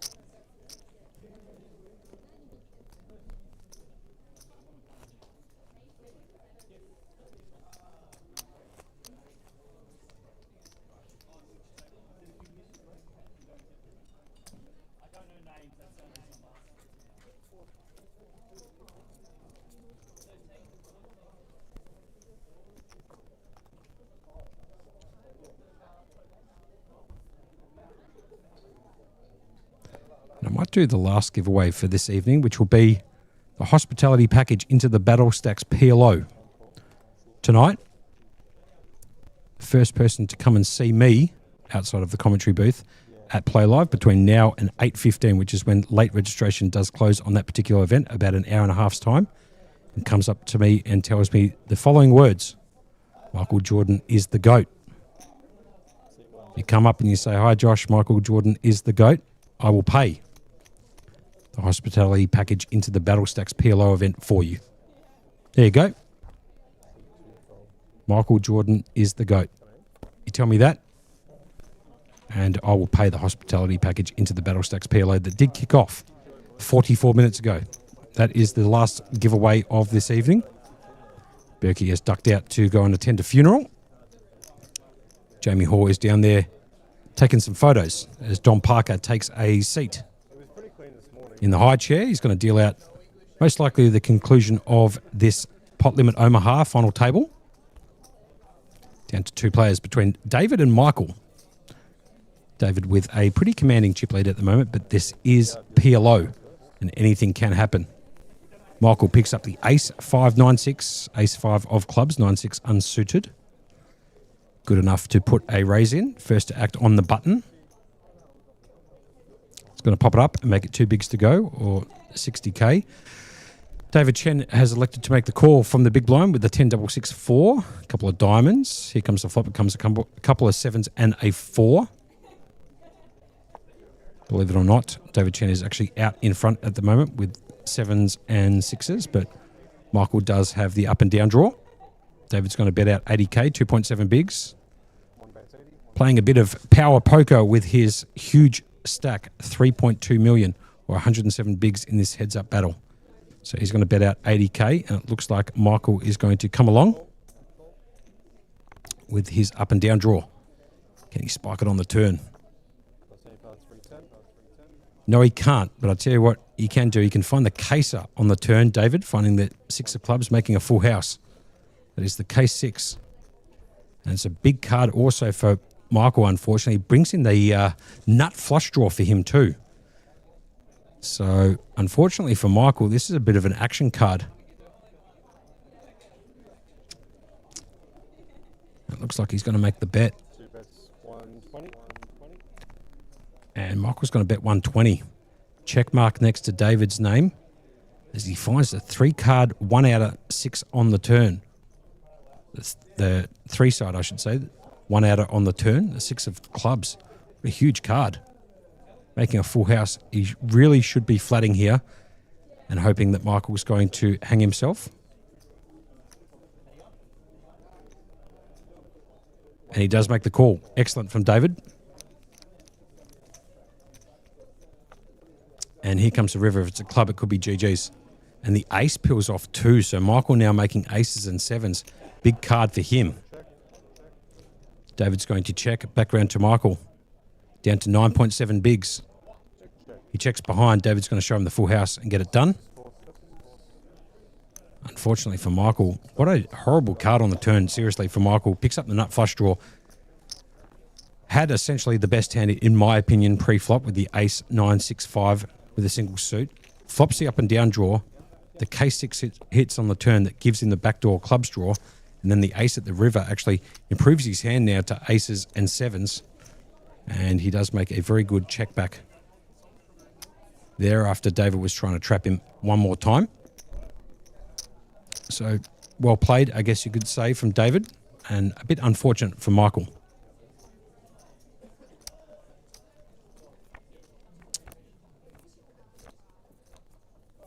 Please be aware that Michael's stack, I don't know if yet it has been adjusted.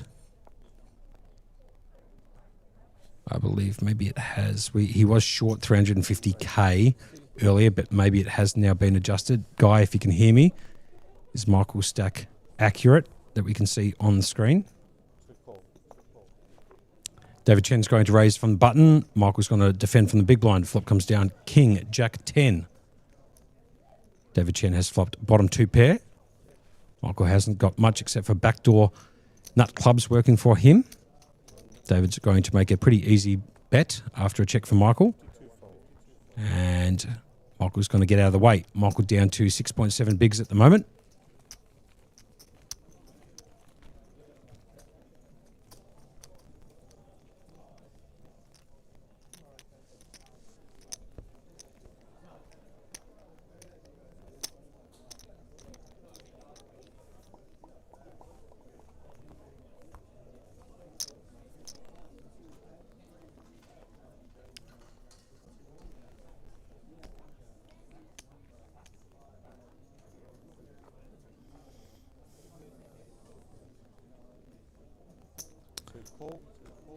So for those people just tuning in, this is the $1,150 buy in the pot limit Omaha event during the Winter Championships. We are down to heads up action. This is hand number 72 of the stream that did commence today at 2:30.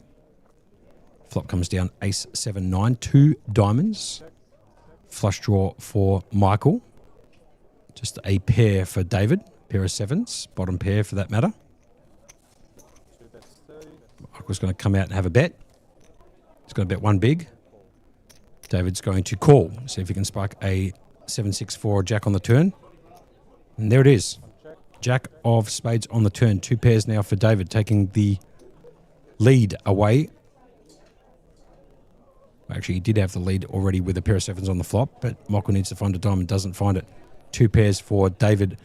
Should get this one done. It does bring in the 4-liner, however. So if David elects to check here, Michael has an opportunity to potentially bluff at this with 4.7 bigs remaining. See what David decides to do. He's going to reach for some chips and leave Michael with no other choice but to put the Queen 5-5-3 into the muck.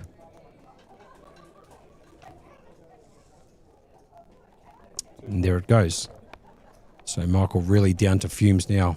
4.7 bigs. David Chen up to 120 big blinds, 3.6 million.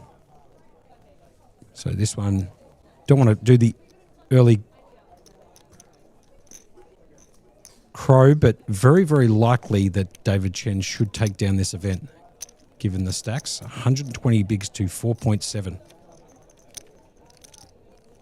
Michael's going to need a miracle to get back into this event, in my opinion. So we should be concluding this event relatively soon, but it is PLO, so anything can happen.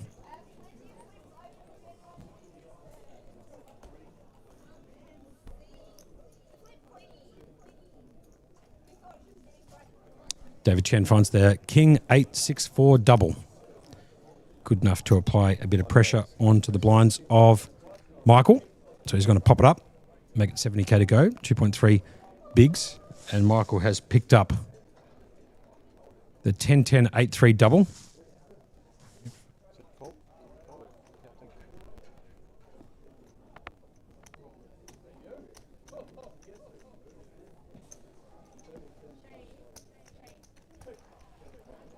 And has elected to make the call.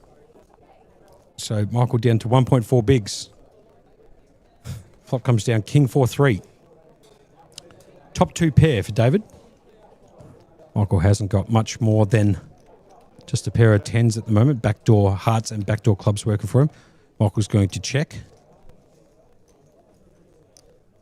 David Chen's going to come out for a bet. It's going to cost him all into call because Michael only has 42k or 1.4 bigs remaining. He does elect to fold.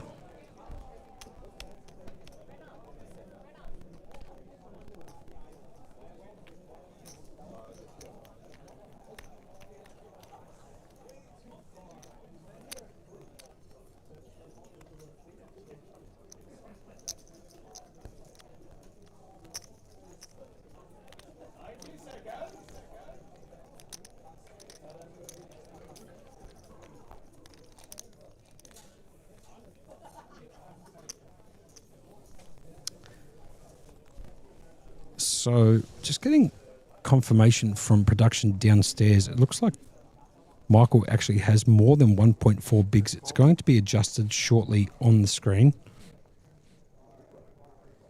Doesn't look like he's got much of a stack, but Should be adjusted shortly.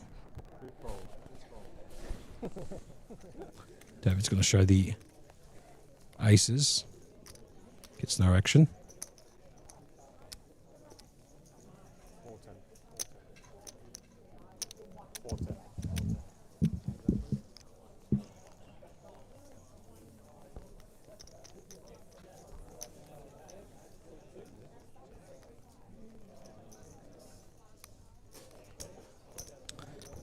There it is. So it has now been adjusted 410k. So he does have some of those larger chips. So Michael has actually 13 bigs and David Chen has 125 bigs or 3.7 million in chips. Has been adjusted now. We do apologise for that. Slight technical issue in terms of the chip stacks, but it has now been rectified. So all chips now been accounted for. Michael down to 13 bigs. David still with a huge commanding chip lead, 125 big ones. Here comes the flop, comes ace 9 8, top two pair for David Chen. Flush draw for Michelle, for Michael, I should say. Michael's going to check. Back round to David, who's going to bet at 60k, two bigs. Blinds are 15k, 30k with a 30k big blind ante. Does Michael want to gamble with a 6 high flush draw and a pair of nines?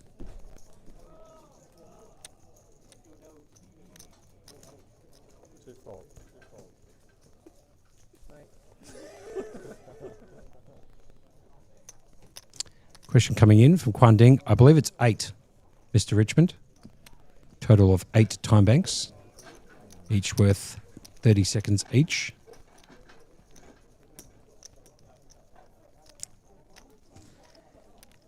Mr. Richmond, are you playing in the 6 max or what are you doing? Let me know. I'm assuming you're probably playing that event. If you are here at Playlive, 129 York Street in South Melbourne. And imagine if you are playing in that 6 max event that did kick off today at 4:15, you probably have the chip lead like you usually do. Mr. Richmond coming in on the chat on YouTube.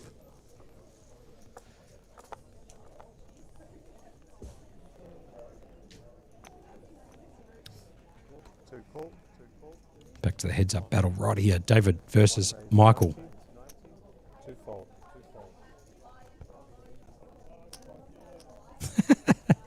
Quan Ding coming in saying mini main and mammoth is schedule. Some of us have to work.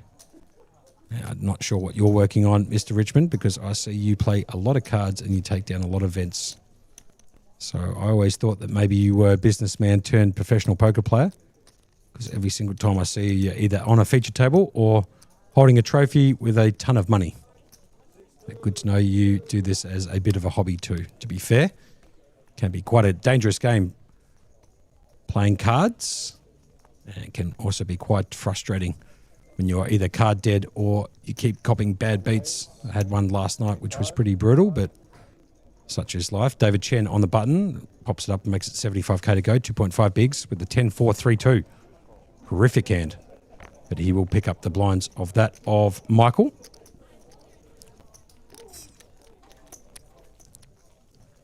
As you can see, Michael down to 7.7 bigs, so this event could be over relatively soon. However, it is PLO. Anything can happen.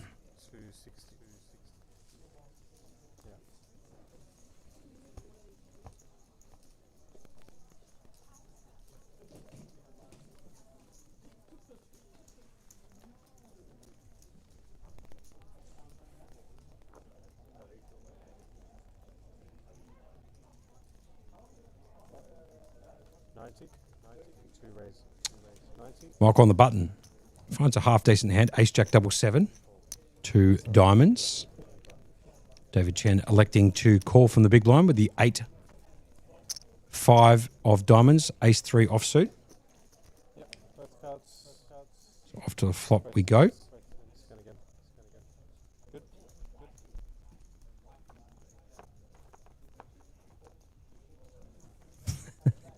Coming in the chat. Appreciate you joining us in the chat here, Mr. Richmond. Have a look at David. Picks up a flush draw that's dead to Michael's Jack 7 of diamonds, but has got a full wrap around to make a straight. Can make it hit an ace, a 5, a 3, or a 6 for that matter. Diamonds are dead. So all in call. Michael all in at risk. Can he survive this particular hand? Repeat deuce on the turn. Michael's still out in front. Can he find it? No, he can't. And Michael's going to get the full double up. With jacks and deuces, using the ace of the kicker. You can see that highlighted in the bottom left-hand corner of your screen. So Michael's going to get a full double up. Now up to 18 bigs or 550K. So can Michael make one of the world's greatest comebacks in this particular PLO event? David Chen has had the chip lead all day long. The exception, I think, of 2 hands. And he came into this feature and final table of the PLO with approximately 35% of the chips in play. So basically putting on a clinic. Nelson Dong-esque. Don Parker is going to shuffle the cards and deal out hand number 79 here of the $1,150 PLO event right here at Playlive. Now, we have Mr. Richmond in the chat on Facebook, on YouTube. So if you want to come down and bust him, he's playing in the mini main, which is going to be kicking off, when is it? Tomorrow. So Mr. Richmond obviously doing work today to fund his buy-ins for poker and then coming in tomorrow to play the mini main. And then it looks like he might also be playing the Mammoth. So there you have it. If you want to come in and bust him, take some money that he works pretty hard for, Mr. Richmond will be in tomorrow. Let's have a look at what they're doing here with the camera. That is the 6 max day 1. 58 entries, 42 remaining, 11 re-entries, obviously. They're playing level 5, 23 minutes remaining in that level. Current price pool is 75,000, so they've already hit the guarantee plus another half on top. Well done by the boys at Playlive.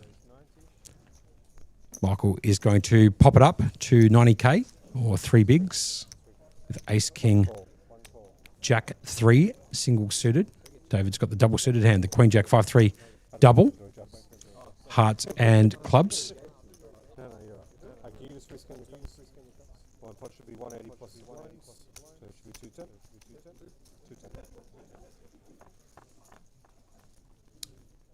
Here comes the flop. It comes King 8-10. So David Chen with the up and down and backdoor clubs working for him. Michael's flop top pair with the gut shot to make the nut straight. David is going to bet out 200. Let's see how Michael decides to play this particular hand. I'd love to see him just jam this all in, to be fair. And he does. Well done. He's going to move it all in. David has to make the call, so we could see the end of the tournament here if David can get lucky. Otherwise, Michael will double through.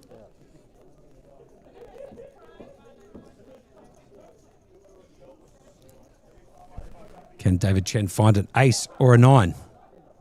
7 outs. The 4 of clubs on the turn gives David even more outs. Up to 13 now. Can he hit it? No, he can't.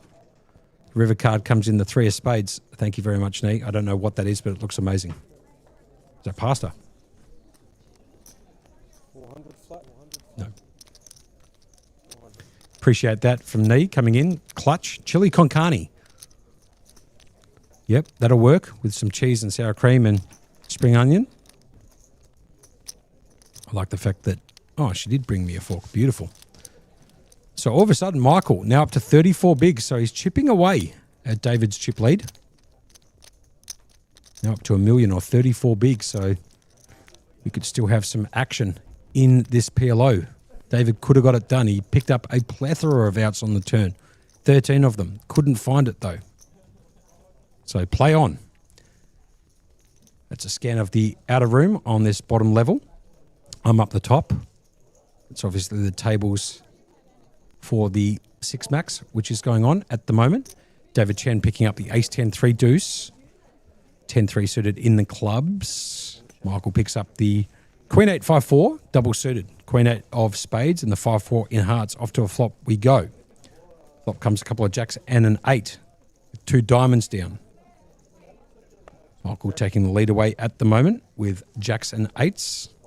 Using the queen as the kicker. Check, check on the flop. Turn card brings in the 4 of spades. So a little bit more help for Michael now. Up to 85% equity. Picks up a flush draw on the turn. To go with these 2 pairs, 8s and jacks. He's going to bet. And David has no other choice but to put that hand into the muck. There's Chris Kokonos on the screen to the left. At the bar, probably ordering a coffee or a tea, something like that. Daniel Klinger's out there, and Min's out there as well. So a few absolute elite poker players playing in the six max out there. Six max being a $1,500 buy-in, $1,300 plus $200 going towards that hospitality package. So you can eat things like chili con carne with cheese and sour cream and the garnish of spring onion. Last night's meal was absolutely outrageously good too. So looking forward to hoeing into that shortly. Michael's going to limp in from the button. David Chen is going to put in a raise with the ace, queen, jack, jack, 2 3 bigs. Michael's going to fold.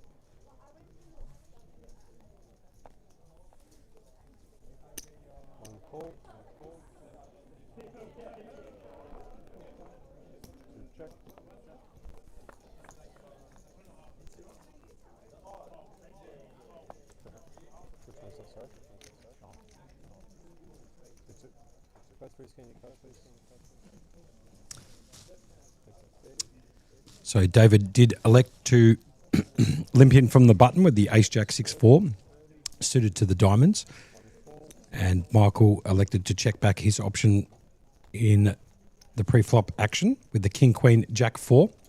Flop came down king 9-7, 2 clubs, the 9-7 of clubs.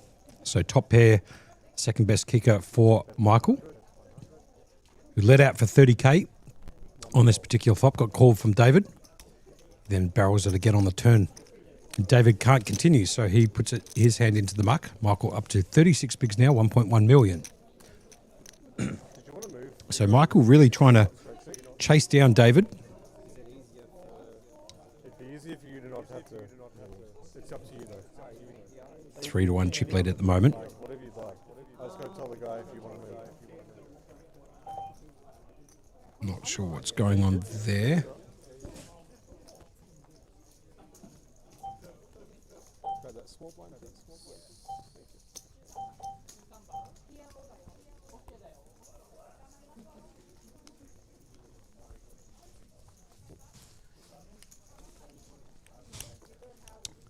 So back to the action we go. Who will win this $1,150 buy-in PLO event right here at Playlive Melbourne? They did kick off proceedings today at 2:10 local time. They've now been playing for 5 hours, roughly speaking, almost to the nose. Flop comes down ace 6-7. No real help to Michael. He's completely whiffed the board. David has bottom pair of sixes. A gut shot to make the straight. David's going to check over to Michael. One bet's 80.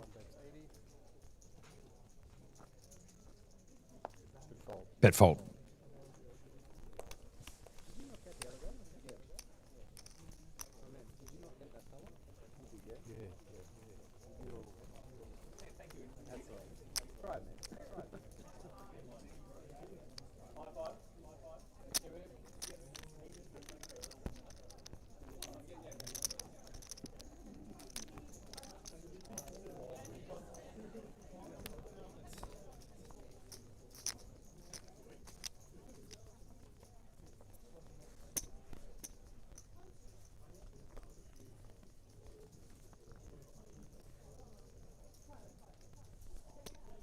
One raise 65.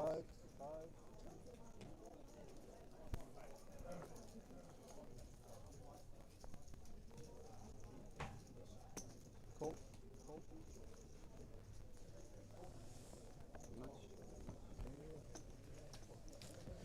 David Chen here, going to pop it up to 65k or 2.2 bigs. First to act on the button in heads up poker with the ace jack 8-4 suited to the clubs. Got called from Michael. Flop comes down king 4-10. So David has picked up bottom pair, nut flush draw, and a gut shot. And Michael has picked up two pairs, 10s and 4s, bottom two pair on this particular board. David's going to bet out with all of his outs. The 12 outs for 75k does get called. Off to the turn we go. 3 of diamonds.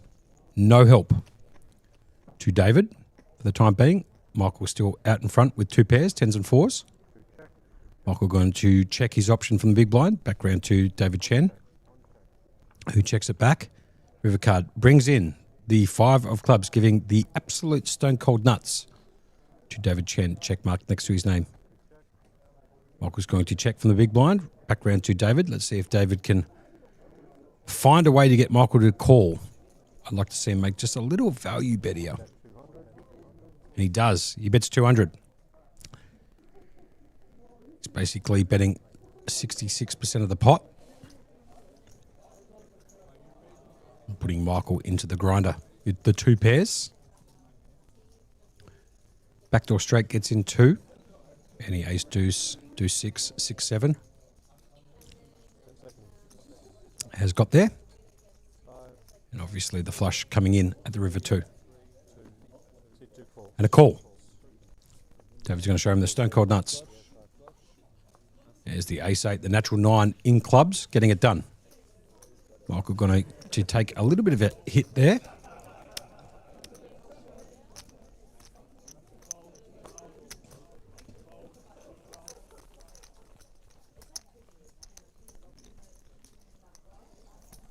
Guy, if you don't mind putting that back on the screen, I missed what you had there in the notes. Sorry about that.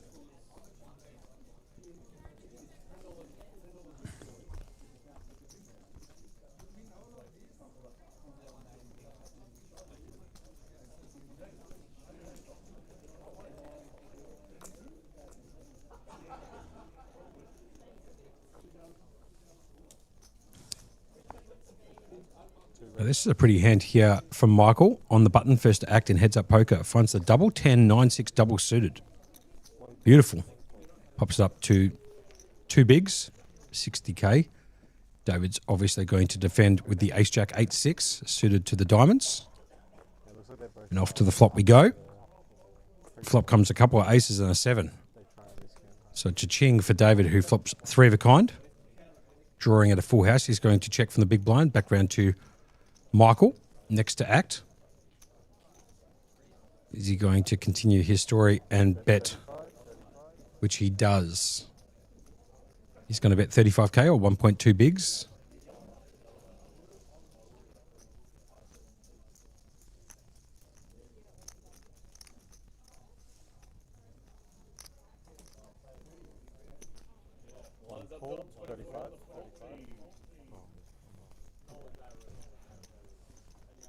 So bet call. Off to the turn we go. Can Michael find a 10? No, he can find a 4-side 9 of diamonds, however. David Chen actually now has picked the open end, picked up the open ender on the turn. However, the 10 would be no good for him, as Michael would make a full house. David's going to check from the big blind. Action back round to Michael. He's going to bet 70, 2.3 bigs.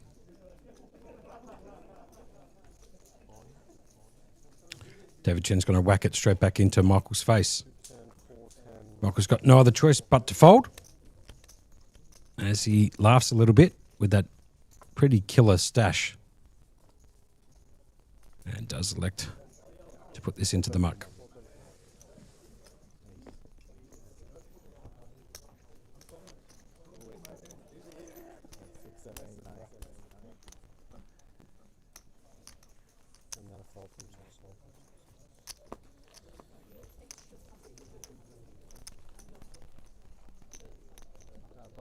Now playing 20, 40, 40.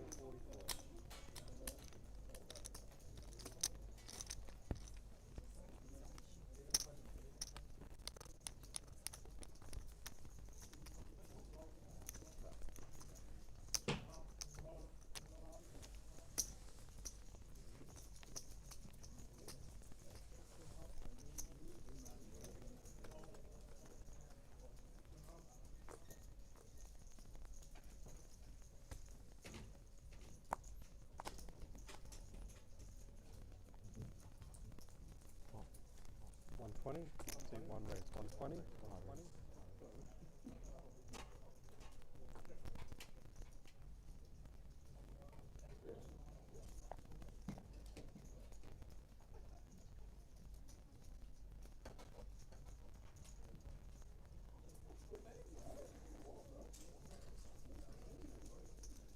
See two calls.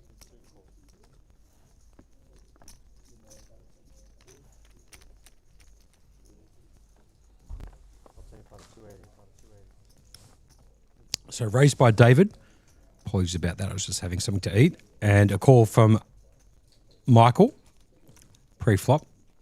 Michael's got the ace-10, 7 deuce double suited. David Chen has the 6-4 double 3. The flop comes down a couple of nines and a 4 of hearts. Michael does have the nut flush draw. And has elected to bet 280, the size of the pot, and has been called from David. Interesting call here from David, to say the least.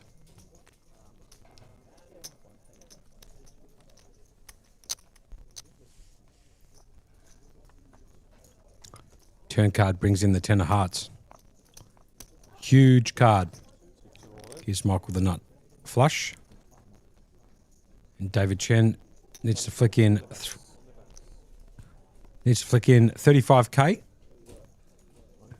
to see what Michael has and does.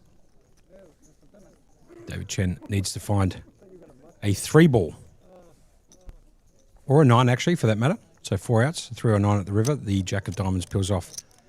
And Michael's going to get another double through. So back up to 910k now, or 23 bigs.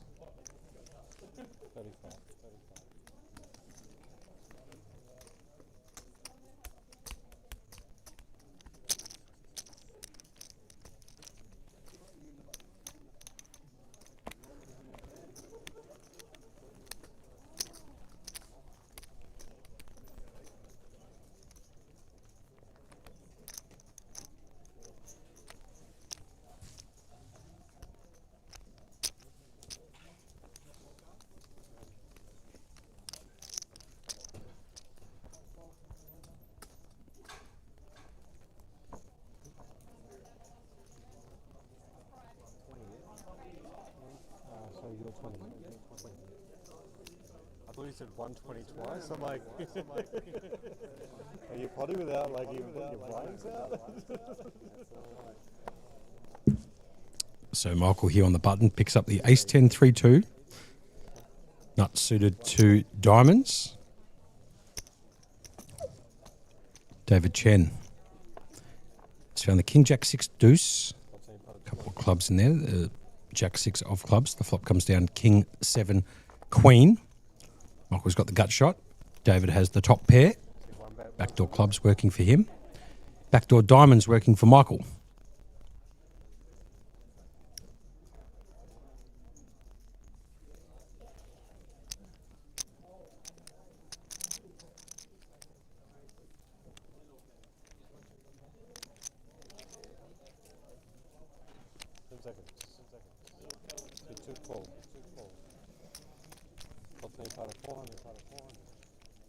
See one bet 100, see 2 calls.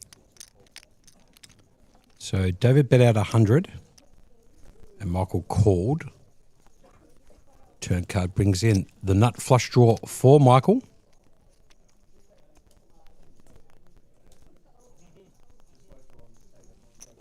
David is going to continue betting his top pair. No real improvement to his hand on the turn, but now Michael can't go anywhere. He's got a gut shot and the nut flush draw. Needs to find a jack ball. Can also win with the ace as well, just quietly. So he's got any ace, any jack, any diamond.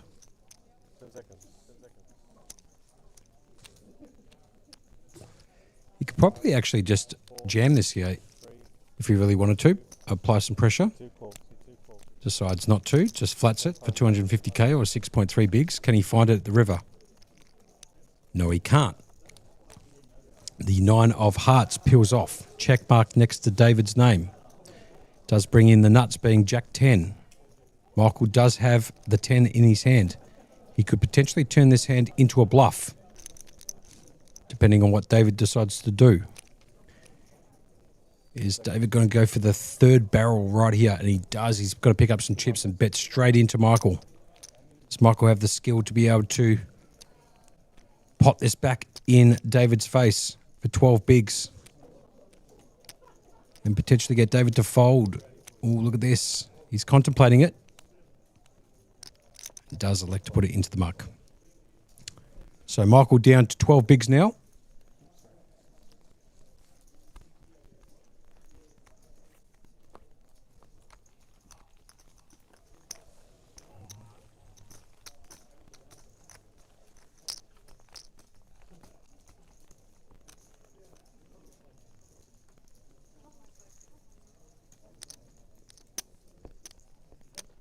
Please, 40-40, small blind 20.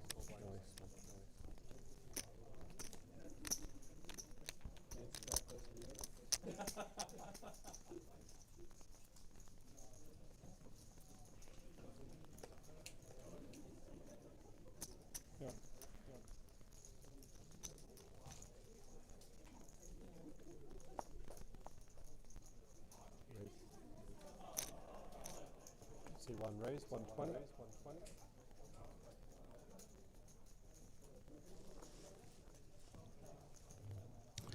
David Chen's going to pop it up with the unknown hand. And Michael is going to fold with an unknown hand too. 94 bigs takes on 10 bigs. Big chip advantage to that of David Chen. Can he get it done? I can't imagine this event's going to last any more than an hour tops, with the blinds being as high as they are, the total chips in play. Hour tops. This is hand number 89.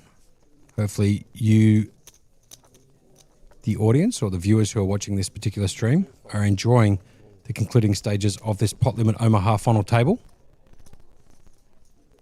They're the payouts right there. So 13,600 for the next place finisher and 22,160 bucks plus the trophy you can see on the table to the winner of this PLO event. Live on a 20-minute delay right here at Playlive Melbourne, 129 York Street in South Melbourne.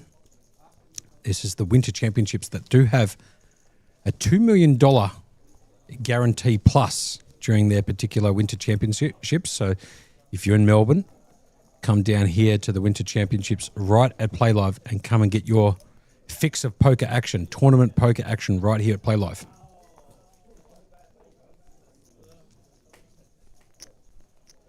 Raise, 120. David's going to pop it up, make it 120k to go, 3 bigs. Michael is going to move it all in for 340k, and David has called. So this could be it if David can find some spades or some cards to eliminate Michael here. So it's ace, queen, 9, 10, double suited for Michael versus the ace, jack, 8, deuce, single suited for David Chen. Off to the flop we go. Flop comes down 3, 4, 9, complete Badoogie. Gut shot for David. Turn card brings in a repeat 4. No help for David. Still needs to find a jack or a 5. Doesn't find it. 3 of diamonds on the river. Michael did flop nut pair, nut kicker Board repeated the 4 on the turn and the 3 at the river, 3 of diamonds. So Michael was going to get another full double up, courtesy of David Chen. And now up to 18 bigs, or 720k.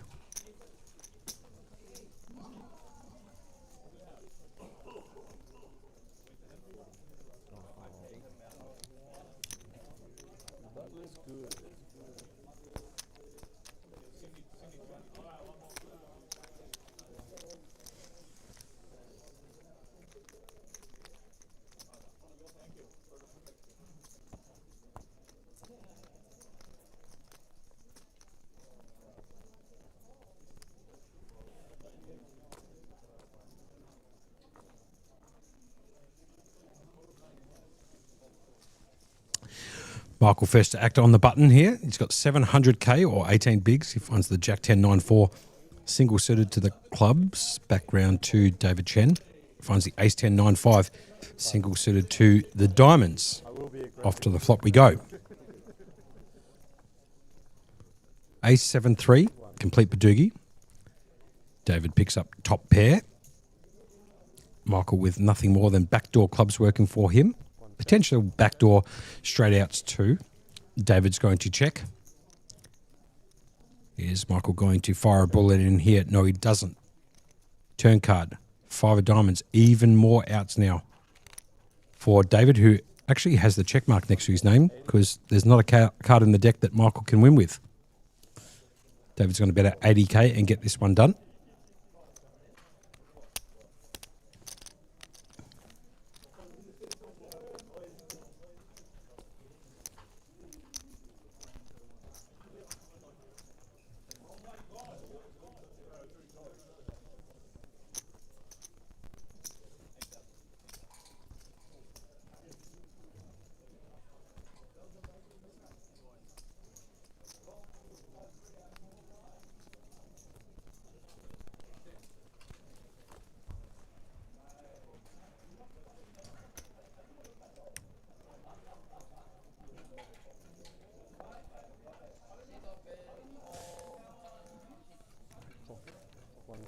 David Chen on the button finds the King 9-4 deuce.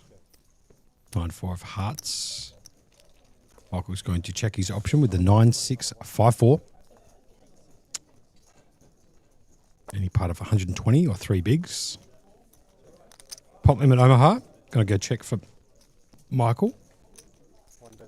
And a bet from David. And I'd imagine Michael was going to put this into the muck. He does.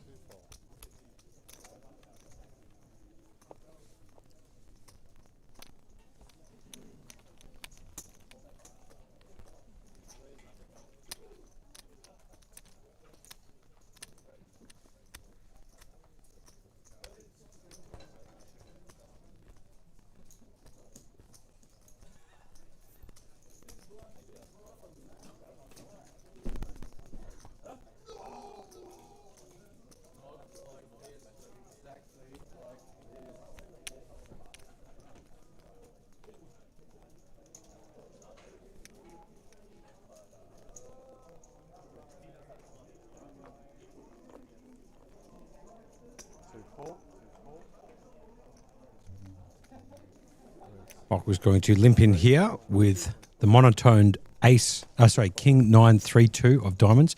Gets raised by David and has to put it into the muck.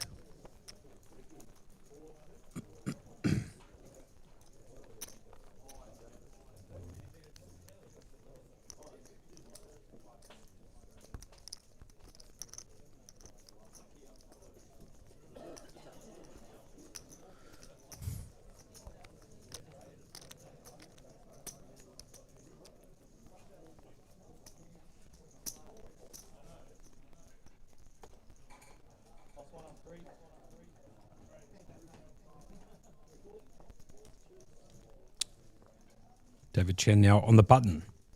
10-4-3 deuce. Single suited to spades with the 10-4-3 in spades. And have a look at Michael. Picks up a hand. Aces. Single suited. Ace, Ace-7 deuce. Ace, deuce of clubs. Going to pop it up and make it 120k to go. David will almost certainly defend from the big blind, which he does. Puts the call in for 80. Off to the flop we go. And the flop comes down at Jack 9-5. No help whatsoever for David. Backdoor spades, backdoor straight outs, and that's about it. Michael's going to bet out 200k on the flop, 280k, pardon me, with his aces. And David has no other option but to fold.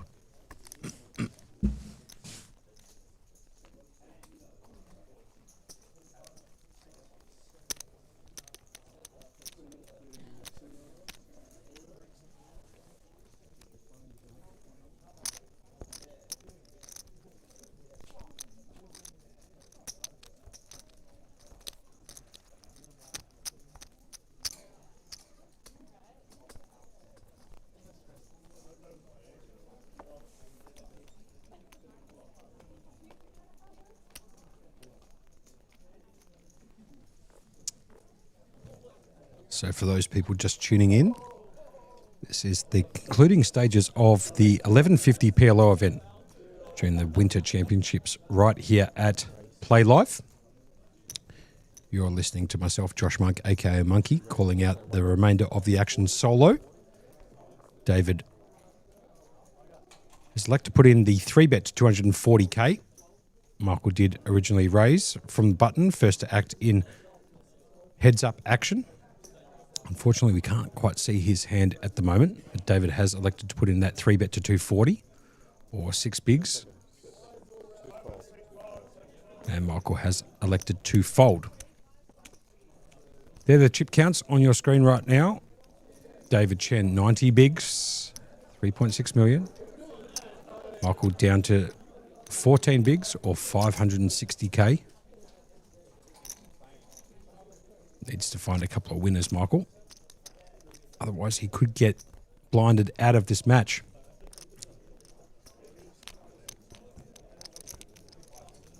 Back to it. David Chen now on the button. 10-9-7-3. Single suited to clubs. 10 high. Let's see how he decides to play this particular hand. He should be applying pressure every single time. Good. And he does. Applies the maximum pressure. Pots it. 120. Michael's going to get out of the way. Perfect. Every time you're in the button, or on the button, not every time, but let's say 97% of the time that you're on the button, heads up in PLO, you should be raising.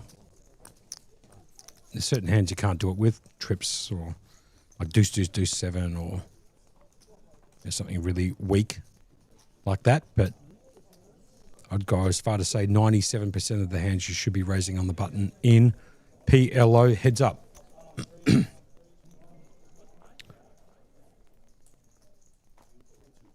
Basically doing it just to show strength in position. It means a lot.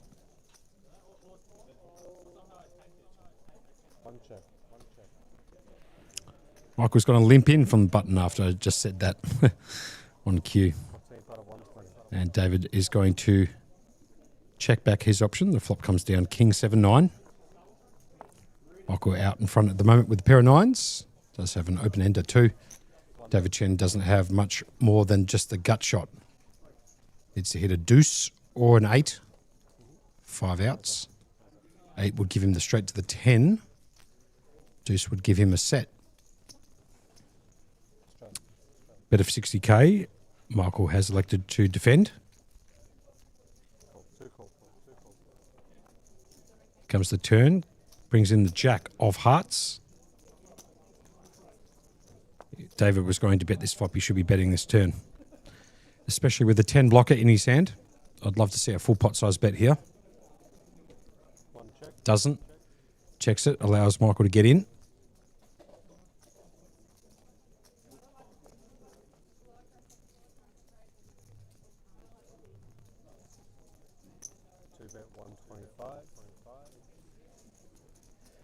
Michael's going to bet 125.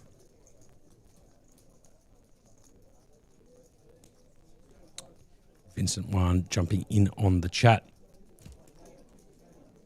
on YouTube. I thought he was making your way over to Vegas, weren't you, Vince? Today? Tomorrow, maybe? Bet fold.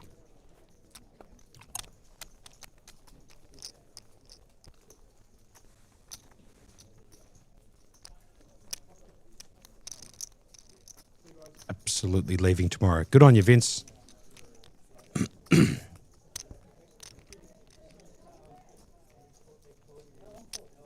Vince paying $1.03 according to Sportsbet to take down an event at the WSOP, so probably no value there, but going to come home with some more money and a ring or a bracelet. And Vincent's going with Nicky Buberman. Okay.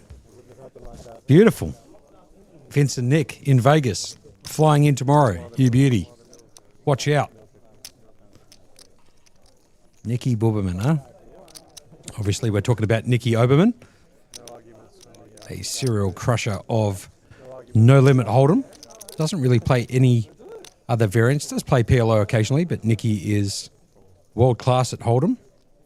Going over there with Vincent, a.k.a. Wonky, tomorrow. As we get back to the action here, I'm calling this one solo. We have been going hammer and tong since 2:10 today, local.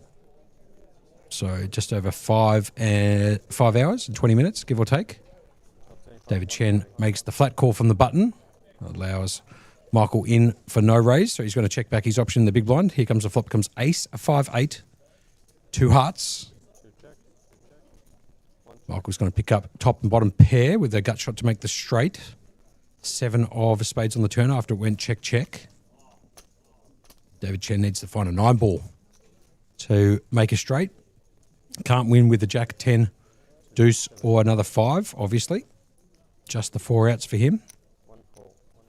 So Michael has elected to bet out 75k and have a look at this river card. Wow.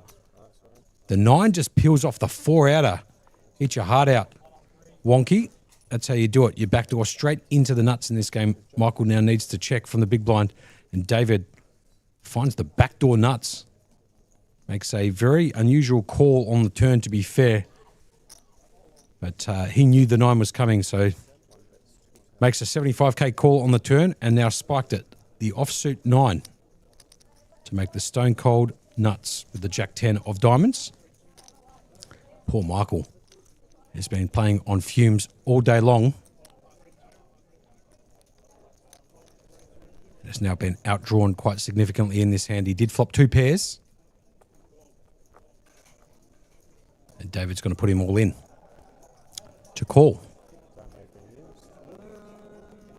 Oh, sorry, pardon me. David's actually going to bet 210k. I apologise. 5.3 bigs.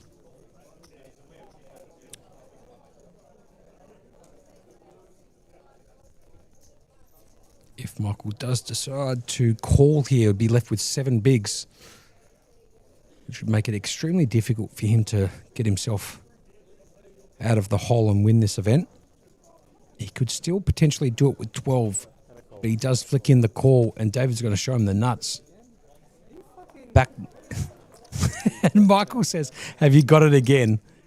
As David says, "Yes, nuts." And then there was a bit of a profanity there for Michael, as he thought he made a good call there with 2 pairs, aces and 5s, but obviously gets shown the nuts again from Davey, who has backdoored into the nuts, I think, at this featured table 5 or 6 times.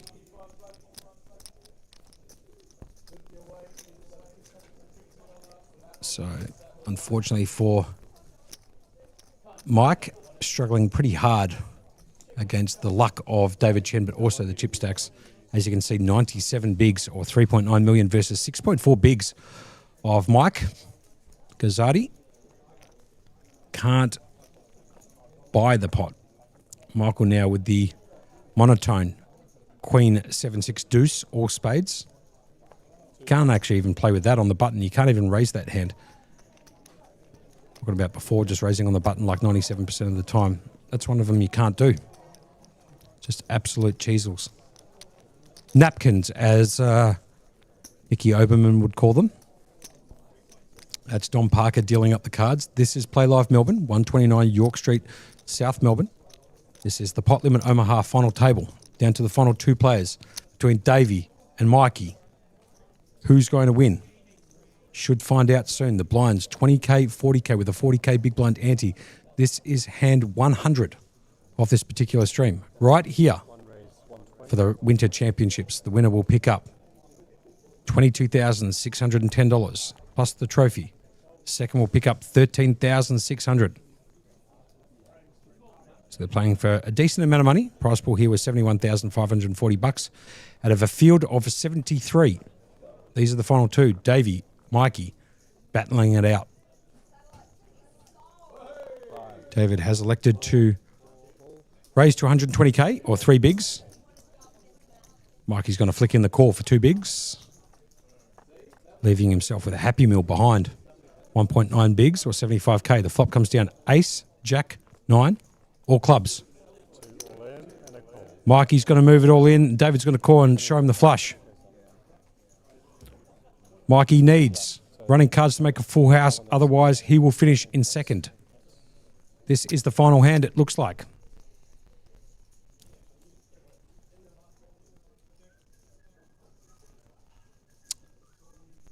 Can Mikey find any cards to make a full house?